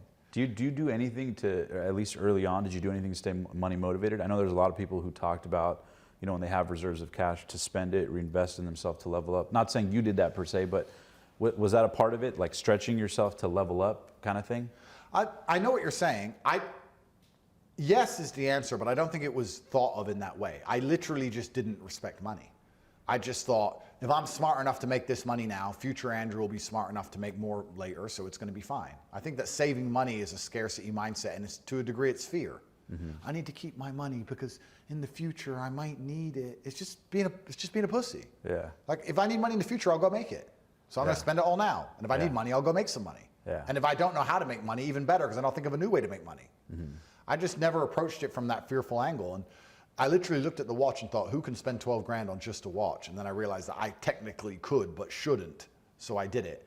And I was happy for like a full 45 minutes. And then I thought, well, this is kind of, I mean, maybe I shouldn't have done this. What other watches in the collection do you have after that? Oh, I have everything you can name now. I have a bunch of Pateks, I don't like RMs.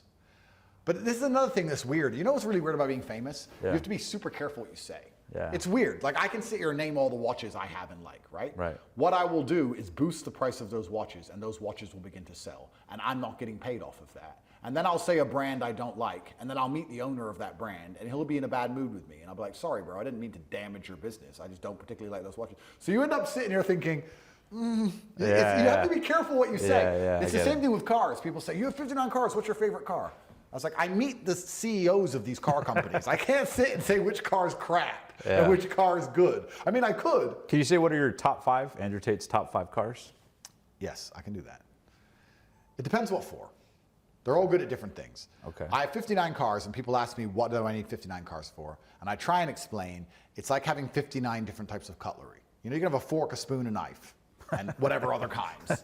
It depends what you're eating. Right. Sometimes the spoon is the best. Sometimes the fork is the best. Sometimes the knife is the best. So it depends what you're eating.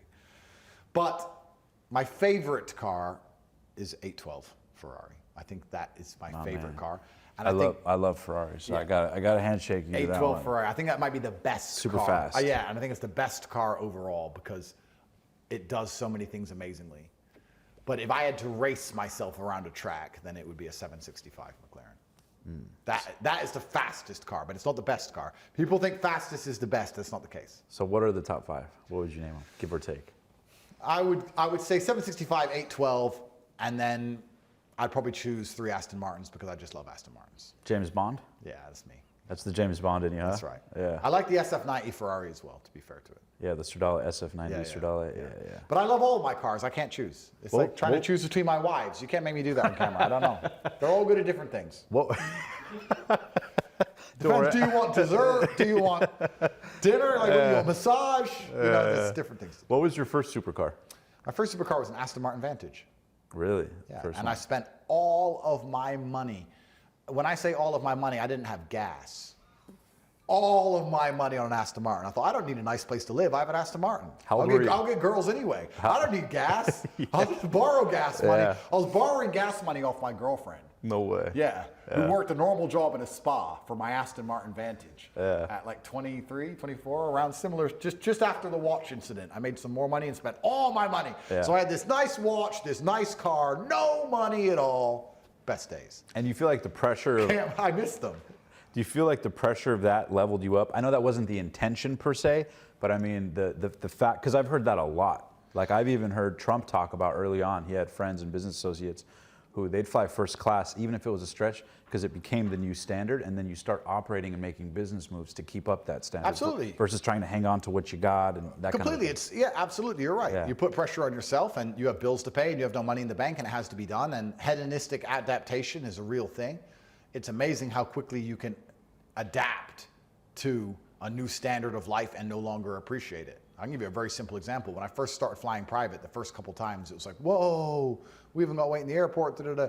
Now it's just flying. And it's inconvenient. It's annoying. Yeah, I'm on a private jet, and everyone's like, wow, you're on a private jet with all these girls. I'm like, I hate flying. So you get used to it. Yeah. Hedonistic adaptation is a real thing, and it's good that you say this because the human mind is not very good at going backwards.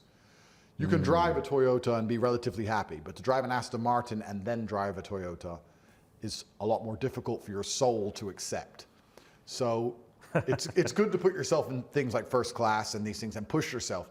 But then you don't want to put yourself in these positions if you're a lazy idiot. You don't want to spend all your money on first class and then go home and go to sleep because then you're going to end up broke. Yeah. So you have to know it within yourself. If you're the kind of person who knows you're going to try your absolute best all the time and you're going to find a way to succeed, then yeah. So you were push never the boat out. you were never big at saving money? I don't think I've ever saved money in my life. I don't save money now.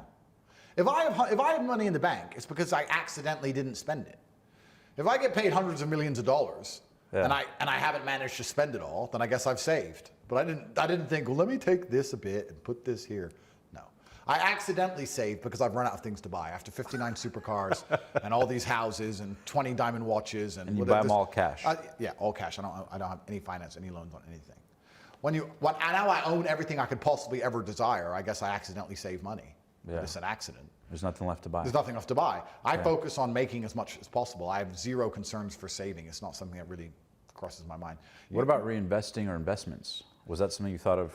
I mean, clearly not early on when you're buying the Rolex. And this is another thing that's interesting because if you're successful at any business, you end up in the real estate business because you have to put your money somewhere. Exactly. So you end up buying a bunch of houses because there's nothing else to buy. You have to. And people, often broke people, will sit and say, oh, if I was rich, I'd just buy a few houses and then I'd have a house here and a house there. Flow. Cash flow. Not understanding that those houses need to be maintained and there's property taxes and there's work and your tenant didn't pay rent. You got to turn up with AK-47s and kick him out. And it's headache, it's work. And then it's international. Yeah. Broke people always say, I'd have a house in Spain and a house in Miami. Oh, I'm sure you would. And what happens when your house in Spain is broken into and you don't visit it for 6 months? And it's full of squatters doing heroin. Yeah. Like it's work, these investments. Yeah. So real estate's a headache. And then a lot of other things on paper, which is not even real money, this stocks, bonds, all these garbage things on pieces of paper, they're great if you can find a way to keep hold of them. Because please remember, at any point in time, it's the same with real estate, to be honest. At any point in time, a judge who you've never heard of can stamp a piece of paper and decide that you don't belong, you don't deserve your things you've worked for anymore. They don't belong to you. You can buy a whole bunch of stocks and bonds and real estate, and then you can piss the government off, and then whichever agency can go to a judge and say you're a bad person, and the judge who's never met you, who doesn't give a shit, will stamp an order to confiscate your wealth, and there'll be a new piece of paper that comes to your door and says, this house you paid for ain't yours now. And you'll say, well, what was that then? So you don't even own any of that. Gold is hard to transport, it's heavy. So what cash is difficult. You can't really deal with cash anymore. Yeah. There are some things I've found, but I don't. Andrew Tate's investing tips. I have tips. to wait until I'm free from the Matrix attack. If I tell you what I've found, they're going to look for it. Right. You have to think outside the box. I mean, but real estate is great, but you have to sit and understand that. What type of real estate? Can you talk about that you'd invest? I can talk about this. If you're a man with balls, you're going to piss your government off. And when you piss your government off, they're going to come and take your house. And if you're sitting here saying, No, I'm not going to piss my government off, Andrew, because I'm not going to get famous on the internet and tell them they're all idiots like you do, because I'm a lot more sensible than you. Well, I will say the following, sir. When they come with COVID 2.0 and they tell you to put a mask on and you don't put it on, and you get a fine for not putting on your mask, a $200 fine, and you refuse to pay that $200 fine because you know it's unjust, they will go and put it to a bailiff, and they'll put the fine up, they'll add more money on top, and they'll put a court date on it, and they'll continue to amplify this fine until it's in the thousands and thousands, and you refuse to pay it, and then you'll go to court in front of a judge, and you'll explain to the judge why you didn't pay it, and the judge will tell you you should have paid it because it's public health and it's very important. You'll say, I'm not going to pay this is garbage. I don't have to wear a mask, I'm a full-grown man. And eventually you'll get to a point where they say, fine, we're going to settle this debt you owe us. We're going to take your house. That's what's going to happen. Look at Canada if you don't believe me. Look at the truckers who tried to stand up for freedom. They all lost their houses, lost their pets, had their dogs euthanized. No one talks about it anymore. Everyone just forgot. Oops. So you don't own anything anyway. You don't own the house. You don't own the investments. You don't own anything but your heart and your soul and who you are.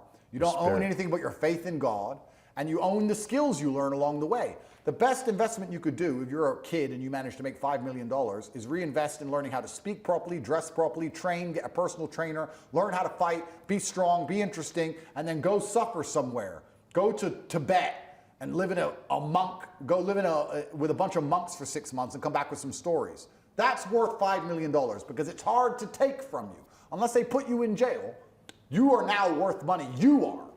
But for you to buy a $5 million house and go, oh, I've got an investment, great. You have an investment as long as you shut up. If you shut up and be a pussy, you own an investment. Congratulations.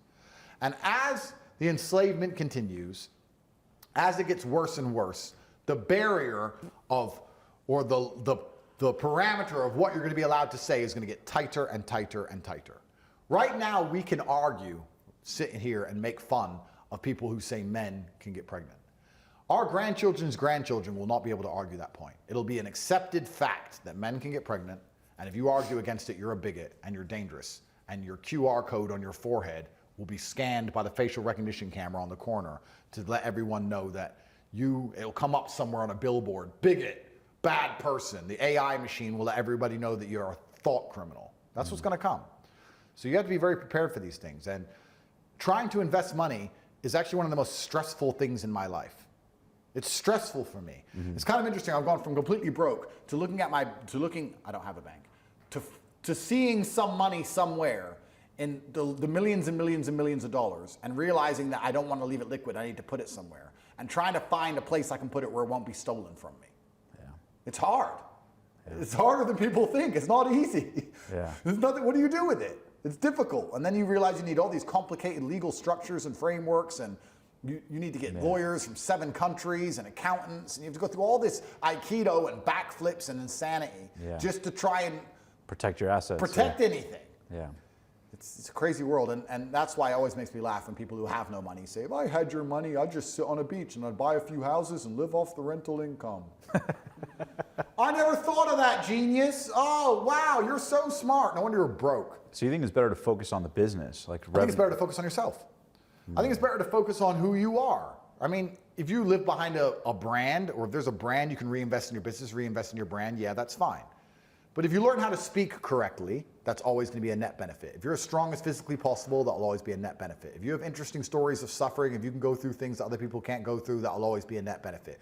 If you have a strong network of people who know things and have connections, perhaps you know a guy who owns a bank in Lithuania, then that's going to be a net benefit. So if you get a bunch of money and you want to invest, your first investments should be in a personal trainer and training as hard as possible, going out there and suffering in some way, trying to join a private members club so you can get access to people who actually have importance in the world. You need to invest in yourself because it's hard to take things from you.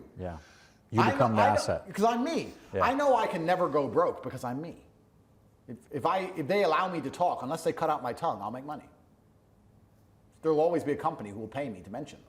So I'm fine, because I'm me. How do you think the story ends with you, the Matrix? Because there's so much heat on you. I can't imagine a world where a year from now, 2 years, 5 years, 10 years from now, people don't forever know the name Andrew Tate.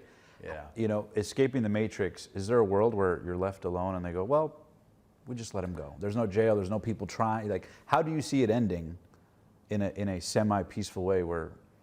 I don't think a lot of it's up to me. It's up to Allah. Absolutely.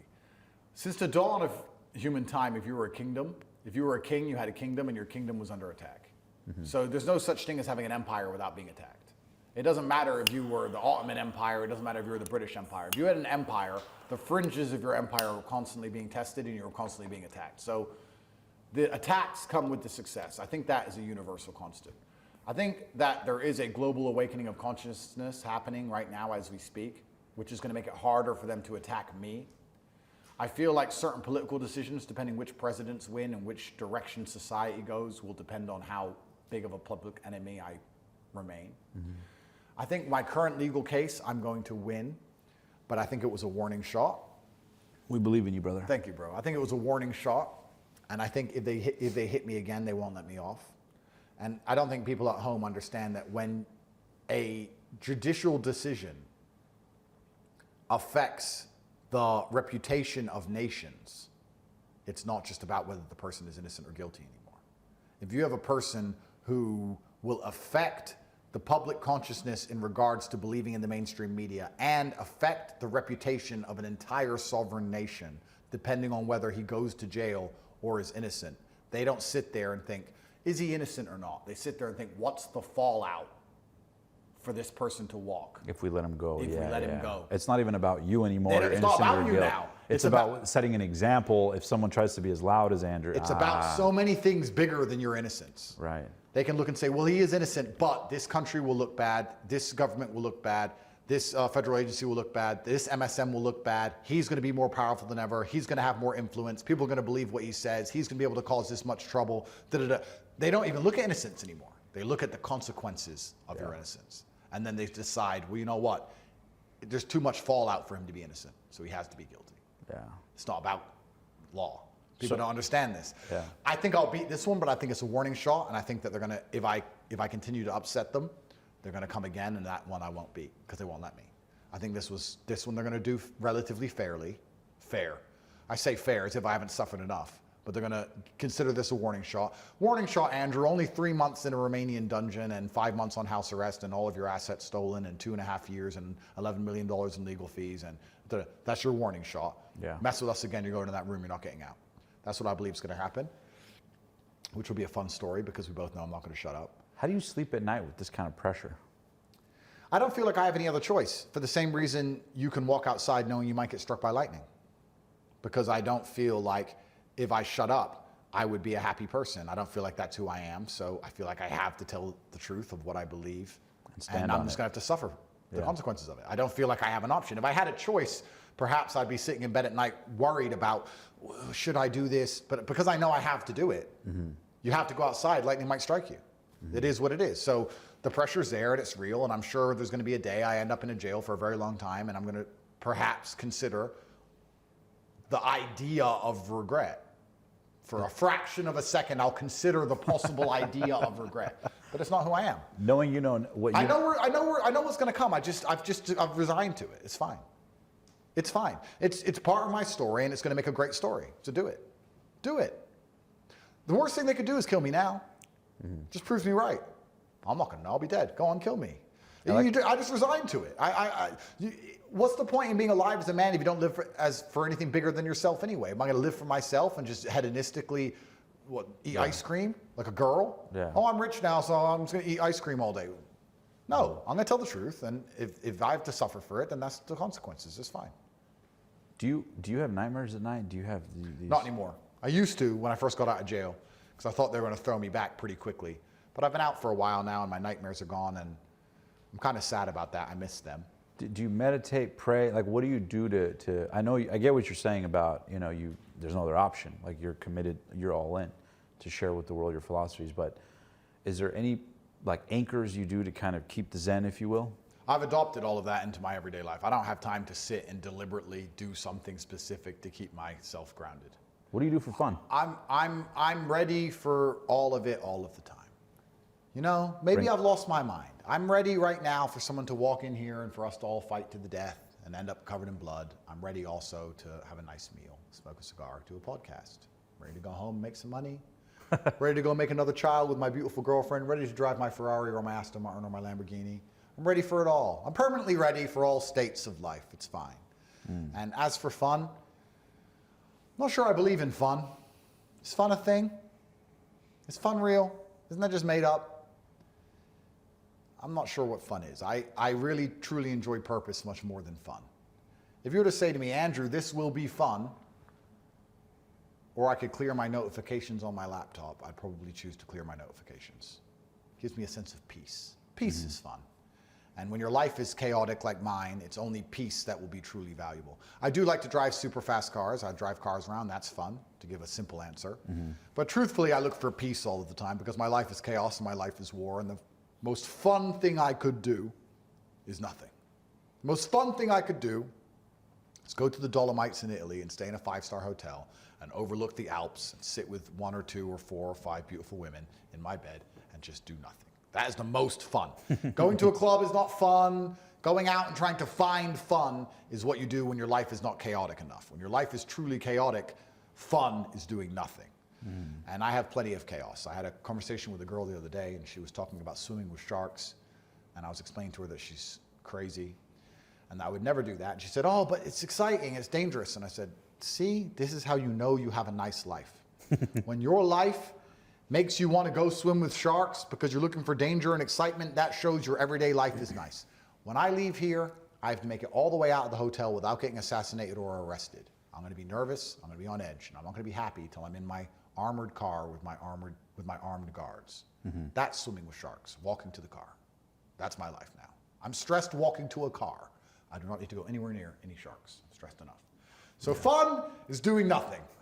Doing nothing is fun. How about Mario Kart? I know I've seen videos where you play some video games. One of the video guys who works with me is so ridiculously good at Mario Kart, it upsets me in my heart. I've only played him once, and I can't stand losing, and it was so ridiculous. We had to spar afterwards. I had to beat him up. It upset me deep, and I've never played since, and I never will. Yeah, he's the best. It's funny, I ask because we're actually thinking about starting like a video game streaming thing on Kick or Twitch or whatever. And we're talking about interviewing people while playing the video games. Nice. So it's cool. We'll have to play Mario Kart perhaps. All Hopefully right, I'm not not as Mario good. Kart. There's a couple games I'm okay at, but I'm not a video gamer. But if you do start that channel, let me know. We'll see what we can do. How about FIFA? I don't know. I can't play FIFA. I've only ever played Super Smash Brothers. It's the only game. Super Smash Bros. The only game that's I fun. can play. Yeah. How about Mario Party? Never played it. Never played that game? Nice.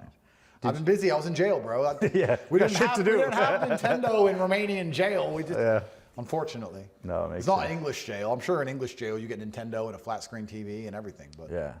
Well, the reason I ask is because I'm so curious. You know, you talk about beating the Matrix, and you have the world on your side, and obviously you got people in power that are not exactly on your side. But I'm curious for you. To interrupt you, sorry. Go ahead. Are the people in power on anyone's side? Does anybody in any country in the West now agree with anything their politicians do? I'm actually asking this question. Every time I see a politician talk, I think, you will not find a single person on the street who agrees with that crap. We don't want to bomb these countries. We don't want to give money to these places. None of these things they're doing, anybody wants us to do. Democracy in action, huh? They're not on my side, they're not on anybody's side. It doesn't matter if you're in France, Germany, England, or America. I can't find a single democratic nation where any of the decisions they make benefit their own people ever, and anybody agrees with it at all. It's a miracle it still operates. It's a miracle somehow they're still pulling it off, where they stand in front of us and go, you're all gonna pay loads of taxes, we're not gonna fix your roads, you can't afford to eat groceries, we're giving $100 billion to someone else, thanks, bye, going home now for the day. Oh, and my wages have been put up. This clown world. Of course they're against me, they're against everybody. And what do? I tell people to think and be brave. I say, get some balls and think for yourself and say what you think. So that can't be allowed to happen because they don't want to fix the sickness of society because society is sick. Instead, what they want to do is get rid of the person who points it out. And we have all these problems and everyone's pretty much accepting it. But when this guy reminds them, it causes an issue. We're not going to fix the problems. Get rid of him. That's why I have to go. So sorry to interrupt you, but the people in charge don't agree with anything I say. The people in power, you're right, but they don't agree with any normal person's point of view. They don't give a shit about any of us. When's the last time you've seen any of the people in power talk about inflation, talk about the fact that the border crisis, the border's not closed, talk about rampant crime, talk about the educational system being under attack? No. What do they talk about instead? LGBT, the climate, crap no one cares about. No one cares about this crap. All they talk about is the crap no one cares about, because that's the people who put them in power, those with the money who are trying to purport these garbage agendas. And all the things you do care about, you're not allowed to mention. If you mention them on a podcast like this, you're going to end up in a jail cell. Take me to fucking jail then. Top G. Take me to jail. Just, I don't know what the delay is. Let's go. Let's just do it. Yeah. So, but again, I keep kind of harping on that, but it's like, I'm so curious how, or maybe you don't even think of it that way in terms of how you see you coming out the other side with the heat waned off. Or do you think, do you think that's a possibility? Or do you think it's going to be like a fight till the death? I think as this war ends, another one will begin. I think that life just morphs from one war to the next. Even if you think about the average person's life, they think, I'll be happy once I just get over this one thing, or I'll be happy once this is done, or I'll be happy once I bought this, and it never works out like that. As this war ends, another war will begin. Life is constant and never-ending war. You can either try your very best to have an easy life and be an unimportant nobody, or you can get very good at having a hard life and at least matter as you suffer through the human experience.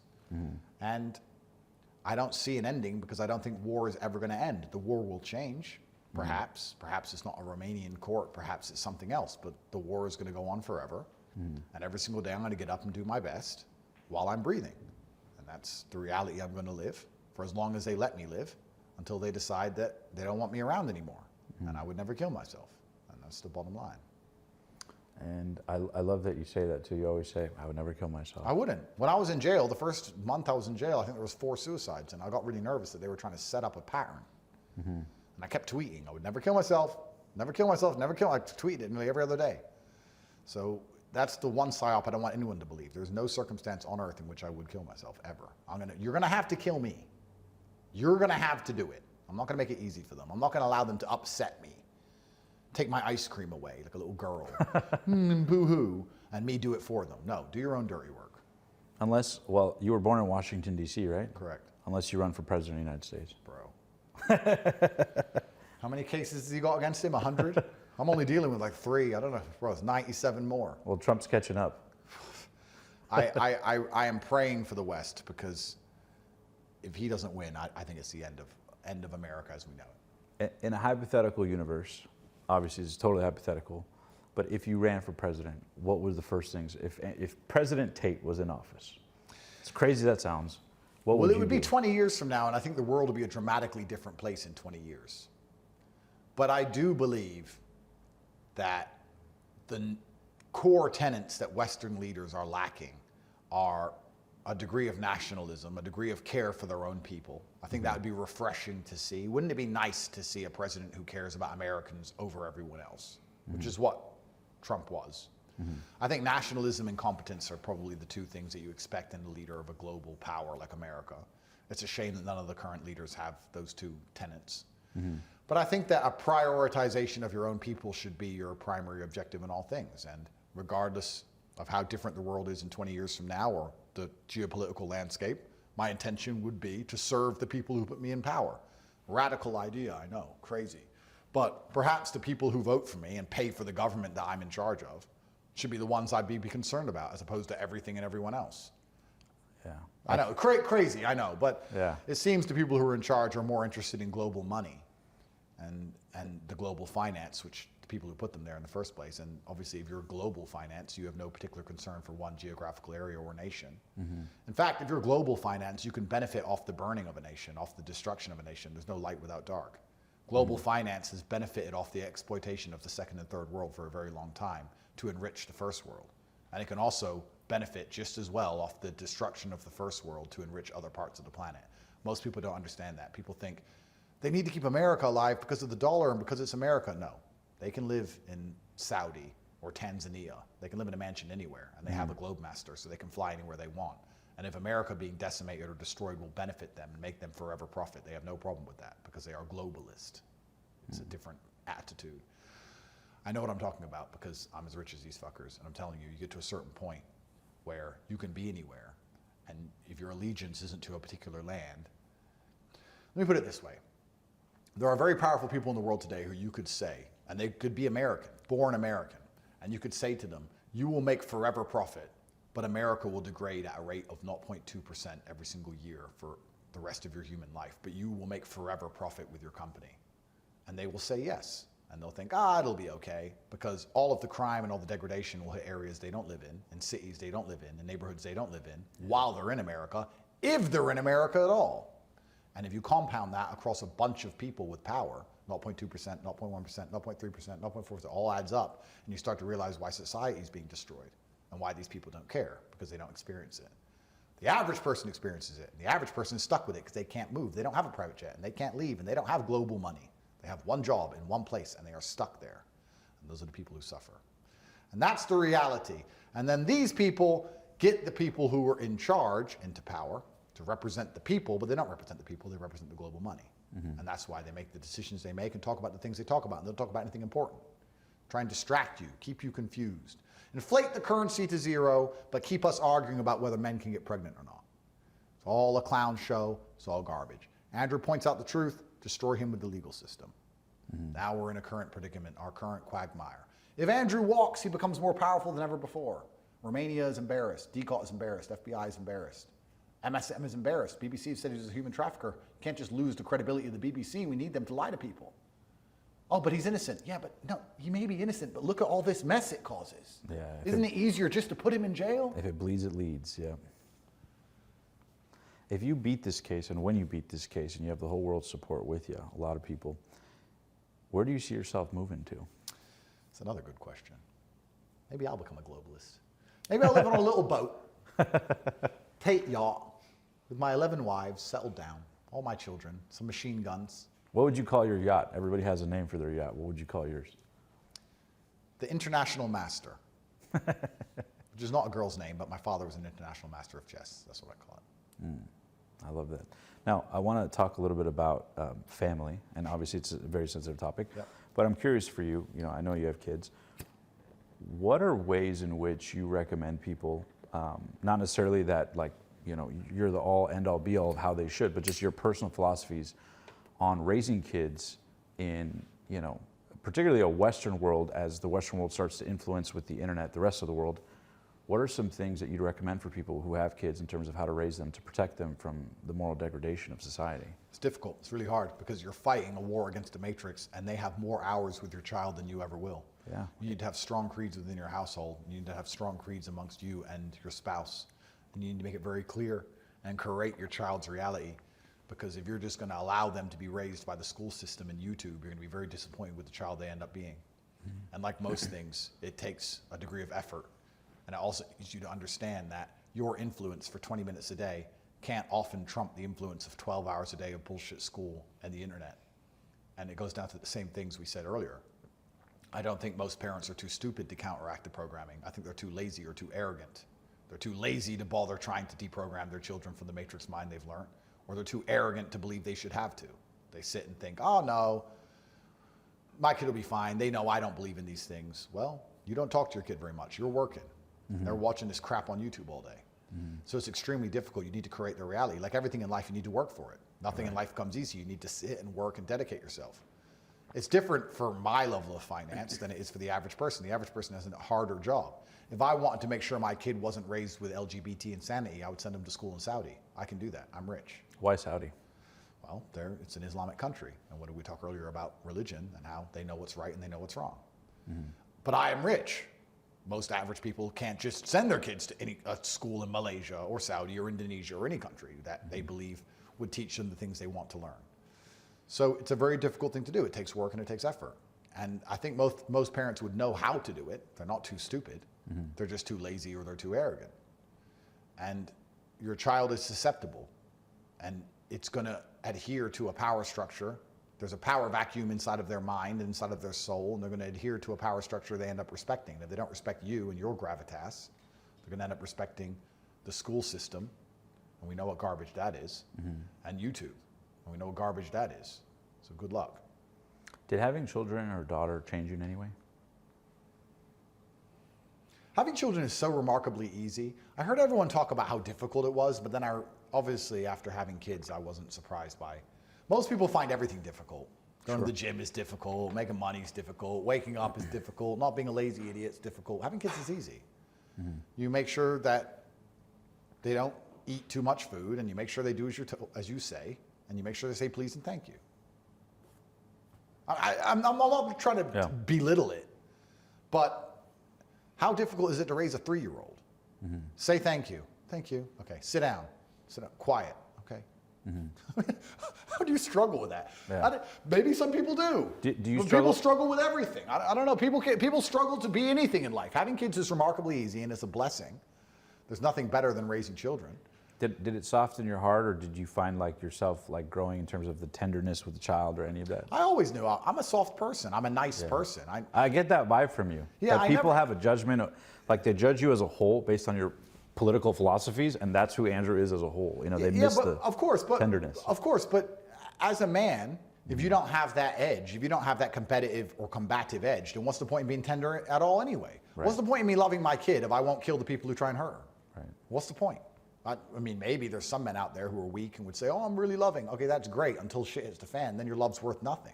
My love's worth something because I'll go charge at gunfire. Your love isn't worth anything. If you're not combative as a man, then your love means nothing anyway. So you need to have that edge to you. I love my children absolutely, but I'm also not going to take any crap from them or anyone else. I'm not going to negotiate with a child. Right. My child are going to do as I say, and they're going to be versions of me, the masculine version or the feminine version of me, and they're going to be raised to my creeds, how I believe they should be raised. They're not the government's kids, and they're not YouTube's kids, and they're not school's kids. They're mine. And if I say something is right and wrong, that's how they're going to act. And I'm not apologizing for that. I'm not sitting here saying, people say to me, well, what if they don't want to? What if they want to be different? What do you mean they? What if they? They're 7. Since when do they get to decide how the world works? At 7. At 7, I was an idiot. So I know better. For the same reason I won't let them put their finger in a plug socket, I'm not going to let them do anything else unless I agree with it.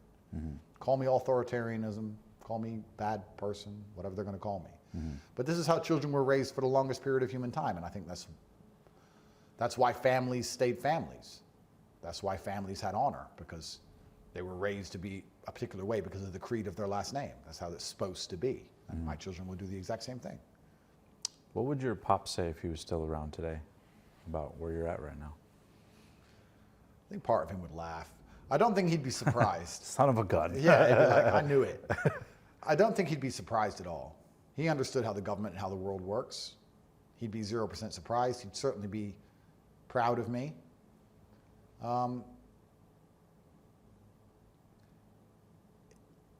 I know this, it sounds a bit crazy. This was all meant to happen. I can't explain it. My father was telling me things from a very young age which made no sense until I was in jail. Perhaps this version of reality has existed before. Perhaps we're in a simulation, I'm not sure. But I don't think he'd be 1% surprised. If he came back to life for an hour and I told him what happened, he'd be like, yep, duh. Anything new? Anything else? Yeah. I'd say, well, Biden's president. And that would be it. Like, if you're a man who tries his absolute best and is brutally competent and speaks against authority, there's only one path. Where else was this going to end? Where else does this end? Where else have people who have inspired millions who spoke against authority ever ended up besides jail or dead? The Matrix is calling. Time's up.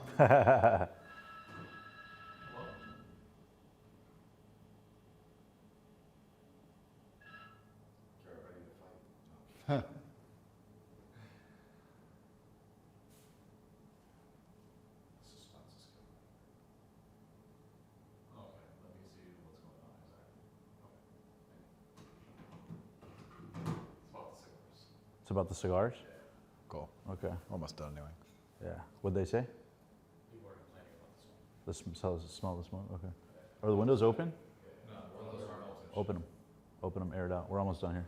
I'll wrap up. Just 2-3 more questions. We're good, boss. No problem. Can you open the windows in the other room as well, please? It's already open, the one I could. It'll be fine. They won't charge you. They won't do anything. Oh, really? I'll talk to them on the way out. It's fine. Cool. I mean, I planned it because they had a no smoking thing, and I was just like, we'll fucking pay it. On the way out, I'll fix it. Don't worry. I'll say I smoked a cigar. It's my fault. Cool. You good? Yeah, Cool. All right, last thing we said. Oh, What about your mom? What does she say? She's proud of me. She's worried. She's concerned, like a mother should be. She tries to calm me down and say, is this all worth it? But that's the feminine frame. The feminine frame is always to try and avoid the war, like I said earlier on, to drag you back from battle because they want to keep you safe. That's how women operate, and that's what they're good at, and that's their role. But I'm a man now, and I tell her, look, I've got it under control. Everything's fine. I take care of her. She's very well looked after, and she's just going to have to let me go. I mean, she said, I'm glad I have strong sons. I couldn't deal with all this mess if you weren't strong. And I said, well, this mess wouldn't exist if I wasn't strong. I'd be working in Starbucks, full of vaccine. Yeah. So you'd have to worry about something else. You'd have to worry about me having a random heart attack or not being able to pay your bills. So you always have to worry about something, Mom. At least you have to only worry about I say only. You have to worry.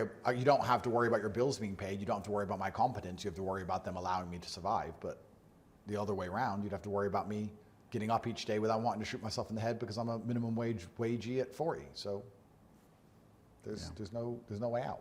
War is certain for all of us. We're all fighting different battles. You can either suffer the intense pain it requires to become a somebody, or suffer the intense pain of being a forever nobody.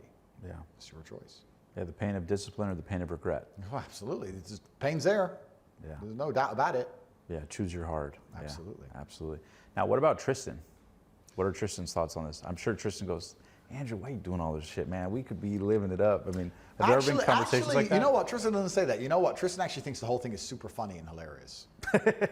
He thinks the whole thing is hilarious. Yeah. Tristan just laughs his way through all of it. He just is funny. He goes, I'm a human trafficker, you're a human trafficker, ha ha ha, and just laughs out loud. Calls himself a human trafficker to everyone, thinks it's funny. Just thinks the whole thing's a big joke. And it is a joke. It's clown world.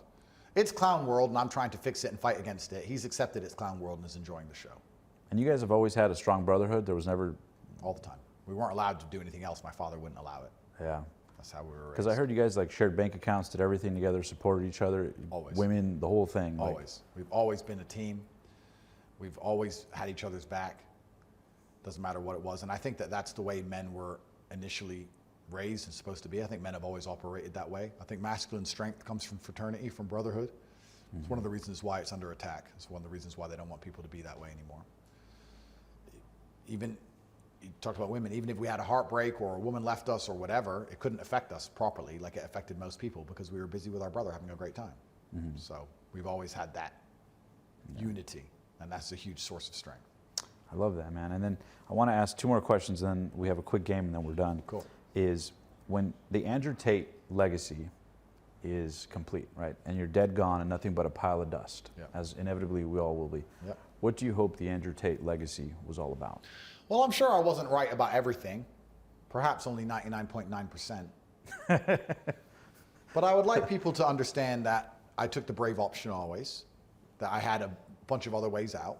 I never sold my soul or cowered like everyone else did. There's a reason why people with influence don't talk, but I continue to talk, and I think it's obvious to people at home now because I'm suffering the consequences. And as long as people will acknowledge I at least made the brave choice, even if they disagree with the choices I made, then I'd be pretty happy. Because I think that all the men of history that we remember were brave. Even if they made some decisions that were questionable or not everyone agreed with, they were known as brave. And I think that bravery is one of the most basic tenets of masculinity, which is lacking in the world today. A lot of people agree with the things I say or think things similar, but are afraid to say them. And I think bravery is one of the most important elements required to crack the matrix and defeat them. Mm-hmm. So the brave choice, perhaps I'll put that on my gravestone, the brave choice. We'll see. Now, last question I have is, you know, a lot of people look up to your story. They look up to the philosophies you share. People have their own dreams, ambitions. What's your best advice for people looking up to you? And a lot of people try to use business as a vehicle to escape their own, you know, you talked about your humble beginnings. A lot of people have their own unique version of that. Yeah. What's Andrew Tate's best advice to make your dreams a reality, to beat the matrix, to break the chains of where most people are born and raised to live their dreams? Sure, I'll give my best advice. My best advice is to stop trying to do anything by yourself, because you're competing against teams. Who, not how. Well, yeah, you're never going to be able to outcompete a team by yourself. This whole idea of Rambo, lone soldier is garbage. I can even talk about me. I make a lot of money with a lot of people. I have hundreds of people effectively I work with in different areas in different regards. I have a very large team of competent men. I'm a competent man, and I know hundreds of competent men, and we're all pushing in one direction. How can you as one person with your limited human time and space and energy outcompete us? You can't. You need to find people you can rely on and trust, which is actually the most difficult thing, because especially when money's involved, you'll start to learn that that's hard. But if you can build a true fraternity of people who are on your side, you can trust with your life, you can do amazing things. Jesus did amazing things with 12 disciples. It's amazing what you can do with a few good men. You're not going to be able to do it by yourself. So it starts with brotherhood. It starts with shared vision. It starts with shared dedication. It starts with creeds and ethos within that friendship group that allow you to be the strongest, most fearsome version of yourself. Everyone talks about the fact that you are the sum of the 5 people you spend the most time with, but then nobody curates the 5 people they spend time with. They forget the second part of the equation. If you only hang around with killers, you'll be a killer. And if you get a good team together, it's nearly impossible to fail. It's nearly impossible to fail if you're a good team all pushing in the same direction. I don't even think it's that difficult to do. You just need to be the kind of person who's waking up around people who are not allowing you to be anything other than your best self, and then you're going to win. Profound. And how important is delegation, team building? A lot of people struggle with that early on. Well, a lot of people struggle with delegation because they're lazy and they hire mercenaries. So a lot of people will come along and say, I want to start a business. I'm going to be the face of it, and then I'm going to hire this guy to do this. And that's fine, but then you have people who are only working for a paycheck. And if you're the face of it, but they don't respect how much you have suffered to be the face of it, which ties back into something I said earlier, then they don't think you deserve that position of being the face of it. Why are they doing all the nitty-gritty? And then you have resentment, and then you have problems within the team. If you had a leader who suffers and charges head first at the gunfire, like the general on his horse first, it inspires the troops behind, and if they believe in the mission, and they're not doing it purely for a paycheck, but because they believe in the mission, that's how you fight. That's how you have the most powerful army possible in like days of old. So delegation is very possible, but you have to be careful hiring mercenaries, because mercenaries are only there for the paycheck. You need people who have the same vision as you, the same obligation as you, the same duty as you, and will benefit from the results, shared ownership. There's a lot of things you can do. But I think a lot of it is down to ethos and culture more than even just delegation. I don't have anyone who works for me purely for a paycheck. Yeah. I would argue that most people who work for me, if I were to say, I'm not paying you next month, they'd say, cool, whatever, and just continue to do their job, so they don't care. You got an A1 team around you, and I know a big part of it too is family, right? Absolutely. How important has that been for you?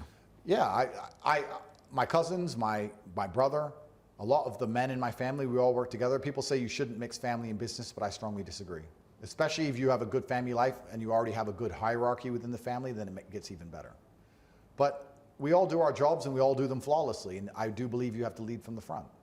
I'm the first person up and the last person to sleep, and that's why I get to yell at anyone who doesn't do their job properly. So it's easy for me to run my billion-dollar company because I work hardest, and I'm always going to do that, and I have no problem doing that, and I think that's how it should be. All right, and then what's the biggest misconception people have that you've seen being on this side of the fence about you that you think most people don't understand? Do people have deliberate misconceptions? I'm not sure they do. I think the people who don't understand me have... Sorry, I'll reword that. I don't think people have misconceptions unless it's deliberate. The people who misunderstand me have deliberately misunderstood me because they don't like my monumental successes, and there's a degree of envy and jealousy, and they want to try and tear down my character because there's nothing else they can attack me with. They can't call me dumb. They can't call me unsuccessful. Can't call me weak. Can't call me stupid. There's nothing else to call me besides a bad person. I think it's deliberate misconceptions, which they are deliberately holding on to because there's a huge envy factor involved in all of these things. Hate always comes from below. And no matter what I say to them, they're not going to change their mind. And I have very little interest in changing their mind because there's no light without dark. And one of the reasons I'm so monumentally successful is because every time I say anything, there's a huge public discourse around it. So it's fine by me. I need the idiots. They're effectively free staff. They work for me and they amplify my message endlessly. So I appreciate them. And they do it for free, and they dedicate their lives sitting there getting upset, talking about me, giving me their human time and energy, eating food to burn into calories to talk about Andrew Tate. And they think if they put it in a negative way, it somehow harms me, and it does the absolute opposite. So they can keep their misconceptions. What would your final words be to the world? Final words of wisdom? My unmatched perspicacity, coupled with sheer indefatigability, makes me a feared opponent in any realm of human endeavor. Say that one more time. My unmatched perspicacity, coupled with sheer indefatigability, makes me a feared opponent in any realm of human endeavor. Beautiful, my man. Thanks, G. And then at the end, top G, my man, it's a privilege. At the end, we play a little word relation game. So it's a very simple game we wrap I'm gonna up get in a lot of pods trouble with. this. I can feel it. Don't worry. All right, let's go. We can edit how you like. All right, so, let's go. So I'm gonna rifle off a quick word or phrase. Could Yeah. be a person, could be an idea, just your first intuitive response. It could be short, it could be quick. The only rule is that you can't repeat yourself. Okay, Ready? ready. All right, money, Power. your brother, Best friend. God, I'm gonna say scary. religion,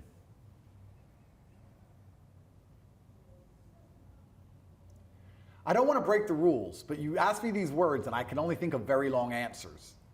let it flow. It's okay. Let it flow. Religion is, humans have always been religious. And I just want to say when you talk about religion, I was going to say imperative. And the reason I'll say that is not because I believe that, well, I do believe people need to believe in God, but there is no one on earth who doesn't have a religion. And if you don't believe in God, then you're believing in government or LGBT or communism or some garbage. There's nobody on earth that doesn't have a religion. And I think religion should be God, as opposed to pretending you're an atheist and then worshiping your government who taxes you to oblivion instead. There's nobody who is not religious. There are just people who believe in different things. The Matrix.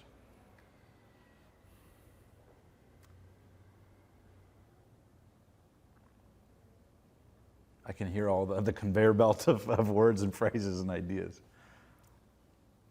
I'm going to say it's necessary. And I know that's a strange answer for most people, but human beings always resort to a form of order, even if that order is tyrannical.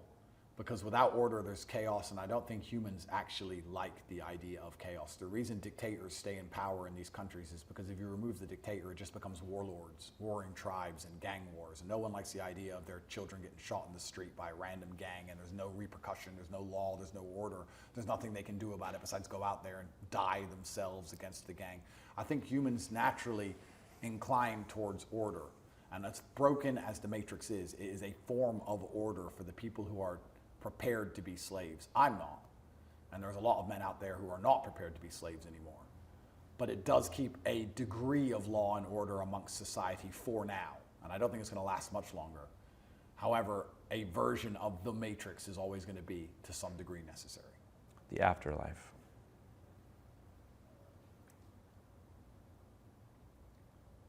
Serene. President Trump. He's brave. Elon Musk. He's brave too, but I can't use the same word twice. Elon.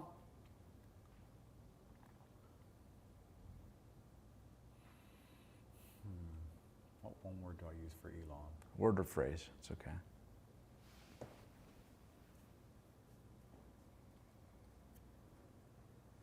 A lot I can say about Elon. I think he's done fantastic things in terms of cracking the Matrix. He's certainly been a huge orchestrator of it. To give him credit, I'm going to have to think about what word I'd give Elon, because you could say brave, but I think it's something more than that. I think he's cunning. I think he knows what he's doing at a deeper level than most understand. Biden. Tired. What do they call him? Sleepy Joe? Yeah. The future. I would say dystopian, and I'll also say, I'm going to say dystopian, but I don't believe it's for everybody. I think the world is cyclical, and we're going to soon be returning to a version of history where there were kings and there were serfs. There were peasants and there were lords and rulers. And I think that this AI systems are going to implement are going to keep a lot of people very firmly in their place. Social mobility will be removed. And if you're not rich, your chance of getting rich will be zero. If you're not free, your chance of becoming free will be zero. You and your entire bloodline will be enslaved forever in your 15-minute city. But there's going to be people living outside the Matrix who will live better than ever before. And I think that the world's just going to get more divided, with the rich becoming richer and the poor becoming poorer, the free becoming more free, and those who are currently confined by their finances or their geographical location are soon going to be completely enslaved. Divided, perhaps, is the word. Freedom.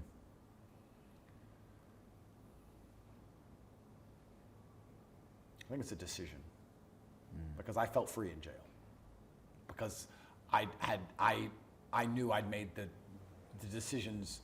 Although the decisions I made put me there, I knew they were the right decisions to make. peace of mind? A luxury. Being top G. Stressful.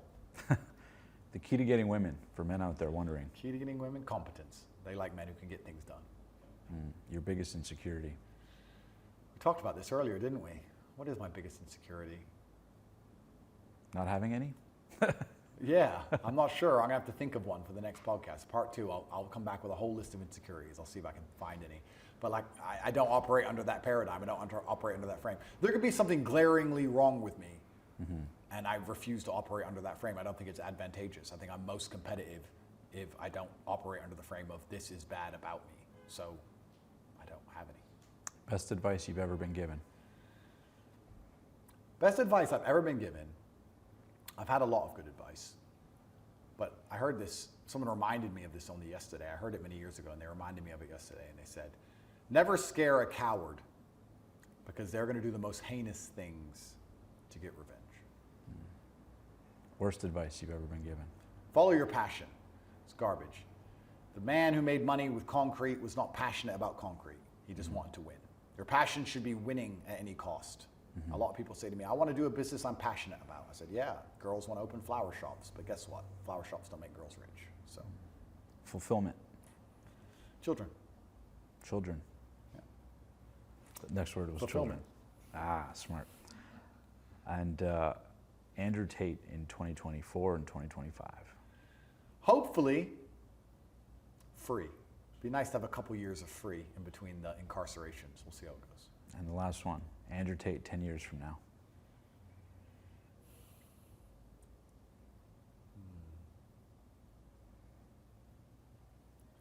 Not sure. I don't think that far ahead, but perhaps I should start, but I don't afford myself the luxury.